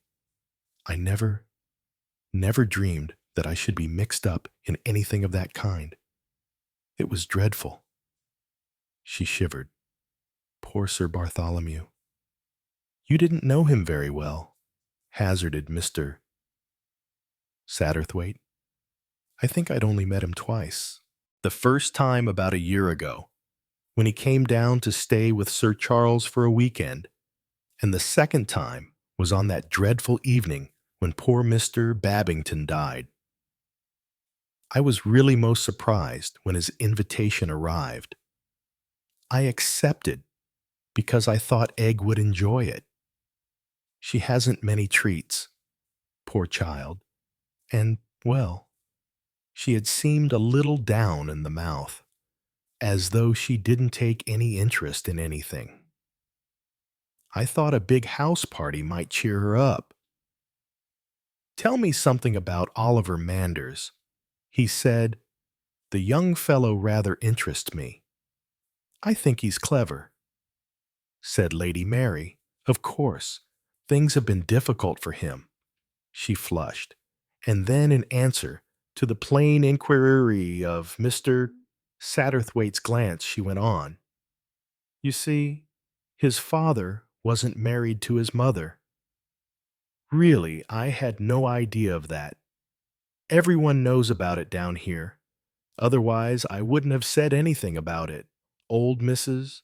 Manders, Oliver's grandmother, lives at Dunboyne, that biggish house on the Plymouth Road. Her husband was a lawyer down here. Her son went into a city firm and did very well. He's quite a rich man. The daughter was a good-looking girl, and she became absolutely infatuated with a married man. I blame him very much indeed. Anyway, in the end, after a lot of scandal, they went off together. His wife wouldn't divorce him. The girl died not long after Oliver was born. His uncle in London took charge of him. He and his wife had no children of their own. The boy divided his time between them and his grandmother. He always came down here for his summer holidays." She paused and then went on. "I always felt sorry for him. I still do. I think that terribly conceited manner of his is a good deal put on." "I shouldn't be surprised," said Mr. Satterthwaite. "It's a very common phenomenon. If I ever see anyone who appears to think a lot of themselves and boats unceasingly, I always know that there's a secret sense of inferiority somewhere. It seems very odd. An inferiority complex is a very peculiar thing. Crippen, for instance, undoubtedly suffered from it. It's at the back of a lot of crimes, the desire to assert one's personality. It seems very strange to me," murmured Lady Mary. She seemed to shrink a little. Mr. Satterthwaite looked at her with an almost sentimental eye. He liked her graceful figure, with the sloping shoulders, the soft brown of her eyes, her complete absence of makeup. He thought she must have been a beauty when she was young. Not a flaunting beauty, not a rose, no, a modest, charming violet, hiding its sweetness. His thoughts ran serenely in the idiom of his young days. He remembered incidents in his own youth. Presently, he found himself telling Lady Mary about his own love affair, the only love affair he had ever had. Rather a poor love affair by the standards of today, but very dear to Mr. Satterthwaite. He told her about the girl and how pretty she was, and of how they had gone together to see the bluebells at Kew. He had meant to propose to her that day. He had imagined, so he put it, that she reciprocated his sentiments. And then, as they were standing, looking at the bluebells, she had confided in him. He had discovered that she loved another, and he had hidden the thoughts surging in his breast and had taken up the role of the faithful friend. It was not, perhaps, a very full-blooded romance, but it sounded well in the dim faded chintz and eggshell china atmosphere of Lady Mary's drawing-room. Afterwards, Lady Mary spoke of her own life, of her married life, which had not been very happy. "I was such a foolish girl. Girls are foolish. Mr. Satterthwaite, they are so sure of themselves, so convinced they know best. People write and talk a lot of a woman's instinct. I don't believe, Mr. Satterthwaite, that there is any such thing. There doesn't seem to be anything that warns girls against a certain type of man. Nothing in themselves. I mean, their parents warn them, but that's no good. One doesn't believe. It seems dreadful to say so. But there is something attractive to a girl in being told anyone is a bad man. She thinks at once that her love will reform him. Mr. Satterthwaite nodded gently. One knows so little when one knows more. It is too late. She sighed. It was all my own fault. My people didn't want me to marry Ronald. He was well born, but he had a bad reputation. My father told me straight out that he was a wrong'un. I didn't believe it. I believed that, for my sake, he would turn over a new leaf. She was silent a moment or two, dwelling on the past. Ronald was a very fascinating man. My father was quite right about him. I soon found that out. It's an old-fashioned thing to say, but he broke my heart. Yes, he broke my heart. I was always afraid of what might come out next. Mr. Satterthwaite, always intensely interested in other people's lives, made a cautious, sympathetic noise. It may seem a very wicked thing to say, Mr. Satterthwaite, but it was a relief when got pneumonia and died. Not that I didn't care for him. I loved him up to the end. But I had no illusions about him any longer. And there was Egg. Her voice softened. Such a funny little thing she was. A regular little roly-poly, trying to stand up and falling over, just like an egg. That's how that ridiculous nickname started. She paused again. Some books that I've read these last few years have brought a lot of comfort to me. Books on psychology. It seems to show that, in many ways, people can't help themselves. A kind of kink. Sometimes. In the most carefully brought-up families, you get it. As a boy, Ronald stole money at school, money that he didn't need. I can feel now that he couldn't help himself. He was born with a kink, very gently, with a small handkerchief. Lady Mary wiped her eyes. It wasn't what I was brought up to believe. She said apologetically, I was taught that everyone knew the difference between right and wrong, but somehow I don't always think that is so. The human mind is a great mystery, said Mr. Satterthwaite gently.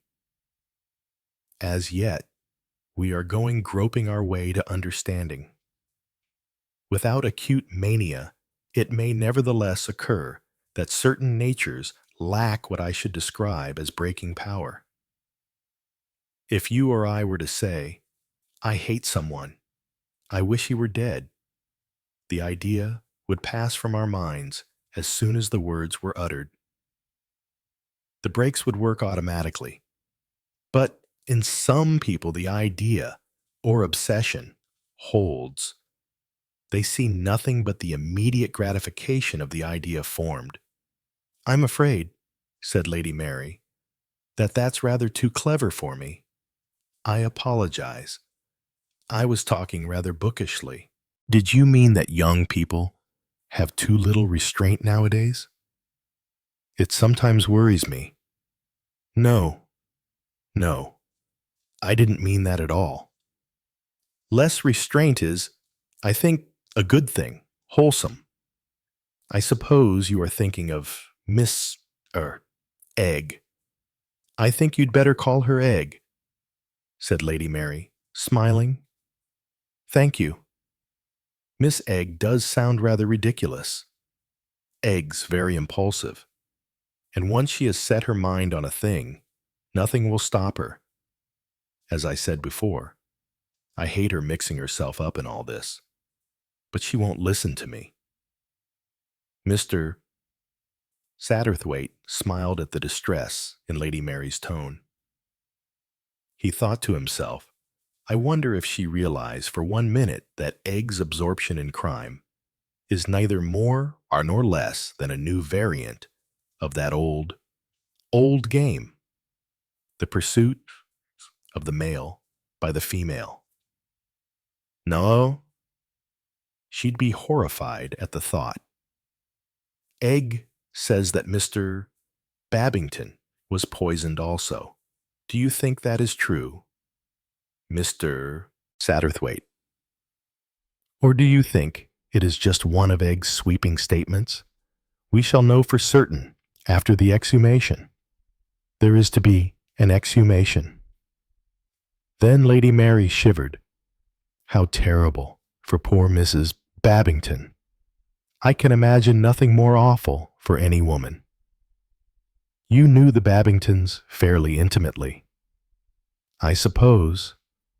Lady Mary. Yes, indeed. Were very dear friends of ours.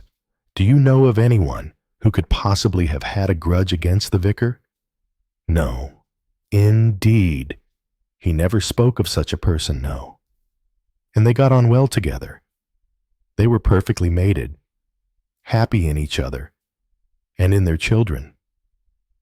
They were hardly off, of course, and Mr. Babington suffered from rheumatoid arthritis. Those were their only troubles. How did Oliver Manders get on with the vicar? Well, Lady Mary hesitated. They didn't hit it off very well. The Babingtons were sorry for Oliver, and he used to go to the vicarage a good deal in the holidays to play with the Babington boys, though I don't think he got on very well with them. Oliver wasn't exactly a popular boy. He boasted too much of the money he had and the tuck he took back to school, and all the fun he had in London. Boys are rather merciless about that sort of thing. Yes, but later, since he's been grown up, I don't think he and the vicarage people have been much of each other. As a matter of fact, Oliver was rather rude to Mr. Babington one day here, in my house. It was about 2 years ago. What happened? Oliver made a rather ill-bred attack on Christianity. Mr. Babington was very patient and courteous with him. That only seemed to make Oliver worse. He said, "All you religious people look down your noses because my father and mother weren't married. I suppose you'd call me the child of sin." Well, I admire people who have the courage of their convictions and don't care what a lot of hypocrites and parsons think. Mr. Babington didn't answer, but Oliver went on. You won't answer that. It's ecclesiasticism and superstition that's got the whole world into the mess it's in. I'd like to sweep away the churches all over the world. Mr. Babington smiled and said, and the clergy, too. I think it was his smile that annoyed Oliver.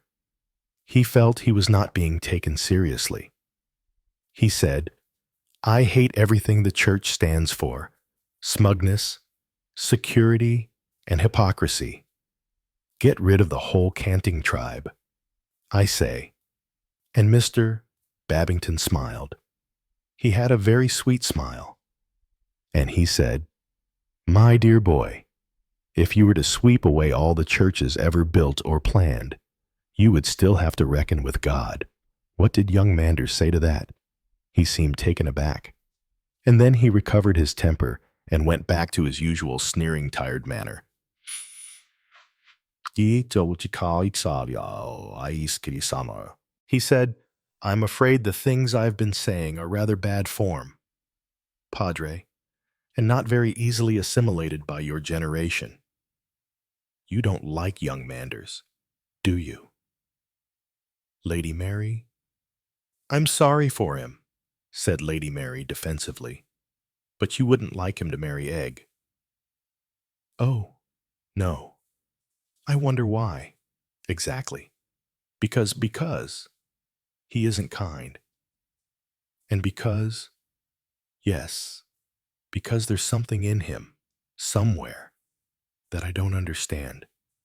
Something cold. Mr. Satterthwaite looked at her thoughtfully for a minute or two. Then he said, What did Sir Bartholomew Strange think of him? Did he ever mention him?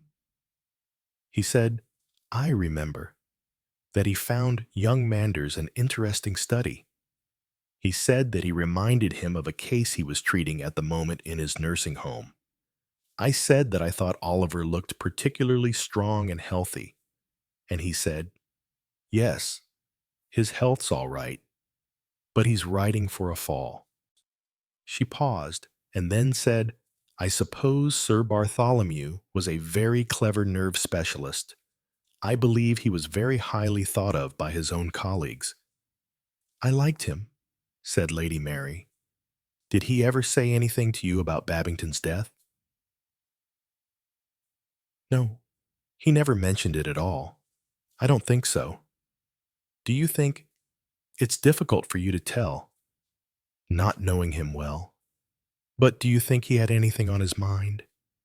He seemed in very good spirits, even amused by something, some private joke of his own. He told me at dinner that night that he was going to spring a surprise on me. Oh, he did. Did he? On his way home. Mr. Satterthwaite pondered that statement. What had been the surprise Sir Bartholomew had intended to spring on his guests? Would it, when it came, have been as amusing as he pretended? Or did that gay manner mask a quiet but indomitable purpose? Would anyone ever know? 15. Frankly, said Sir Charles, are we any forrader? It was a council of war. Sir Charles? Mr. Satterthwaite and Eglin Gore were sitting in the ship-room. A fire burned in the grate, and outside an equinoctial gale was howling. Mr. Satterthwaite and Egg answered the question simultaneously. No, said Mr. Satterthwaite. Yes, said Egg. Sir Charles looked from one to the other of them. Mr. Satterthwaite indicated gracefully that the lady should speak first. Egg was silent a moment or two, collecting her ideas. We are further on, she said at last. We are further on because we haven't found out anything. That sounds nonsense, but it isn't. What I mean is that we had certain vague, sketchy ideas. We know now that certain of those ideas are definitely washouts. Progress by elimination, said Sir Charles. That's it? Mr. Satterthwaite cleared his throat. He liked to define things. The idea of gain we can now put definitely away. He said, there does not seem to be anybody who, in detective story parlance, could benefit by Stephen Babington's death. Revenge seems equally out of the question. Apart from his naturally amiable and peace-loving disposition, I doubt if he were important enough to make enemies. So we are back at our last rather sketchy idea, fear. By the death of Stephen Babington, someone gained security. That's rather well put, said Egg. Mr. Satterthwaite looked modestly pleased with himself. Sir Charles looked a little annoyed. His was the star part, not Satterthwaite's. The point is, said Egg, what are we going to do next? Actually do. I mean, are we going to sleuth people? Or what? Are we going to disguise ourselves and follow them, my dear child? Said Sir Charles. I always did set my face against playing old men in beards. And I'm not going to begin now. Then what? Began Egg, but she was interrupted. The door opened, and Temple announced Mr. Hercule Poirot. Poirot walked in with a beaming face and greeted three highly astonished people. It is permitted, he said with a twinkle, that I assist at this conference. I am right. Am I not? It is a conference. My dear fellow, we're delighted to see you. Sir Charles, recovering from his surprise, shook his guest warmly by the hand and pushed him into a large armchair. Where have you sprung from so suddenly? I went to call upon my good friend Mr. Satterthwaite in London. They tell me he is away, in Cornwall. Eh bien, it leaps to the eye where he has gone. I take the first train to Loommouth, and here I am. Yes, said Egg. But why have you come, I mean? She went on, flushing a little as she realized the possible discourtesy of her words. You have come for some particular reason. I have come, said Hercule Poirot, to admit an error. With an engaging smile, he turned to Sir Charles and spread out his hands in a foreign gesture. Monsieur, it was in this very room that you declared yourself not satisfied, and I thought it was your dramatic instinct. I said to myself, he is a great actor. At all costs, he must have drama. It seemed, I will admit it, incredible that a harmless old gentleman should have died anything but a natural death. Even now, I do not see how poison could have been administered to him. Nor can I guess at any motive. It seems absurd, fantastic. And yet, since then, there has been another death. A death under similar circumstances. One cannot attribute it to coincidence. No, there must be a link between the two. And so, Sir Charles, I have come up to you to apologize, to say Hercule Poirot, was wrong, and to ask you to admit me to your counsels. Sir Charles cleared his throat rather nervously. He looked a little embarrassed. That's extraordinary handsome of you. Poirot, I don't know. Taking up a lot of your time. He stopped, somewhere at a loss. His eyes consulted Mr. Satterthwaite. It is very good of you, began Mr. Satterthwaite. No, it is not good of me. It is the curiosity, and yes, the hurt to my pride. I must repair my fault. My time, that is nothing. Why voyage after all? The language may be different, but everywhere human nature is the same. But of course, if I'm not welcome, if you feel that I intrude, both men spoke at once. No, indeed, rather not. Poirot turned his eyes to the girl, and Mademoiselle. For a minute or two, Egg was silent, and on all three men the same impression was produced. Egg did not want the assistance of Poirot. Mr. Satterthwaite thought he knew why. This was the private ploy of Charles Cartwright and Egg Lytton Gore. Mr. Satterthwaite had been admitted on sufferance, on the clear understanding that he was a negligible third party. But Hercule Poirot was different. His would be the leading role. Perhaps, even, Sir Charles might retire in his favor, and then Egg's plans would come to naught. He watched the girl, sympathizing with her predicament. These men did not understand, but he, with his semi-feminine sensitiveness, realized her dilemma. Egg was fighting for her happiness. What would she say? After all, what could she say? How could she speak the thoughts in her mind? Go away. Go away. Your coming may spoil everything. I don't want you here. Egg Lytton Gore said the only thing she could say. Of course, she said with a little smile. We'd love to have you. 16. Good, said Poirot. We are colleagues. Eh bien, You will put me, if you please, au courant of the situation." He listened with close attention, whilst Mr.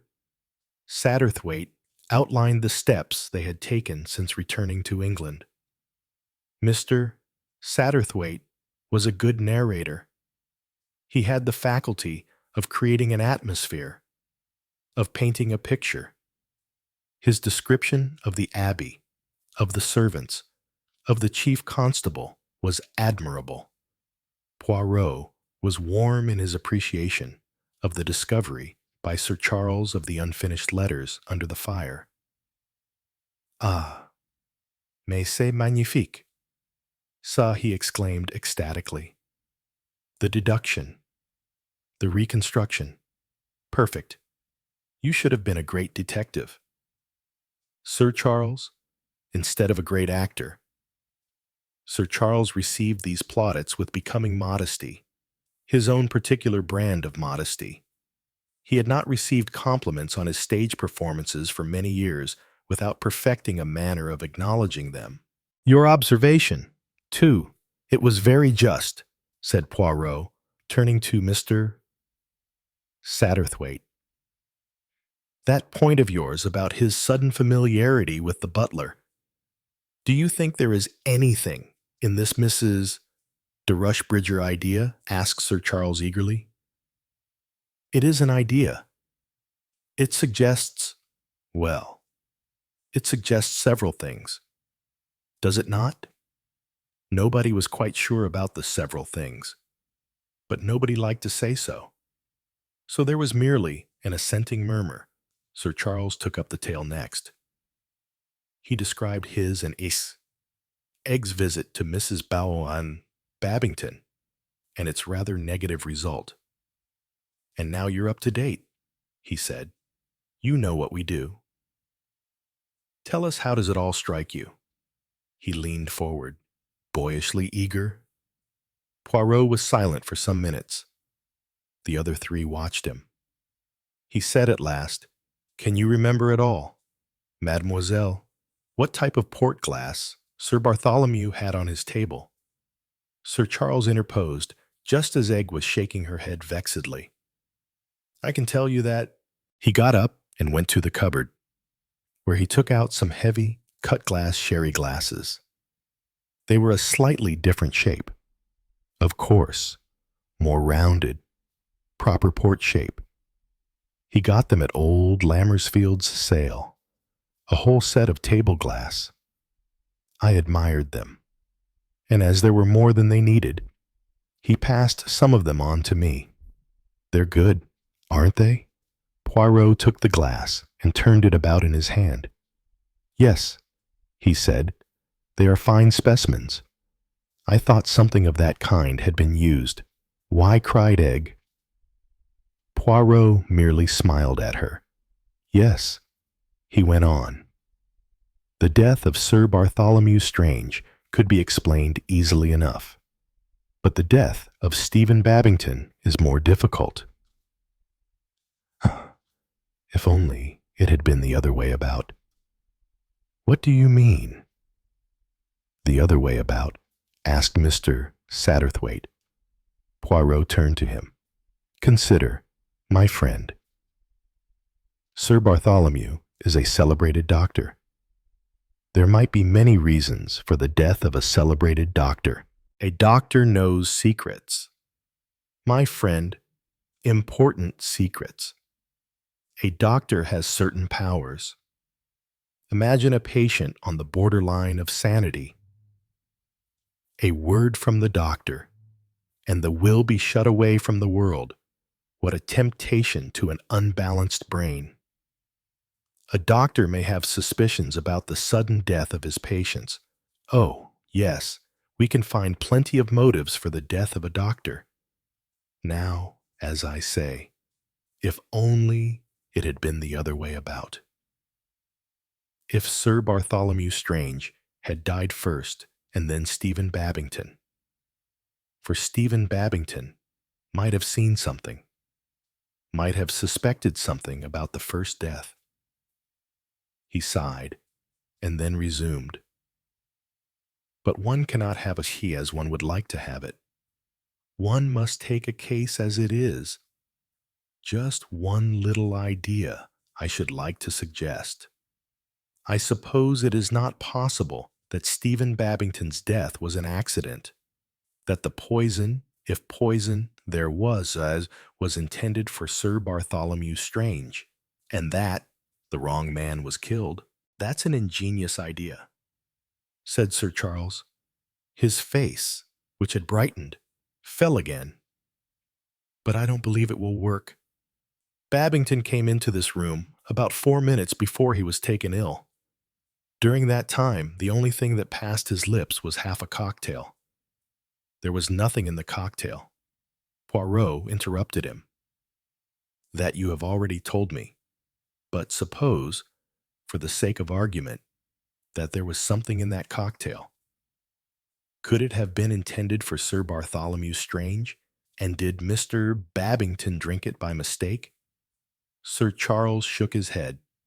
Nobody who knew Tolly at all well would have tried poisoning him in a cocktail. Why? Because he never drank them. Never, never. Poirot made a gesture of annoyance. Ah, this business. It goes all wrong. It does not make sense. Besides, went on Sir Charles, I don't see how any one glass could have been mistaken for another, or anything of that kind. Temple carried them round on a tray, and everyone helped themselves to any glass they fancied. True, murmured Poirot. One cannot force a cocktail like one forces a card. What is she like? This Temple of yours. She is the maid who admitted me tonight. Yes, that's right. I've had her 3 or 4 years. Nice, steady girl, knows her work. I don't know where she came from. Miss Milray would know all about that. Miss Milray.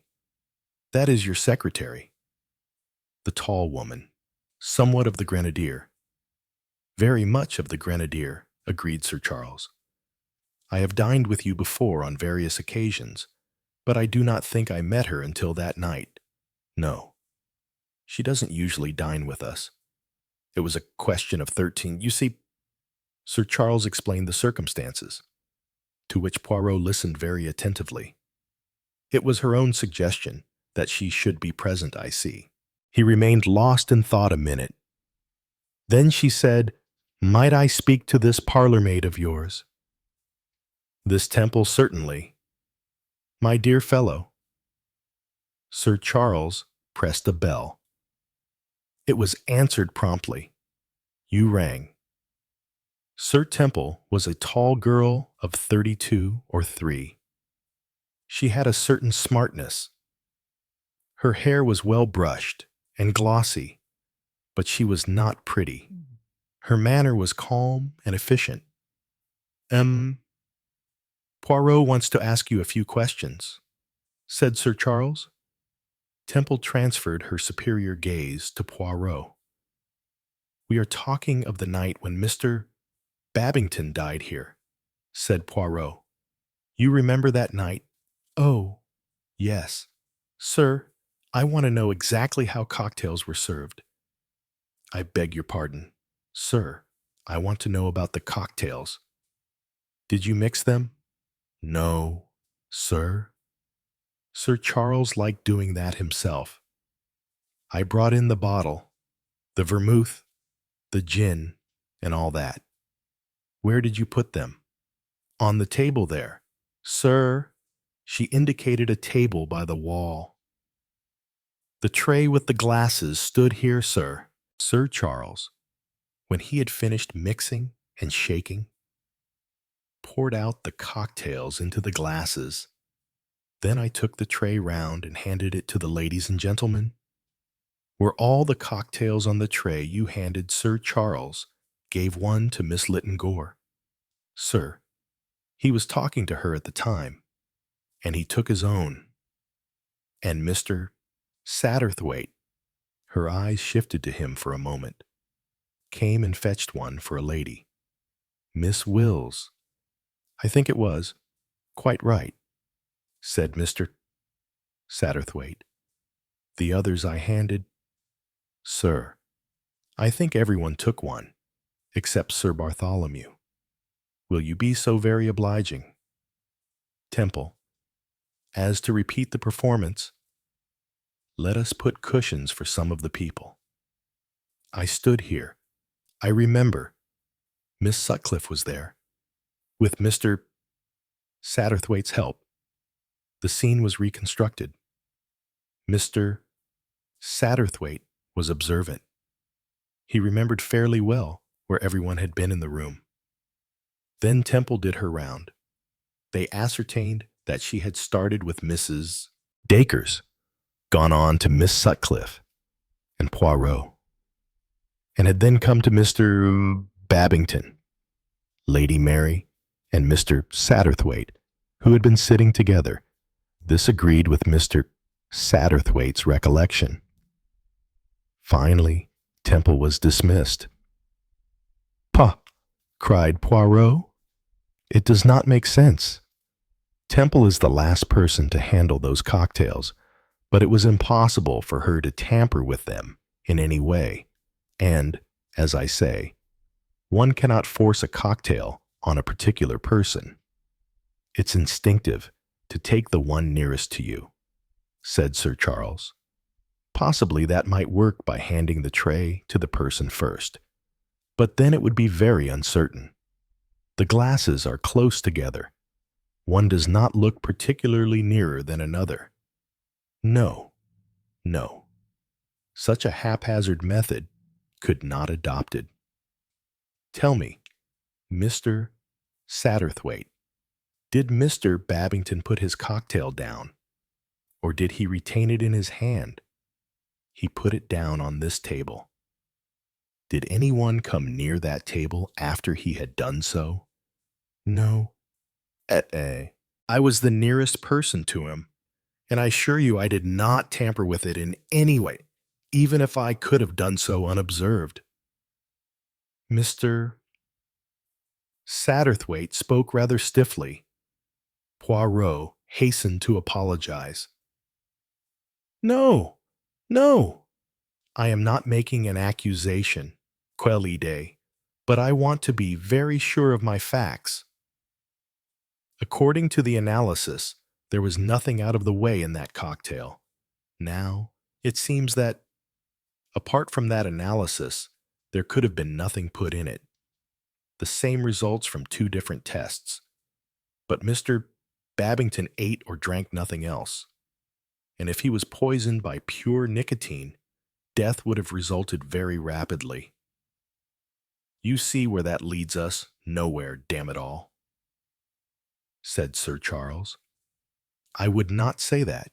No, I would not say that.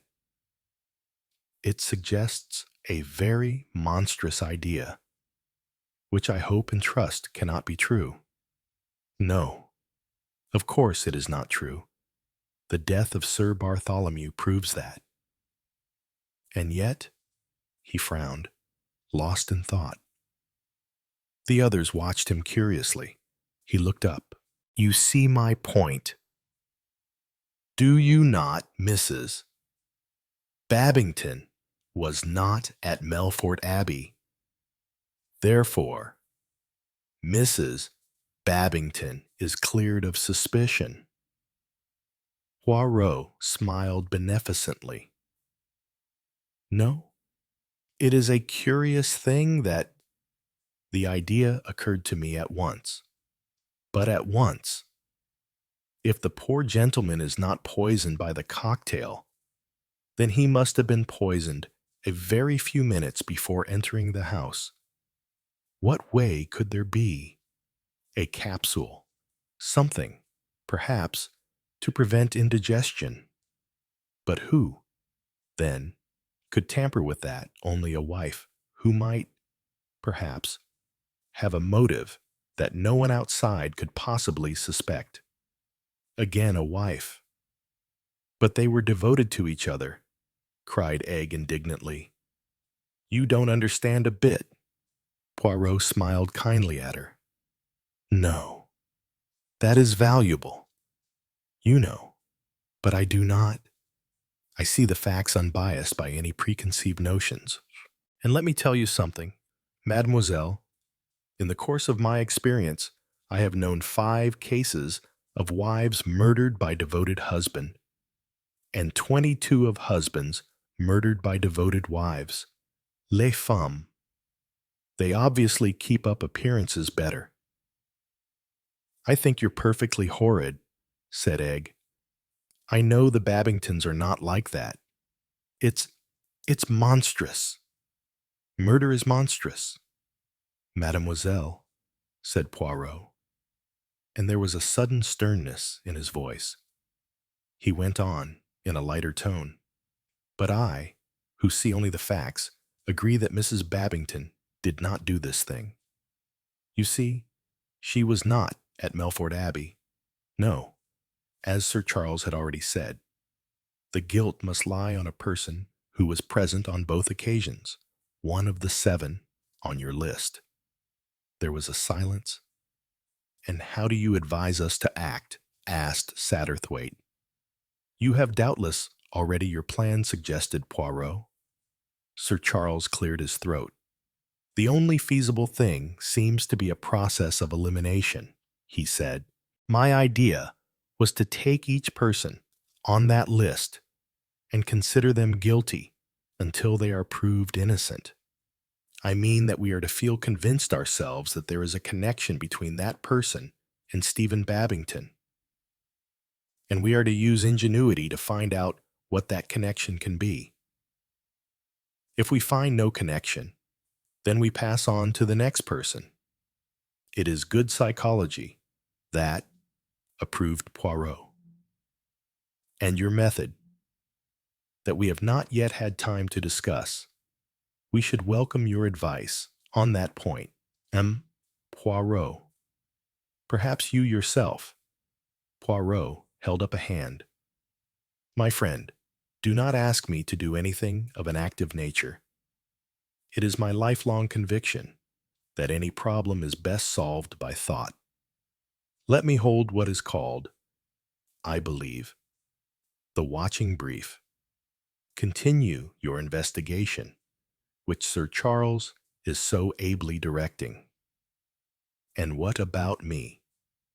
Thought Mr. Satterthwaite.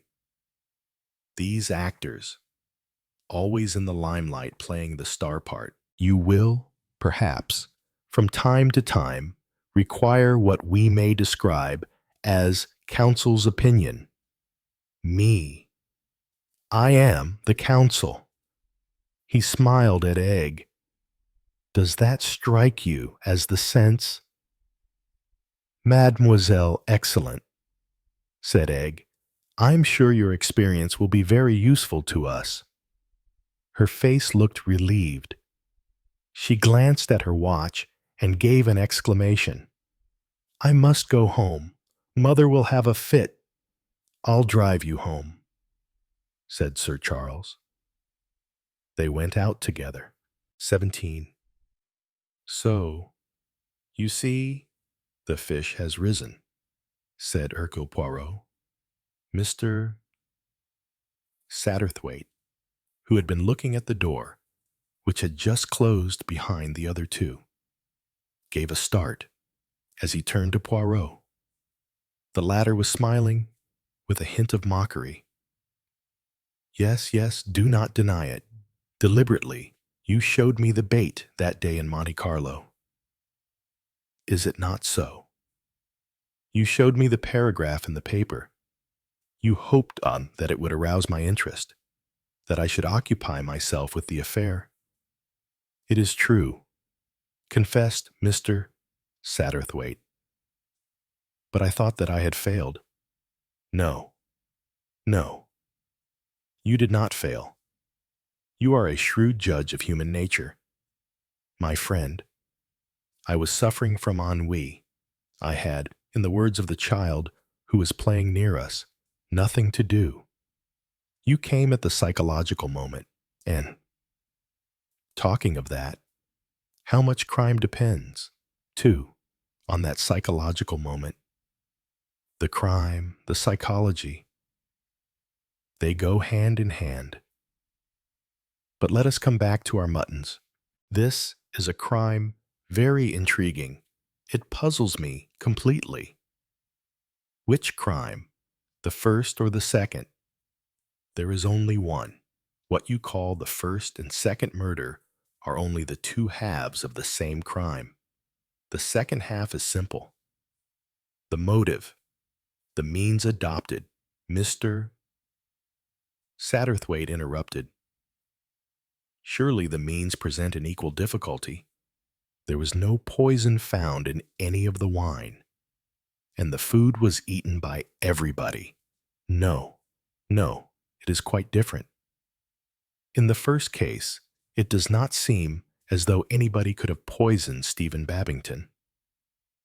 Sir Charles, if he had wanted to, could have poisoned one of his guests, but not any particular guest. Temple might possibly have slipped something into the last glass on the tray, but Mr. Babington's was not the last glass. No. The murder of Mr. Babington seems so impossible that I still feel that perhaps it is impossible, that he died a natural death after all. But that we shall soon know. The second case is different. Any one of the guests present, or the butler or parlor maid, could have poisoned Bartholomew Strange. That presents no difficulty whatever. I don't see, began Mr. Satterthwaite. Poirot went on, I will prove that to you sometime by a little experiment. Let us pass on to another, and most important matter. It is vital. You see and you will see. I am sure. You have the sympathetic heart and the delicate understanding that I must not play the part of what you call the spoil sport.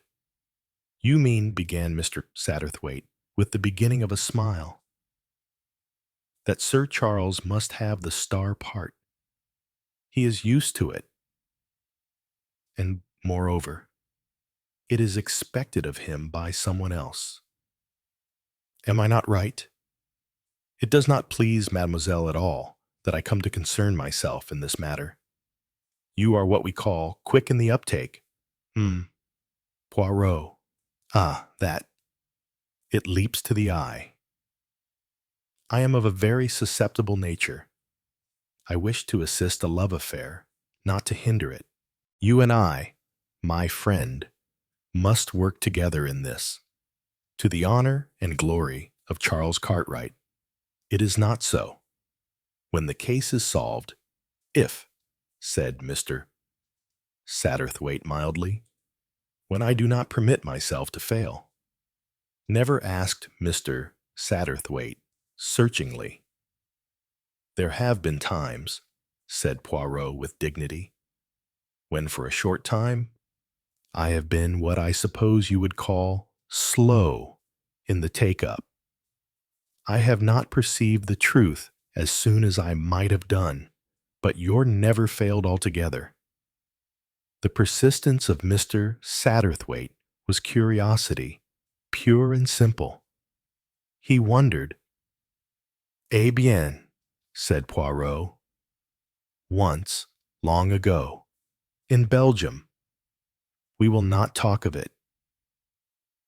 Mr. Satterthwaite, his curiosity and his malice satisfied, hastened to change the subject. Just so. You were saying that when the case is solved, Sir Charles will have solved it. That is essential. I shall have been a little cog in the wheel. He spread out his hands. Now and then, here and there, I shall say a little word, just one little word, a hint, no more. I desire no honor, no renown. I have all the renown I need. Mr. Satterthwaite studied him with interest. He was amused by the naive conceit, the immense egoism of the little man.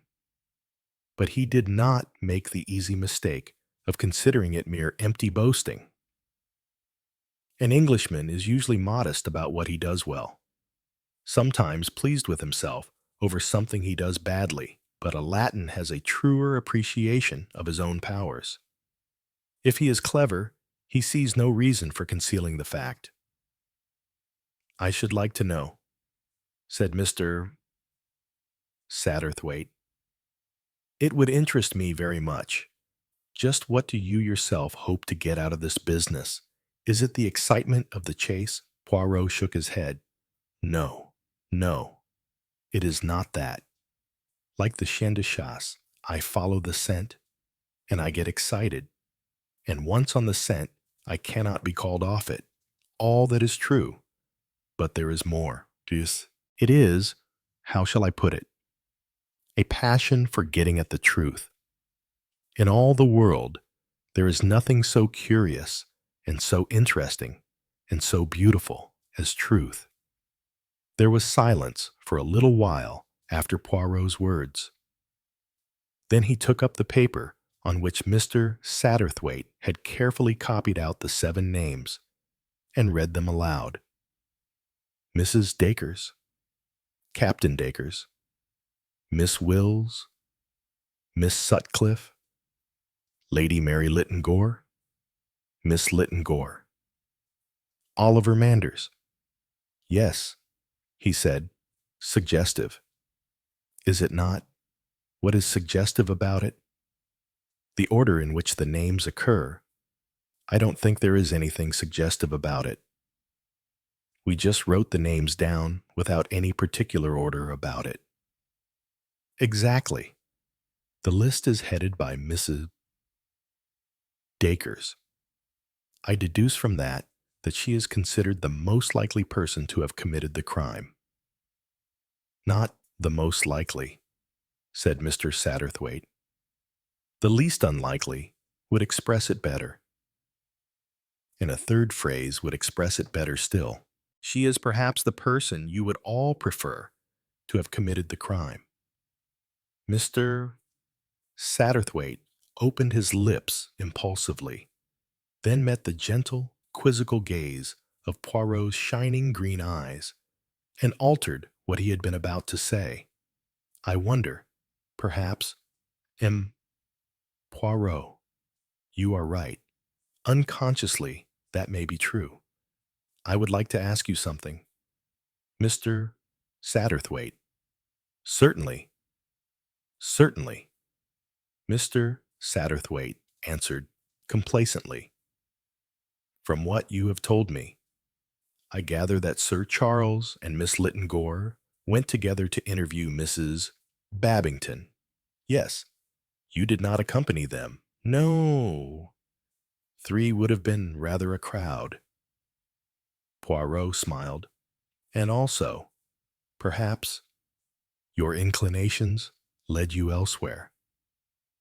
You had, as they say, different fish to fry. Where did you go?" Mr. Satterthwaite. "I had tea with Lady Mary Lytton Gore," said Mr. Satterthwaite stiffly. "And what did you talk about?" "She was so good as to confide in me some of the troubles of her early married life."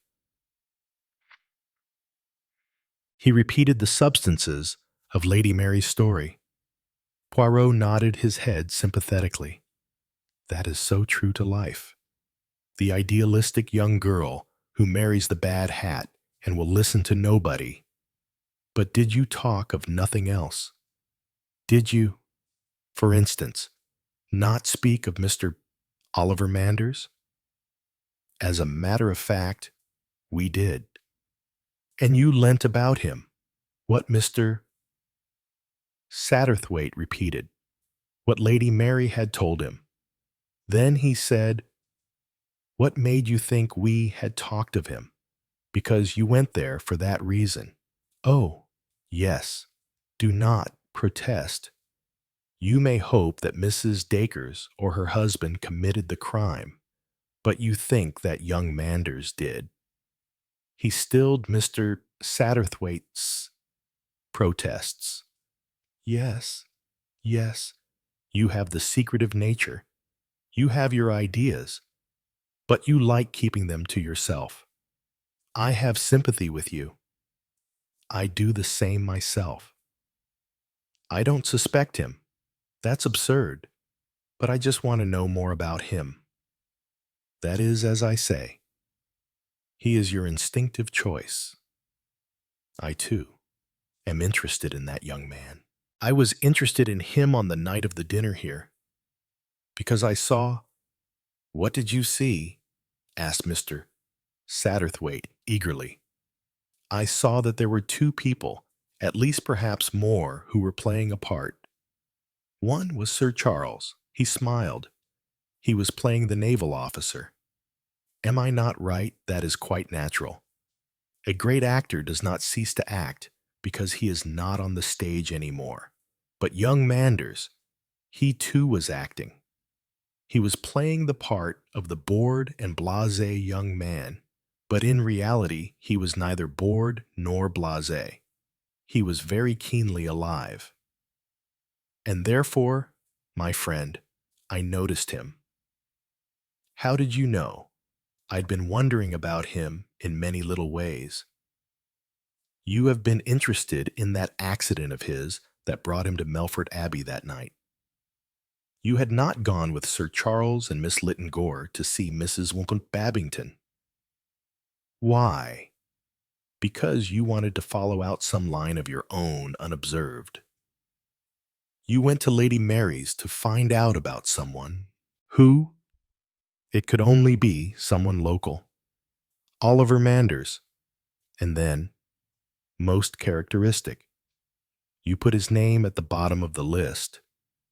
Who are really the least likely suspects in you mind? Lady Mary and Mademoiselle Egg. But you put his name after theirs, because he is your dark horse, and you want to keep him to yourself. Dear me, said Mr. Satterthwaite, am I really that kind of man? Précisément. You have shrewd judgment and observation, and you like keeping its results to yourself. Your opinions of people are your private collection. You do not display them for all the world to see. I believe, began Mr. Satterthwaite. But he was interrupted by the return of Sir Charles. The actor came in with a springing, buoyant step. Brr, he said, it's a wild night. He poured himself out a whiskey and soda. Mr. Satterthwaite and Poirot both declined. Well, said Sir Charles, let's map out our plan of campaign. Where's that list? Satterthwaite and— Thanks. Now, M. Poirot. Counsel's opinion, if you please. How shall we divide up the spade work? How would you suggest yourself? Sir Charles, well, we might divide these people up. Division of labor, eh? First, there's Mrs. Dacres. Egg seems rather keen to take her on. She seems to think that anyone so perfectly turned out won't get impartial treatment from mere males. It seems quite a good idea to approach her through the professional side. Satterthwaite and I might work the other gambit as well if it seemed advisable. Then there's Dacres. I know some of his racing pals. I dare say I could pick up something that way. Then there's Angela Sutcliffe. That also seems to be your work. Cartwright, said Mr. Satterthwaite. You know her pretty well, don't you? Yep. That's why I'd rather somebody else tackled her. Firstly, he smiled ruefully, I shall be accused of not putting my back into the job. And secondly, well, she's a friend. You understand, parfaitement. Parfaitement? You feel the natural delicacy. It is most understandable. This good Mr. Satterthwaite, he will replace you in the task. Lady Mary and Egg, they don't count. Of course.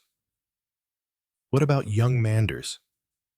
His presence on the night of Tolly's death was an accident. Still, I suppose we ought to include him.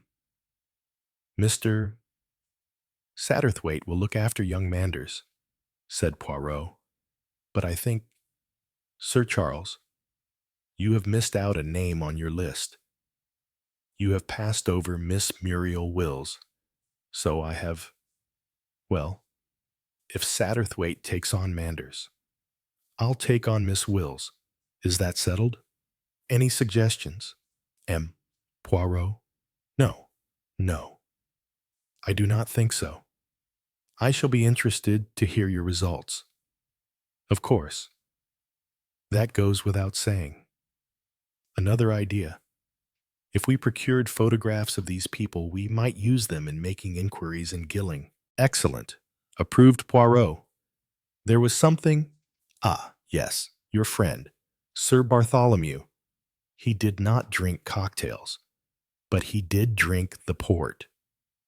Yes, he had a particular weakness for port. It seems odd to me that he did not taste anything unusual. Pure nicotine has a most pungent and unpleasant taste. You've got to remember, said Sir Charles, that there probably wasn't any nicotine in the port. The contents of the glass were analyzed, remember? Ah, yes. Foolish of me. But, however it was administered, nicotine has a very disagreeable taste. I don't know that that would matter, said Sir Charles slowly. Tolly had a very bad go of influenza last spring, and it left him with his sense of taste and smell a good deal impaired.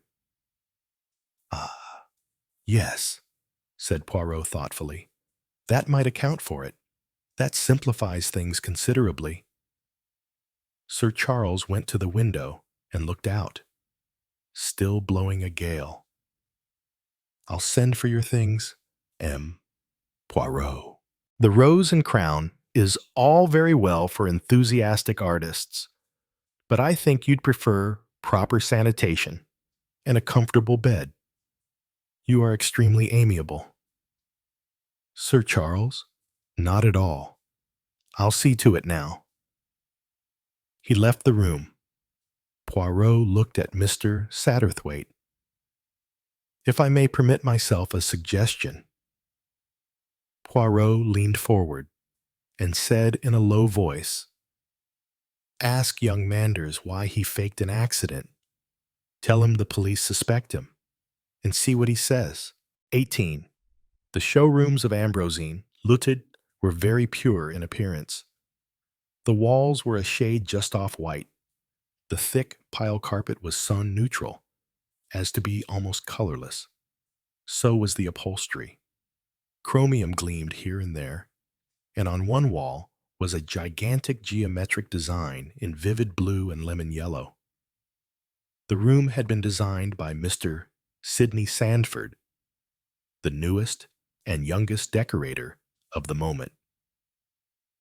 Egg Lytton Gore sat in an armchair of modern design, faintly reminiscent of a dentist's chair, and watched exquisite, snake-like young women with beautiful bored faces pass sinuously before her. Egg was principally concerned with endeavoring to appear as though 50 or 60 pounds was a mere bagatelle to pay for a dress. Mrs. Dacres, looking as usual, marvelously unreal, was as Egg put it to herself doing her stuff. Now, do you like this? Those shoulder knots. Rather amusing, don't you think? And the waistline's rather penetrating. I shouldn't have the red lead color, though. I should have it in the new color, Espinal. Most attractive, like mustard, with a dash of cayenne in it. How do you like vin ordinaire? Rather absurd, isn't it? Quite penetrating and ridiculous.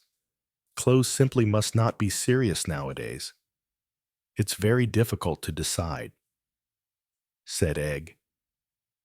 You see, She became confidential. I've never been able to afford any clothes before. We were always so dreadfully poor. I remembered how simply marvelous you looked that night at Crow's Nest, and I thought, now that I've got money to spend, I shall go to Mrs. Dacre's and ask her to advise me. I did admire you so much that night.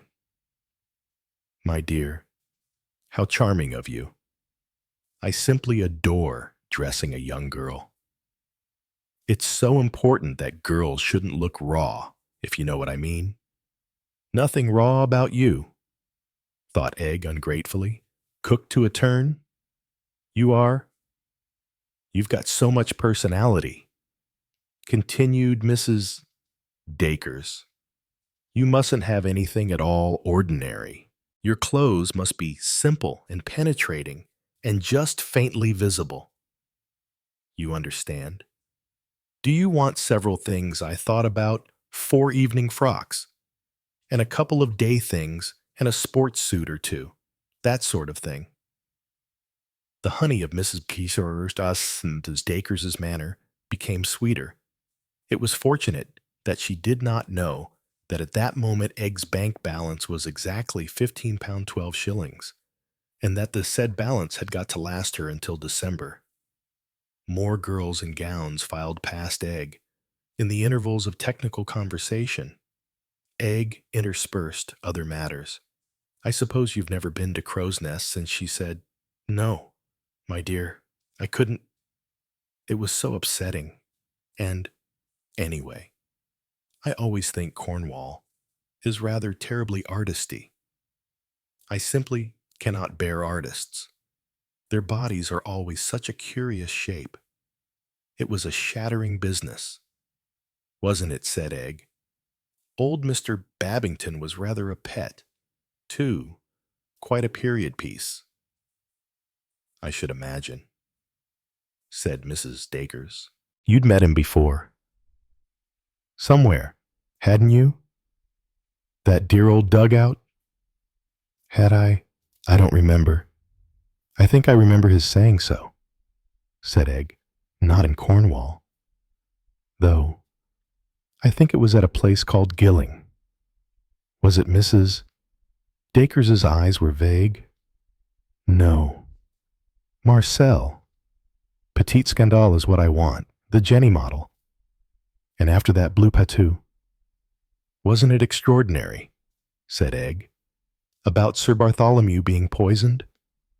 My dear, it was too penetrating for words. It's done me a world of good. All sort of dreadful women come and order frocks from me just for the sensation. Now this patou model would be perfect for you. Look at that perfectly useless and ridiculous frill. It makes the whole thing adorable. Young without being tiresome. Yes, poor Sir Bartholomew's death has been rather a godsend to me. There's just an off chance, you see, that I might have murdered him. I've rather played up to that. Extraordinary fat women come and positively goggle at me. Too penetrating. And then, you see, but she was interrupted by the advent of a monumental American, evidently a valued client. While the American was unburdening herself of her requirements, which sounded comprehensive and expensive, Egg managed to make an unobtrusive exit, telling the young lady who had succeeded Mrs. Dacres that she would think it over before making a final choice. As she emerged into Bruton Street, Egg glanced at her watch. It was 20 minutes to 1. Before very long, she might be able to put her second plan into operation. She walked as far as Berkeley Square, and then slowly back again. At 1 o'clock, she had her nose glued to a window displaying Chinese objects d'art. Miss Doris Sims came rapidly out into Bruton Street and turned in the direction of Berkeley Square. Just before she got there, a voice spoke at her elbow. "Excuse me," said Egg. But can I speak to you a minute? The girl turned, surprised. You're one of the mannequins at Ambrosine's, aren't you? I noticed you this morning. I hope you won't be frightfully offended if I say I think you've got simply the most perfect figure I've ever seen. Doris Sims was not offended. She was merely slightly confused. It's very kind of you, I'm sure. Madam, she said, you look frightfully good-natured, too, said Egg. That's why I'm going to ask you a favor. Will you have lunch with me at the Berkeley or the Ritz and let me tell you about it? After a moment's hesitation, Doris Sims agreed. She was curious, and she liked good food. Once established at a table and lunch ordered, Egg plunged into explanation. I hope you'll keep this to yourself, she said. You see, I've got a job writing up various professions for women. I want you to tell me all about the dressmaking business. Doris looked slightly disappointed, but she complied amiably enough, giving bald statements as to hours, rates of pay, conveniences, and inconveniences of her employment. Egg entered particulars in a little notebook. It's awfully kind of you, she said. I'm very stupid at this. It's quite new to me. You see, I'm frightfully badly off, and this little bit of journalistic work will make all the difference. She went on confidentially. It was rather nerve on my part, walking into Ambrosine's and pretending I could buy lots of your models. Really, I've got just a few pounds of my dress allowance to last me till Christmas. I expect Mrs. Dacres would be simply wild if she knew. Doris giggled. I should say she would. Did I do it well? Asked Egg. Did I look as though I had money? You did it splendid. Miss Lytton Gore. Madam thinks you're going to get quite a lot of things. I'm afraid she'll be disappointed, said Egg. Doris giggled more.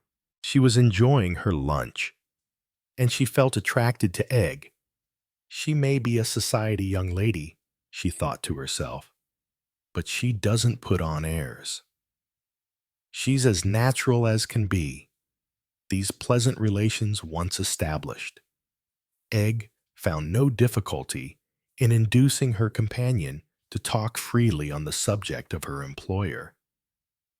I always think, said Egg, that Mrs. Dacres looks a frightful cat. Is she? None of us like her. Miss Lytton Gore. And that's a fact, but she's clever, of course, and she's got a rare head for business. Not like some society ladies who take up the dressmaking business and go bankrupt because their friends get clothes and don't pay. She's as hard as nails.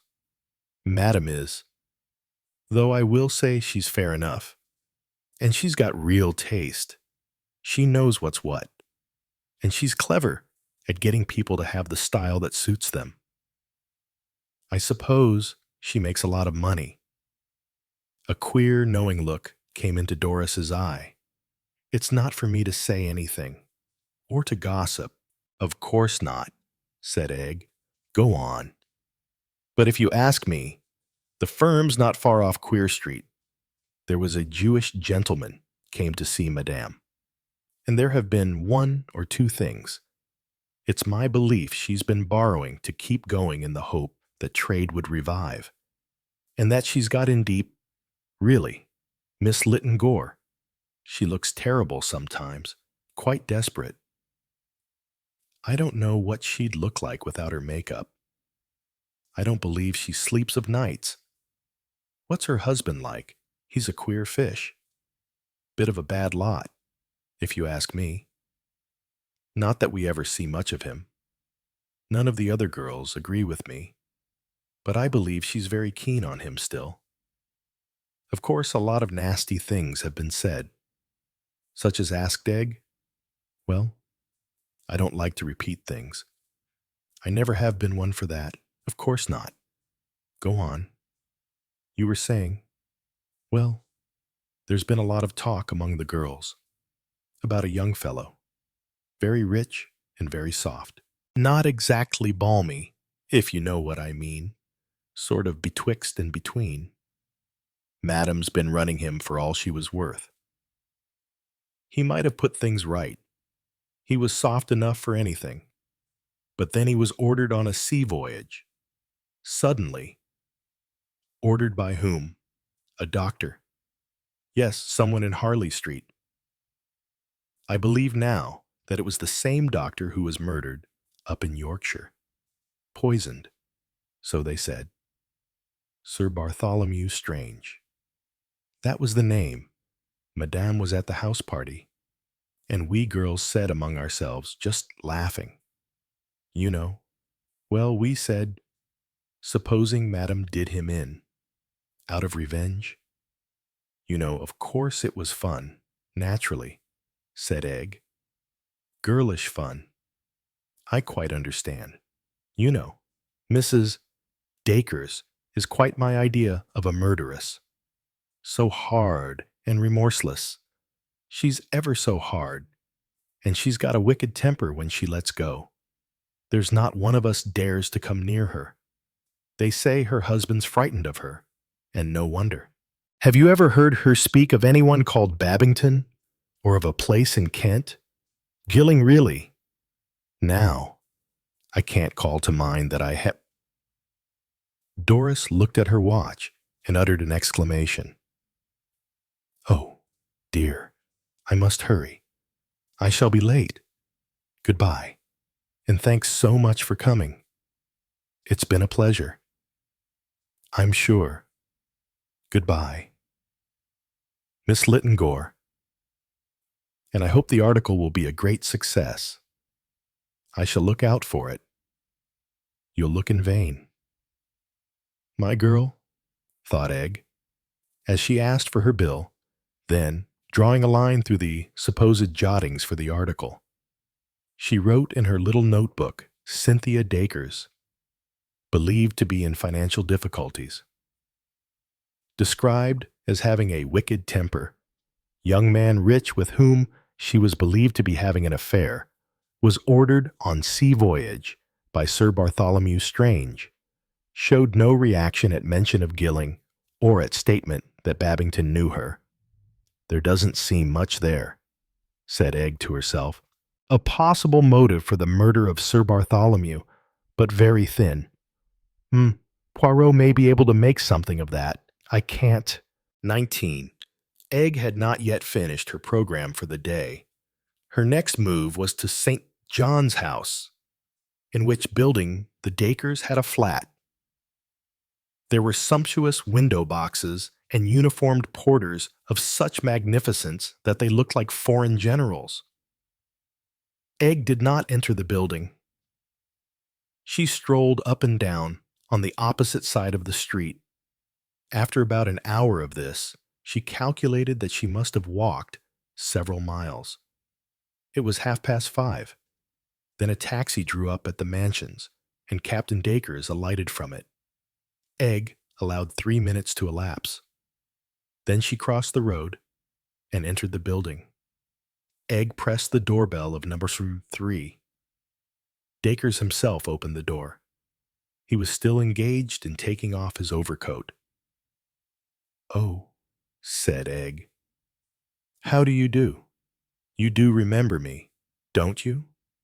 We met in Cornwall, and again in Yorkshire. Of course, of course.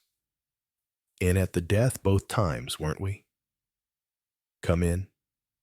Miss Littengore? I wanted to see your wife. Is she in? She's round in Bruton Street, at her dressmaking place. I know. I was there today. I thought perhaps she'd be back by now, and that she wouldn't mind. Perhaps, if I came here, only, of course, I suppose I'm being a frightful bother. Egg paused appealingly. Freddie Dacres said to himself, Nice-looking filly, damned pretty girl. In fact, aloud, he said Cynthia won't be back till well after 6.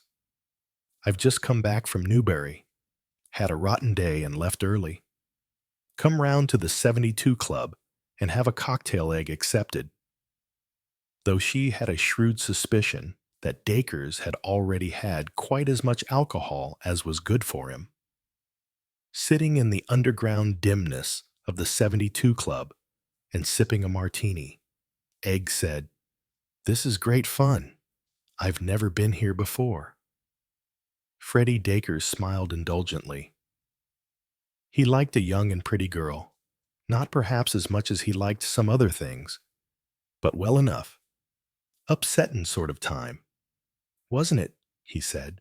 Up in Yorkshire, I mean. Something rather amusin' about a doctor being poisoned. You see what I mean? Wrong way about. A doctor's a chap who poisons other people. He laughed uproariously at his own remark and ordered another pink gin. That's rather clever of you, said Egg. I never thought of it that way before. Only a joke. Of course, said Freddie Dacres. It's odd, isn't it, said Egg, that when we meet, it's always at a death. Bit odd, admitted Captain Dacres. You mean the old clergyman chap at what's-him-name's, the actor fellow's place? Yes. It was very queer, the way he died so suddenly. Damn disturbin', said Dacres. Makes you feel a bit gruey. Fellows popping off all over the place. You know, you think my turn next, and it gives you the shivers. You knew Mr. Babington before, didn't you? At Gilling don't know the place. No, I never set eyes on the old chap before. Funny thing is, he popped off just the same way as old Strange did. Bit odd. That can't have been bumped off, too, I suppose. Well, what do you think? Dacres shook his head. Can't have been, he said decisively. Nobody murders parsons. Doctors are different. Yes, said Egg. I suppose doctors are different. Course they are. Stands to reason. Doctors are interfering devils. He slurred the words a little. He leant forward. Won't let well alone. Understand no, said Egg. They monkey about with fellows' lives. They've got a damn sight too much power. Oughtn't to be allowed. I don't quite see what you mean. My dear girl, I'm telling you. Get a fellow shut up. That's what I mean. Put him in hell. God, they're cruel. Shut him up. And keep the stuff from him. And however much you beg and pray, they won't give it you. Don't care a damn what torture you're in. That's doctors for you. I'm telling you, and I know. His face twitched painfully. His little pinpoint pupils stared past her. It's hell. I tell you, hell. And they call it curing you. Pretend they're doing a decent action. Swine. Did Sir Bartholomew Strange, began Egg cautiously. He took the words out of her mouth. Sir Bartholomew Strange, Sir Bartholomew Humbug. I'd like to know what goes on in that precious sanatorium of his. Nerve cases. That's what they say. You're in there, and you can't get out. And they say you've gone of your own free will. Free will. Just because they get hold of you when you've got the horrors. He was shaking now. His mouth drooped suddenly. I'm all to pieces, he said apologetically. All to pieces. He called to the waiter, pressed Egg to have another drink, and when she refused, ordered one himself. That's better, he said as he drained the glass. Got my nerve back now. Nasty business losing your nerve. Mustn't make Cynthia angry. She told me not to talk. He nodded his head once or twice. Wouldn't do to tell the police all this, he said. They might think I'd bumped old Strange off. You realize, don't you, that someone must have done it? One of us must have killed him. That's a funny thought. Which of us? That's the question. Perhaps you know which, said Egg. What do you say that for? Why should I know? He looked at her angrily and suspiciously. I don't know anything about it. I tell you, I wasn't going to take that damnable cure of his. No matter what Cynthia said, I wasn't going to take it. He was up to something. They were both up to something. But they couldn't fool me. He drew himself up. I'm a strong man, Miss Lytton Gore. I'm sure you are, said Egg. Tell me, do you know anything of a Mrs. de Rushbridger who was at the sanatorium Rushbridger? Rushbridger. Old Strange said something about her. Now what was it? Can't remember anything. He sighed, shook his head. Memory's going. That's what it is. And I've got enemies. A lot of enemies. They may be spying on me now. He looked around uneasily. Then he leant across the table to Egg. What was that woman doing in my room that day? What woman, rabbit-faced woman, writes plays? It was the morning after he died. I'd just come up from breakfast. She came out of my room and went through the baize door at the end of the passage, went through into the servants' quarter. Odd, eh? Why did she go into my room? What did she think she'd find there? What did she want to go nosing about for? Anyway, what's it got to do with her? He leaned forward confidentially. Or do you think it's true what Cynthia says? What does Mrs. Dacres say? Says I imagined it. Says I was seeing things. He laughed uncertainly. I do see things now and again. Pink mice, snakes, all that sort of thing. But seeing a woman's different. I did see her. She's a queer fish, that woman. Nasty sort of eye she's got. Goes through you. He leaned back on the soft couch. He seemed to be dropping asleep. Egg got up. I must be going. Thank you very much. Captain Dacres, don't thank me. Delighted. Absolutely delighted. His voice tailed off. I'd better go before he passes out altogether, thought Egg. She emerged from the smoky atmosphere of the 72 Club into the cool evening air.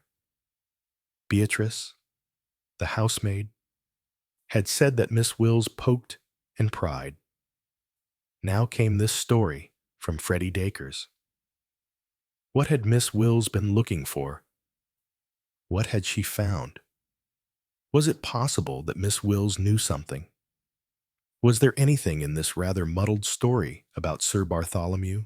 Strange had Freddie Dacres secretly feared and hated him? It seemed possible.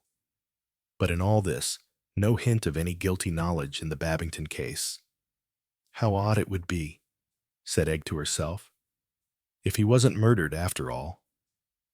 And then she caught her breath sharply as she caught sight of the words on a newspaper placard a few feet away. Cornish exhumation case.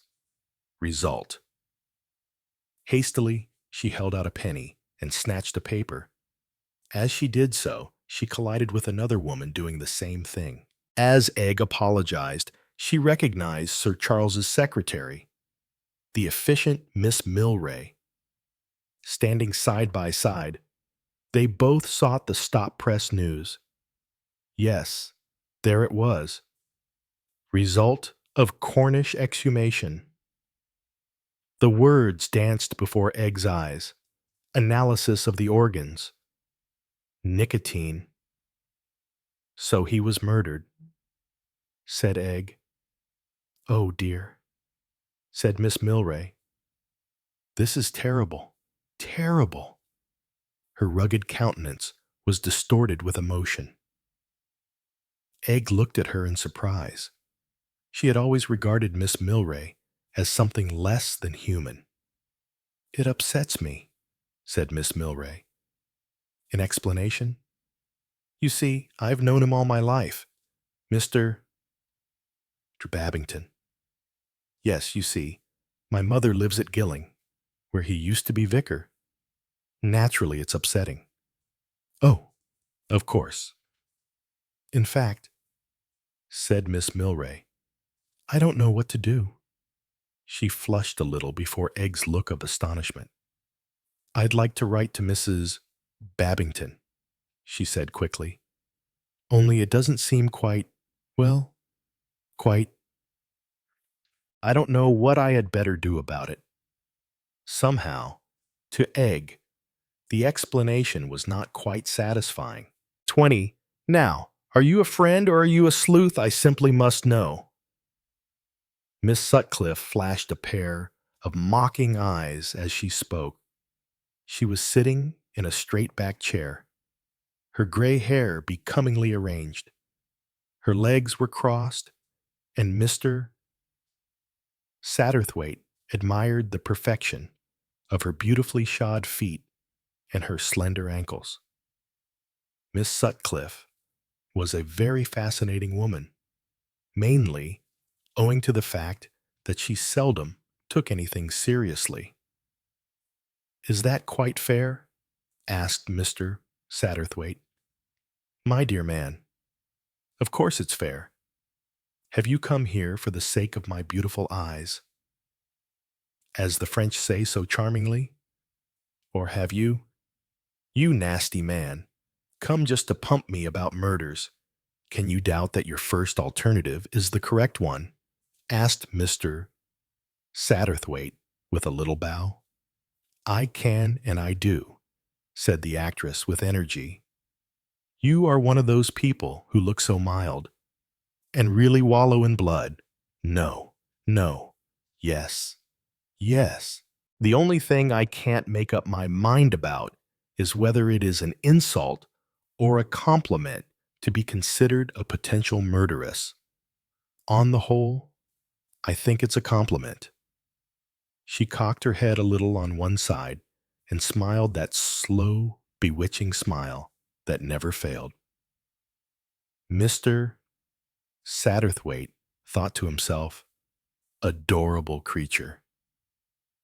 Aloud, he said, "I will admit, dear lady, that the death of Sir Bartholomew Strange has interested me considerably. I have, as you perhaps know, dabbled in such doings before." He paused modestly, perhaps hoping that Miss Sutcliffe would show some knowledge of his activities. However, she merely asked, "Tell me one thing. Is there anything in what that girl said?" "Which girl? And what did she say?" "The Lytton Gore girl, the one who is so fascinated by Charles. What a wretch Charles is, he will do it. She thinks that that nice old man down in Cornwall was murdered, too. What do you think?" "Well, it certainly happened just the same way, J. She's an intelligent girl. You know, tell me, is Charles serious? I expect your views on the subject are likely to be much more valuable than mine." Said Mr. Satterthwaite. "What a tiresomely discreet man you are," cried Miss Sutcliffe.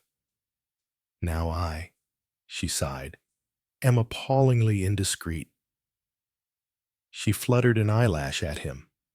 "I know Charles pretty well. I know men pretty well. He seems to me display all the signs of settling down. There's an air of virtue about him. He'll Bartholomew banding round the plate and founding a family in record time. That's my view. How dull men are when they decide to settle down. They lose all their charm. I've often wondered why Sir Charles has never married," said Mr. Satterthwaite. "My dear, He never showed any signs of wanting to marry. He wasn't what they call a marrying man, but he was a very attractive man. She sighed. A slight twinkle shewed in her eyes as she looked at Mr. Satterthwaite. He and I were once, well, why deny what everybody knows? It was very pleasant while it lasted, and we're still the best of friends. I suppose that's the reason the Lytton Gore child looks at me so fiercely. She suspects I still have a tendresse for Charles. Have I? Perhaps I have, but at any rate, I haven't yet written my memoirs describing all my affairs in detail, as most of my friends seem to have done. If I did, you know, the girl wouldn't like it. She'd be shocked. Modern girls are easily shocked. Her mother wouldn't be shocked at all. You can't really shock a sweet mid-Victorian.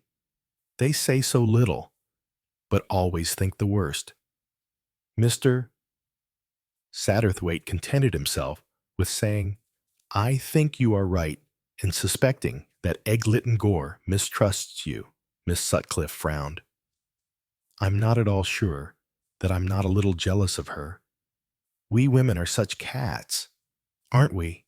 Scratch, scratch, meow, meow, purr, purr, goodbye. She laughed. So, why didn't Charles come and catechize me on this business?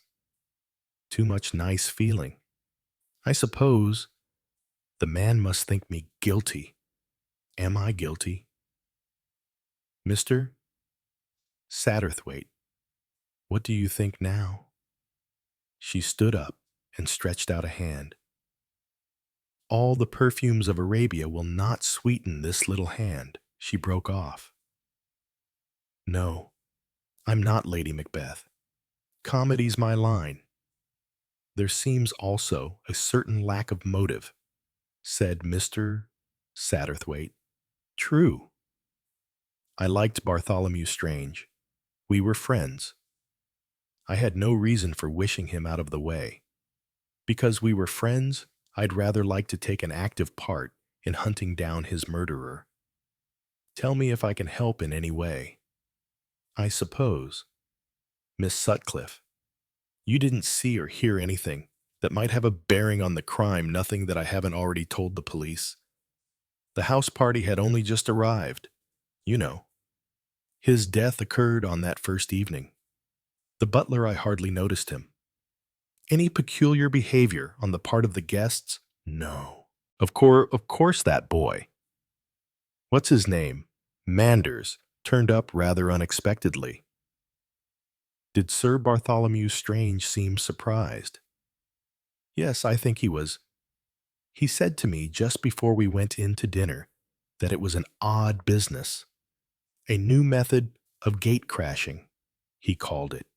Only, he said, it's my wall he's crashed, not my gate. Sir Bartholomew was in good spirits, very good spirits. What about this secret passage you mentioned to the police? I believe it led out of the library. Sir Bartholomew promised to show it to me. But of course, the poor man died. How did the subject come up? We were discussing a recent purchase of his, an old walnut bureau. I asked if it had a secret drawer in it. I told him I adored secret drawers. It's a secret passion of mine. And he said, no, there wasn't a secret drawer that he knew of, but he had got a secret passage in the house. He didn't mention a patient of his, a Mrs. de Rushbridger known. Do you know a place called Gilling, in Kent? Gilling? No, I don't think I do. Why? Well, you knew Mr. Babington before, didn't you? Who is Mr. Babington? The man who died, or who was killed at the Crow's Nest. Oh, the clergyman. I'd forgotten his name. No, I'd never seen him before in my life. Who told you I knew him? Someone who ought to know. Said Mr. Satterthwaite boldly. Miss Sutcliffe seemed amused. Dear old man. Did they think I'd had an affair with him? Archdeacons are sometimes very naughty, aren't they? So why not Vickers? There's the man in the barrel. Isn't there? But I must clear the poor man's memory. I'd never seen him before in my life. And with that statement, Mr. Satterthwaite was forced to rest content. C1. Section 1. The actor didn't write the script. The room was silent. There was only the rustle of pens and the sea breeze through the open window. Poirot sat opposite Charles Cartwright, the man who had made hundreds of people laugh and cry with his every movement. Today, there was no stage. There was only a dimly lit room and a statement that no one wanted to read aloud. Poirot tapped his pen lightly on the table, a habit he had when he felt someone was playing a role too well. Monsieur Cartwright, if you are not the murderer, why do you pretend to be one? Cartwright smiled not a confident smile, but the smile of someone who knows the game has gone wrong. Because I thought I was the director, but I am only a supporting character in someone else's play. Poirot inclined his head. Go on. Cartwright leaned back in his chair, his eyes fixed on the ceiling. I knew what was going to happen. At least the first death. I knew Babington wouldn't survive the party. But I didn't touch the wine. I didn't poison it. I was only told the script. Poirot, who sent you the script? A letter. Parchment. Unsigned. Inside were only 4 lines. Tonight, Act 1. The vicar does not survive. Your role, the innocent too perfectly. Poirot opened the file and pulled out the letter Cartwright had given him. A handwriting analysis showed it was identical to the threatening letter Manders had sent before his death. Same paper, same triple fold, same writer. Cartwright continued, I thought it was a sick joke. But when Babington died, I found myself standing exactly where I had been told. Why didn't you say so sooner? Because I was afraid. Not of jail, but of the truth, that I, a professional actor, was acting in a play whose ending I didn't know.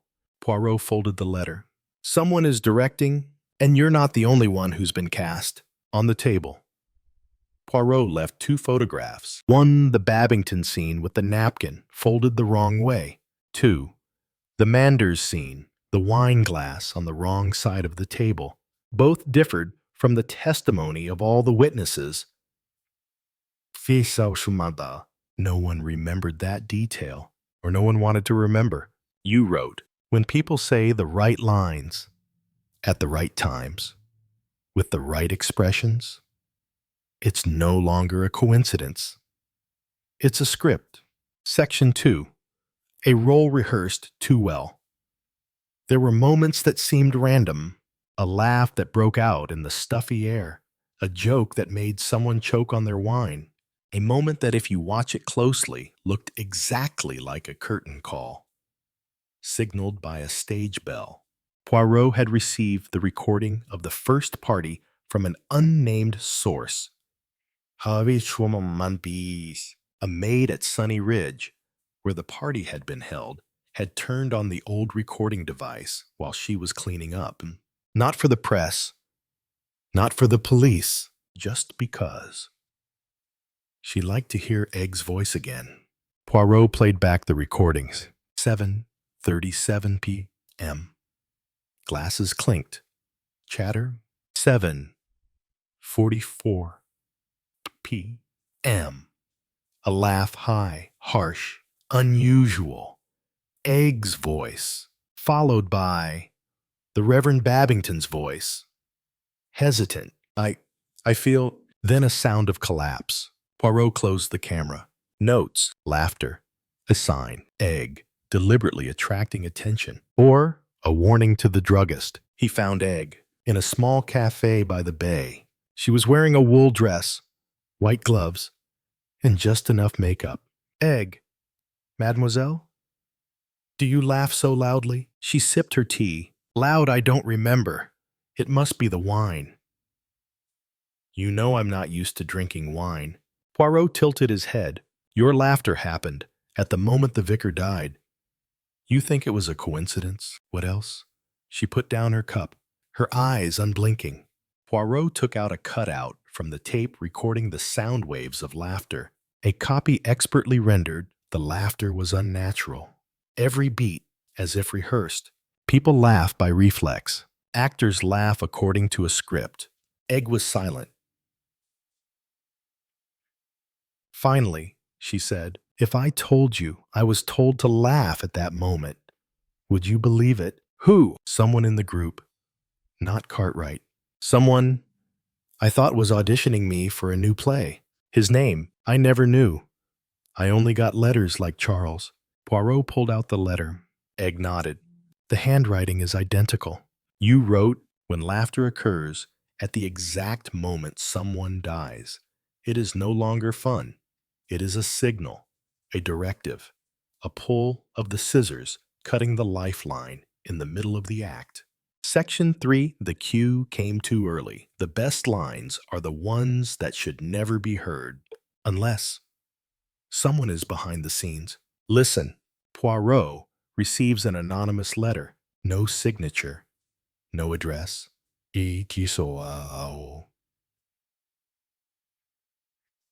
Just one line. You forgot the waiter. He heard what you didn't ask. The waiter's name is Thomas Cray. Has been working at the Temple House since last spring, and he says always there. But no one remembers. The bar is cheap, smells of smoke and gin. Poirot sits opposite Thomas. His hand shakes slightly as he lights a cigarette. I heard them talking about the third act, and Poirot leans in. The girl Egg, and a man I don't recognize. Dark-haired, tall, with rimless glasses. What's the content? Thomas takes a deep drag. She says, well, if Manders is the second, who is the third? The other said, every act needs a shock. You'll know when you hear the signal. Poirot wrote down the words. How did she react? She smiled, then bowed her head, but I swear her eyes were not happy. Poirot searched the files. Only one person fit the description, Mr. Ellis Cartwright's assistant producer. No one paid any attention to him. No one invited him. But he was always there behind every party. Poirot followed the trail. Ellis's address, a lodging house in Soho. The landlord said he moved out the morning after Manders's death. He left nothing behind but a black hat. Poirot checked the hat. Inside a note. Every role has a purpose. But the director never comes on stage. You write, those who give the orders never shout. They whisper from the dark and let others get the applause or the death sentence. Section 4. The glass that switched itself. The truth is not blood or fingerprints. It is the position of a glass and why it is not where it should be. Poirot asks for the table plan from that night, which Miss Sylvia Temple drew for the sake of memory. She says she has checked with everyone. We sat like this. Poirot looks at the plan. Babington's chair number 6. The poisoned glass is there logical. But Poirot does not trust memory. He trusts photographs. A random photograph taken at the party, taken by a guest with a pocket camera. Poirot zooms in. Babington's glass is not in front of him. It is off to the right seat, number 5. Who sat in seat number 5? Egg. Poirot checked Egg. According to the diagram, said he was sitting to Cartwright's left, but the photograph showed she was on the right. What does that mean? The poisoned glass was not for Babington. It was placed before Egg, but someone switched seats with her before the party began. Poirot went to her. Question. That evening, who was the last to change seats? She was silent for a few seconds, then laughed. Manders. He said he liked to sit by the door to smoke after dinner. And you agreed? There was no reason to refuse. Poirot. Yes, if you knew the glass was not for the rector. She stopped laughing. Poirot went back to the Temple House, looking for the original guest list. Edited in different ink, Egg and Babington switched. Whose handwriting is it? Cartwright. But the proof the pen doesn't match the one you used. Who used the same ink? Ellis. You write, death is not in the glass, but in the decision to sit in the wrong place. But the director doesn't let the victim choose the seat. He chooses because he knows the audience pays attention to the performance, never to the seating chart. Section 5, a letter no one posted. The letter was found when Egg pulled a coat from a hanger. It fell out, not from a pocket, but from the inside lining, which had been sewn together carelessly. A thin, cream-colored sheet of paper. No stamp, no envelope. No sign of opening, no folds, only handwriting. In blue ink, the third death will come when the second believes himself safe. Femif, play your part. Do not break the script. If you do not obey, the light will go out forever. Bottom. A small drawing, a theatrical mask. Half laughing, half crying. Poirot held the letter in his hand, eyes unblinking. You know about this letter. Egg shook his head, his face pale. Never seen it, I swear. Who could have put a letter in my coat without my knowing? No one. Unless... She paused. Unless when? Unless it's the new coat you haven't worn since the crow's nest party. Poirot went back through the file. Who did Egg get the coat from? A present from Cartwright. For the play you're going to take part in. Cartwright denied. I didn't choose the coat. My assistant Ellis brought it. The name came up again, always from the shadows. Not the actor, not the director, but the one who chose the costumes, the props, the set design. Poirot took the letter to the forensics office.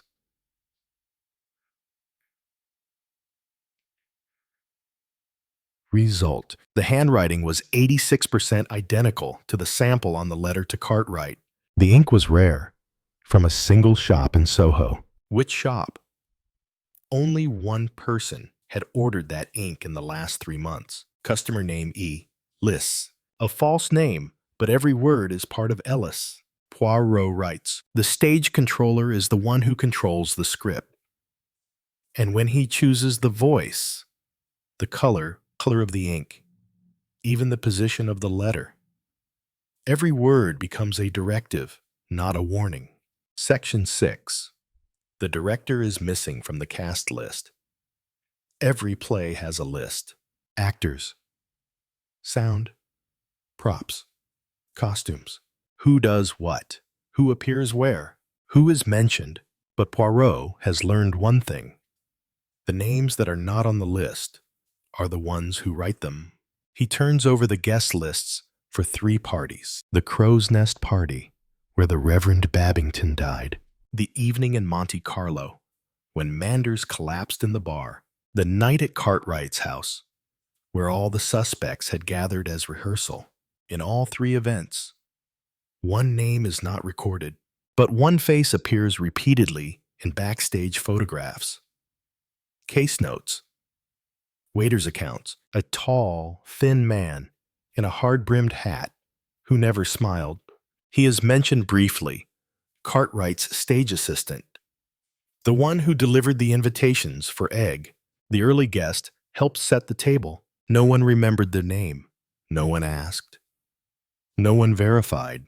Poirot wrote in his notebook, no name, but present. No lines, but always in the frame. Poirot returned to the Cartwright house, rummaged through the props, a box of old invitations, a list of clients at the bottom of the box, an internal list marked staff only by Cartwright, Ellis, stage assistant, Hired March. No address. Cash paid. No tax records. No identification. The word Ellis repeated everywhere, but never a real person. Poirot went to the group photo of the stage crew, cut out the faces, run it through the recognition software aided by his close friend, a new specialist from the Sûreté. Result: no one's real name is Ellis, but the face is the same as Miles Harrington. The director suspected of staging a stage accident that killed 3 people. Missing 4 years ago. Miles Harrington, the name no one dares to mention in the theater world. The one who always works under a pseudonym. The one who exists only through unsigned scripts. Poirot sighs. I am not dealing with a murderer. I am dealing with a director who wants to control the whole of life like a play. You write, the name that is not on the list is the name that is controlling all the positions. When the audience applauds for the person on stage, the one who really wins is the one who never appeared. Section 7. When the poison wasn't in the drink. Poison is always the first thing people look for in a drink, but that's too old, too convenient. Good murderers never let their victims drink death. They let them put it in their mouths. And then Poirot returned to the scene of the Manders murder. The cottage was small, near the sea. The smell of disinfectant still lingered, but it did not overpower the other smells. A little pungent, sharp, pungent. Poirot asked the housekeeping staff, did Miss Manders use a napkin that night? Of course. We always fold them to the left of the plate. And did he put them in his mouth? He coughed a few times. I remember. Then he became hoarse. Poirot asked to see the stack of napkins that had been left that night. Everyone had been washed except one. One had an ivory stain in the part of the fold that would have covered the nose and mouth. Send for testing. Result: residue of chloropicrin, a poison gas used in World War II, a liquid that evaporates when exposed to body temperature, causes violent coughing, respiratory failure, a small dose, enough to kill a weak-hearted person. Manders had had a heart attack. Someone knew. Someone didn't need to put the drug in the wine. Just make sure he used the right napkin. Poirot checked again. The napkin maker that day, a waitress named Molly. The table setter, who arrived unexpectedly early, a strange man wearing white gloves, said he was the representative of the special guest Cartwright. Did he have a name? No. Just said, I'm a backstage man. That guy again? Ellis? Miles Harrington?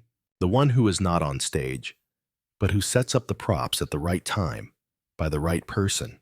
Poirot notes, he who drinks is not the one who dies. He who wipes his mouth is the one who is poisoned. And the director just makes sure the right actor uses the right props.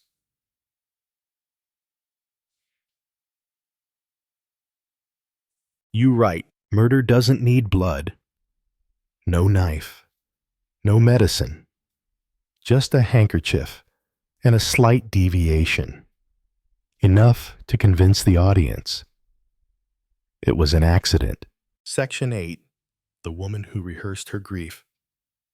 Not everyone knows how to cry at the right time. Cry beautifully. Cry at the right time. Cry so that the audience believes your heart has just broken into pieces. Eggnose. Poirot finds Egg's dressing room in the small theater where she rehearsed Shadowed Heart. A large mirror, powder dust, and a notebook that falls from a drawer of her dressing table as Poirot gently tugs on the rusty handle. The first page is a performance schedule. The second page, character sketches. The third page begins the emotional rehearsal. Expression number 1, death of a loved one. Eyes must be wet. Count to 5. Hold your breath for 3 seconds. Say, impossible. Hands tremble slightly. Not too dramatic. Eyes are turned to the door, as if still expecting him to return. Poirot flips on the page marked 4. 3 days before the Reverend Babington died. The title of the page, Rehearsal Before Crow's Nest. Scenario: someone dies at a party. Reaction: shocked, but not red-eyed. A little note in the margin: don't cry too early. Wait until the camera rolls in.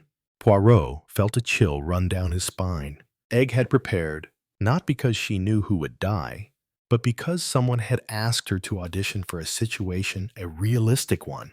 You ask, she's an accomplice. No. She's an actress. And she's been directed by a script without a title. Poirot meets Egg. She's wearing a heavy coat and a baseball cap, sitting on the park bench where they'd talked about Cartwright. He doesn't show his notebook. Just ask, what role have you played that was most like real life? She smiled slightly. The one you didn't know you were playing. Who gave you the script? Silence. Who was the real director? Egg. I don't know his name. I just remember. He never looked me in the eye. But when he spoke, I believed him. Poirot wrote, not everyone who cries is hurt. Not everyone who trembles is afraid. But when a person cries as instructed, the tears are props, and the emotion is only a stage effect. Section 9. The Widow. Who wasn't the name to Rushbridger came like a cold wind. A name whispered, never spoken. The woman who knew something. The woman who could solve the case. Poirot had always suspected her, but the truth lay not in what she said.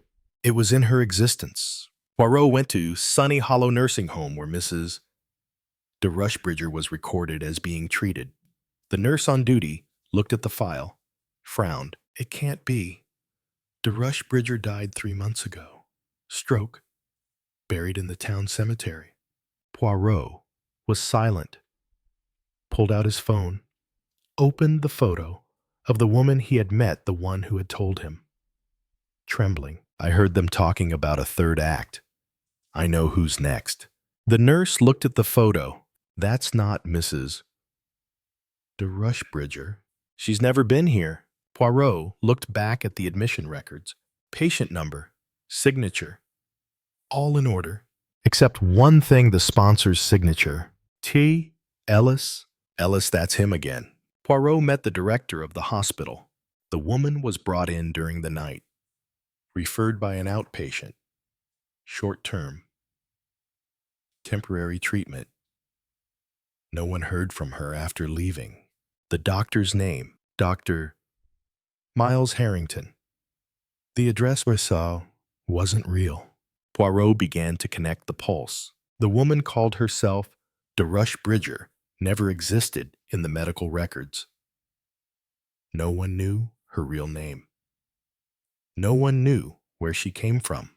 Only one person had seen her before. Egg. I saw her at an audition. Only remember. The voice was a little too monotone. Memorized. Poirot inquired of provincial troops. Manto. A small group confirmed. She played the vicar's wife in The Third Curtain. Stage name Violet Dean. Disappeared after the last performance.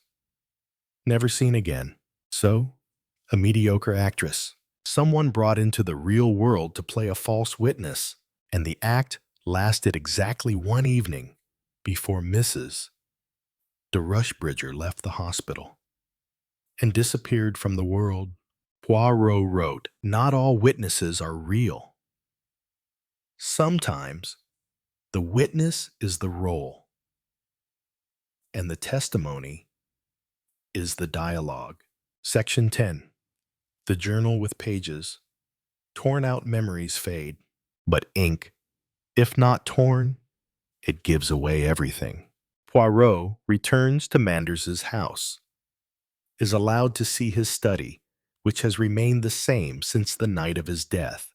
On the bookshelf, a red leather-bound notebook, unnamed, unnumbered, a diary, whose inside is the familiar handwriting Cartwright. I'm sure, but the handwriting is uneven, sometimes pressed hard, as if the writer is trying to remember something they don't want to write down. First day, rehearsed with E, tonight voice still not right. Ask H about the light should start fading at 8:15. Another line. Manders seems suspicious, avoid showing him the diagram. Egg's acting is a bit awkward, but would be fine if he didn't look at the victim's face. Poirot turned again, but between pages 17 and 18. A blank space. The page was torn 5 sheets. The jagged marks remained. Next page. Only a few days left. All the props are ready, except the emotion. I wonder, is emotion necessary when the audience cannot tell the difference? Bottom of the page, Ellis said, if you believe you are not acting, the audience will believe everything is real. Poirot frowned. Not a diary. This is a production log. Backstage notes for a real play. Each line is a decision, an edit, a rendering of a tragedy. Poirot took the notebook to the paper analyst. Conclusion. Page torn with a razor blade. Recent impact no more than 10 days. Meaning someone came back into the room after Manders died and tore out the most dangerous part. Who had the key? The family said, only Cartwright. Manders used to let him borrow the room to write. Poirot said nothing. He just wrote in his notebook. A script is never complete unless you can find the cuts on. And the one who cuts the script isn't always the editor. It's the murderer. Section 11. The light wasn't supposed to go out. The stage lighting is meticulously choreographed, not just to illuminate, but to conceal, and on what seems like a social evening. The moment the lights go out is not a technical glitch, but a scene change. Poirot returns to Crow's Nest, the mansion where the first party took place. He finds the main electrical panel, hidden in the kitchen, a curious detail. The dining room light switch is different from the others. It does not return to the on position by itself. It is loose, allowing the light to be turned off and kept off long enough before coming back on. Poirot asks the servant, did the lights flicker that night? Yes. Just when the Reverend Babington said he was upset. The lights flickered out for half a minute. Then they came back on. We thought it was the generator. Did anyone check? No. After that, everyone was in shock. Poirot looked in the repair log. A note from the previous week. Tall man in white gloves. Came to check the electrical systems. Signed, E. Liss. Same guy. Poirot reconstructed the scene. When the lights went out, all eyes were on the priest, who was getting up. In the dark. 45 seconds was more than enough time for someone to change glasses, change chairs, or place a deadly prop.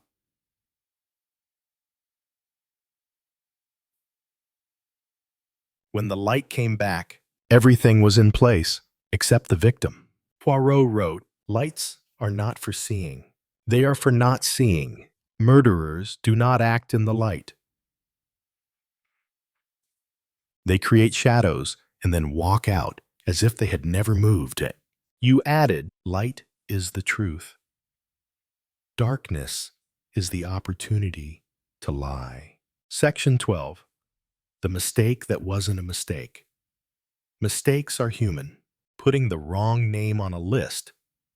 Pouring the wrong glass of wine. Writing the wrong date on an invitation. But in the hands of a murderer, a mistake is a tool, an escape, a shield, a mask.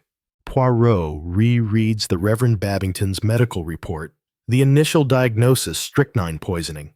But what caught his attention was not the poison. It was what the victim did not have. Babington, according to everyone, did not drink. Never. Not once. Poirot recalls, I saw him hold his glass, but he did not sip. Just clinked it and put it down. How did the poison get in? Initial theory, forced drinking, or hidden in the food. But what if there was no poison at all? Poirot checks his medical history, something everyone else has overlooked. Discovers Babington has a history of laryngospasm and a rare respiratory condition. A mild chlorine allergy not fatal to normal people. But for him, even a few parts per million can cause suffocation. Poirot looks again. The napkin. Right. But the real mistake is, he knew who would be sitting there. He knew who would use the exact napkin. But the wrong is to make it look as if Babington accidentally drank the poisoned wine. This mistake misleads everyone. Poirot notices no one has checked the chairs. No one has verified the positions of each person because everyone trusts the diagram provided. Handwritten by Cartwright. No. Again, the handwriting is Ellis's. A small mistake, a misplaced hand, a name misspelled, a glass placed on the wrong person, all of which add up to a fabricated truth. Poirot writes, when someone makes a mistake that is so obvious, it is no longer a mistake. It is a trap. Section 13. The voice that gave it away. A voice is a difficult thing to disguise. You can change your name, fake your handwriting, change your perfume, but your voice, when it comes out, always betrays you. Poirot receives a tape recording from a sound technician at the old theater where Cartwright rehearsed the final act. The tape is 37 minutes long, a backstage recording of a chaotic rehearsal. People milling about, props falling, broken laughter. Minute 19. A male voice breaks through the noise. Light number 3 will go down after her line. Don't let it stay on too long. A deep, even voice. College standard English. But strangely, on the cast list, no one has that voice.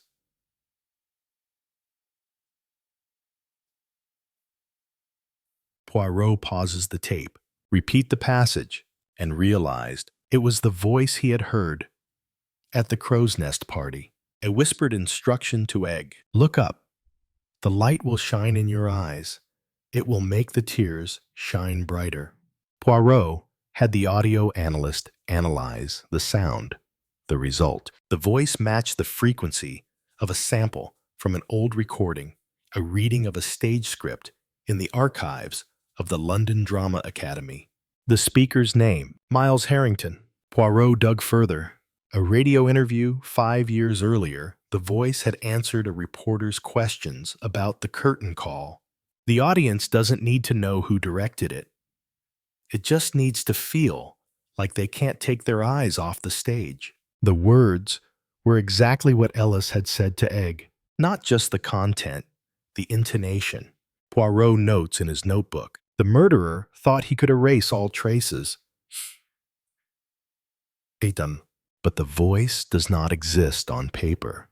It exists in the ear of the listener and in the memory of the observer. You add, people forget faces, but the tone, the way of speaking, will echo forever in the background of memory. Section 14.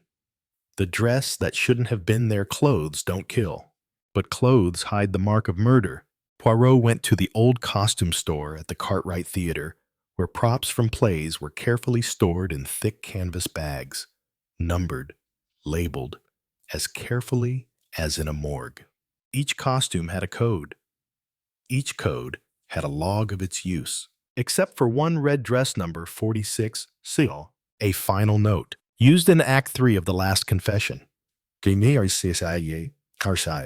Not returned after the performance on 12th of April. To whom the costume belonged. Ellis. Poirot ran through the luggage list of the woman impersonating the Rushbridger. The list was brief: a small suitcase, a black dress, a trench coat, white gloves. But the mortuary attendant said one thing: there was a piece of luggage in the suitcase, wrapped separately, very tightly, smelling faintly of chlorine, as if it had been hastily washed. Poirot asked to open the bag. Inside, a red dress.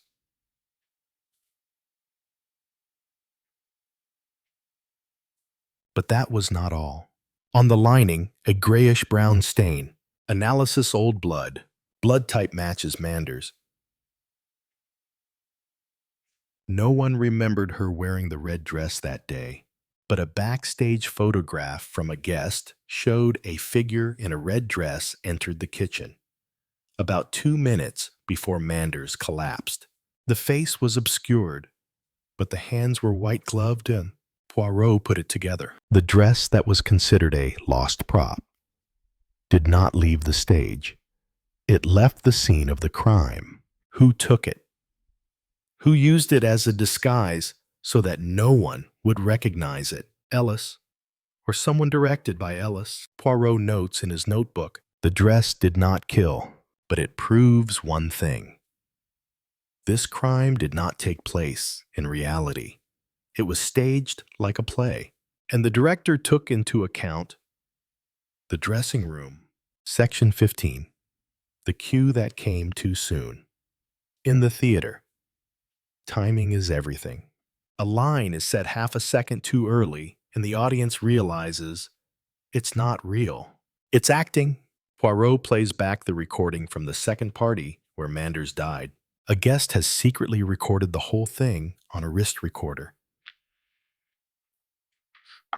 There's laughter, the clinking of spoons, and something else. Cartwright's voice, speaking quietly to someone just before Manders starts coughing. This is the part, I guess, what part he doesn't know he's being recorded. Poirot plays it back. A few seconds ago, Manders hasn't had any symptoms. No one has screamed. The lights haven't blown. And Cartwright says, this is the part. That sounds like a director in the wings. Someone who knows the script. The one who waits for the right second to cue the tragedy. Poirot finds another piece of evidence, the final rehearsal of the final act. There's a similar line. Noted in the script. Line, here it is. Cue for the dimming of the lights and the fall of the victim. Theatrical line. Used at the right time in real life. Poirot asks Egg, does Mr. Cartwright have a habit of saying that when he acts? Yes, he often uses it to mark the climax. Does he use it off stage? No, never. Poirot writes, a good actor knows how to conceal his feelings, but the scriptwriter always slips his tongue when he gets to the right page. You add not the act of denouncing the murderer, but the words. Said before, there is a reason to say them. Section 16. The dead man's watch still ticks. Dead men don't set their watches, and watches don't lie, unless someone has set them before they tell the time. Poirot goes back to Manders's death. The coroner's report puts his time of death at 8:47 p.m. The victim's wristwatch, an antique Patek, had stopped at that exact moment. As satin. The police concluded. The fall broke the mainspring. The watch died with its owner, but Poirot didn't believe it. He asked permission to examine the watch. The glass was scratched. The minute hand was slightly bent, but the mechanism inside intact. Poirot carefully turned the crown. Tick, tick, tick. It was still running. What did that mean? The watch had not stopped at 8:47. It had been deliberately set to 8:47 after Manders had died, then left unwound, to give the impression of stopping at the last moment. Poirot flipped the strap. A faint trace sweat mixed with red ink. The same ink used in the props for the final act, where each actor had his stage time stamped in permanent ink. Poirot looked for a photograph of Cartwright that night. What was he wearing on his wrist? No watch, no strap. But there was something strange. In the backstage photo, Cartwright was wearing a watch. In the press photos after the party, no watch. Theory: Manders was gassed through the handkerchief. Collapsed naturally. His watch had been removed. Reset. The time deliberately mislabeled. Objective disguise. The time of death. And only someone who knows the schedules of everyone in the room could have created such a scene. The director, the lighting coordinator, the timer. Poirot writes, "The murderer does not only arrange the space, he arranges the time. He does not want the victim to die at the right time. He wants everyone to believe that they died at the time written in the script." Section 17.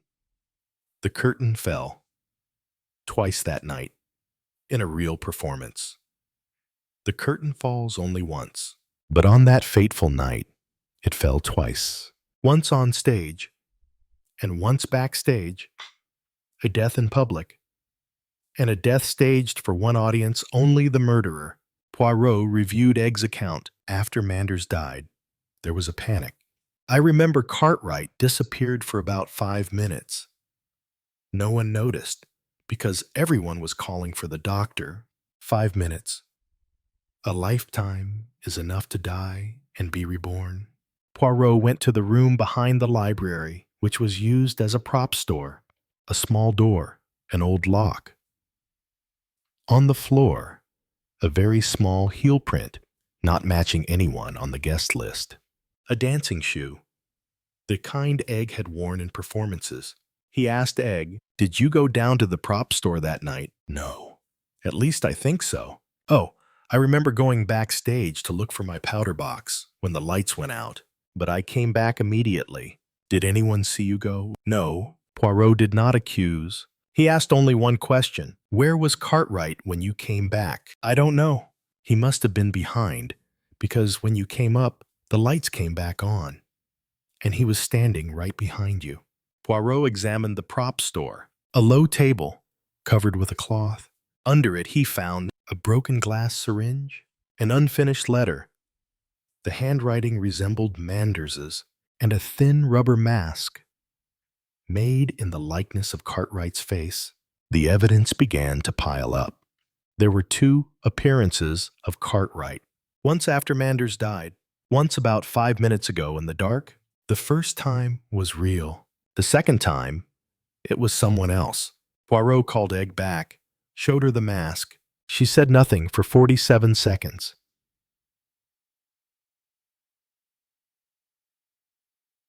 Then she said softly, "He made me act a sentimental part. I didn't know he had." Poirot interrupted. "I didn't know I was the lead in a sideshow, and the director always keeps the ending to himself."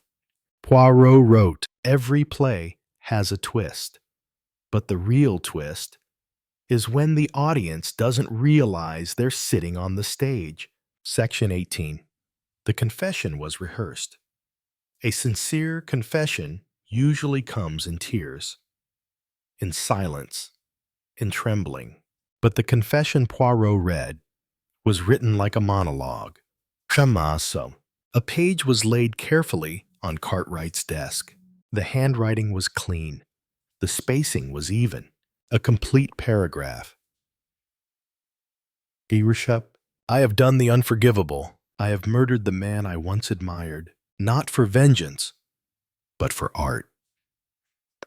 For the perfection of a finale, I confess it all." Poirot recognized the tone, not trembling. Not like a confessor, but like a screenwriter writing dialogue. He remembered Egg's words from that morning. "I read it.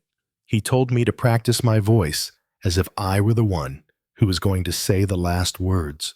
He said, 'Try reading it as if you were me. Add a little remorse. Not too much. Keep the artistry.'" Poirot held the paper up to the black light. "Impossible. A faint line appeared at the bottom of the page, written in invisible ink. Draft 4. The finished version left on the table. Avoid repeating the word art twice. No one confesses and then numbers the version, unless it's not a confession. It's part of the script. Poirot continued to search the old props file. A file marked rehearsals, voice test. Inside, a copy of the confession handwritten. Notes, pause at unforgivable, then continue with a breath. A short recording egg reading the confession. Her voice was steady, slightly trembling, not with guilt, but she thought it was a rehearsal.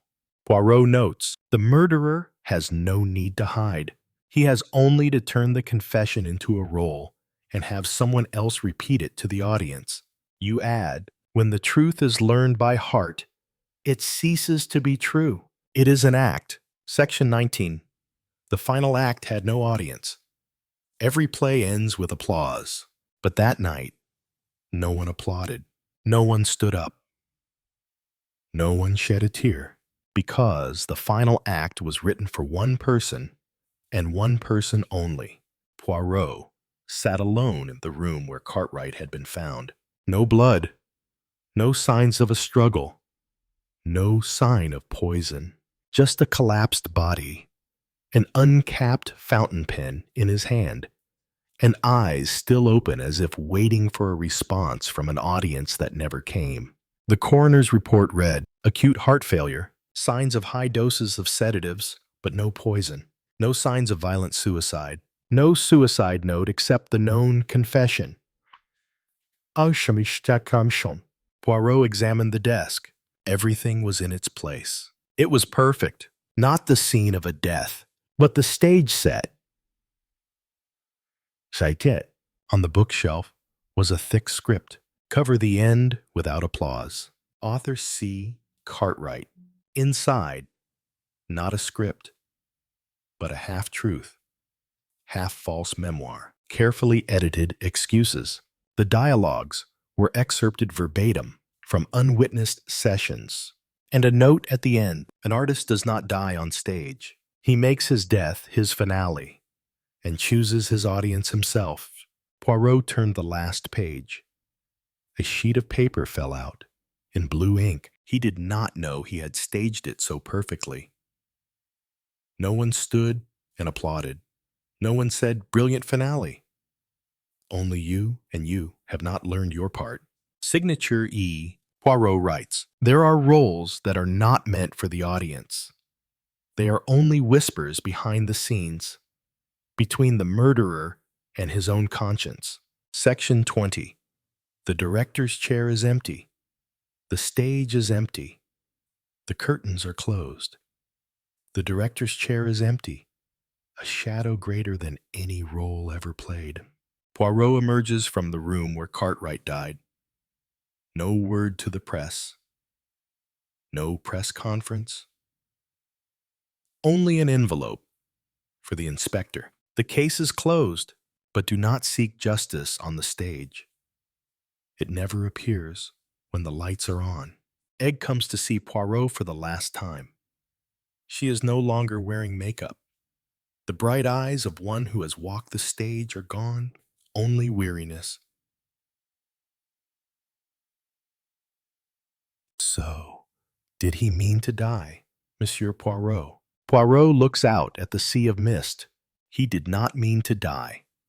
He meant to leave an impression, but with no one to see. The impression is only an echo in the empty room. The police ask Poirot whether Egg should be charged. She was an actress. But she didn't write all the scripts. And a man who has been taught to lie may not know how to tell the truth. Poirot left the theater for the last time. On the director's chair were an unused score, a ticket printed on the wrong date, and an engraved name C. He wrote the last line in his notebook: "Every murderer wants to be understood." Cartwright did not want to hide. He wanted to be seen as a great artist. But a tragedy, however well acted, is still a crime if the audience dies in the process. He closed the notebook. And Mason saw, put the pen in his pocket. No applause, no ending, only the curtain falling, and an empty seat that no one dares to sit in again.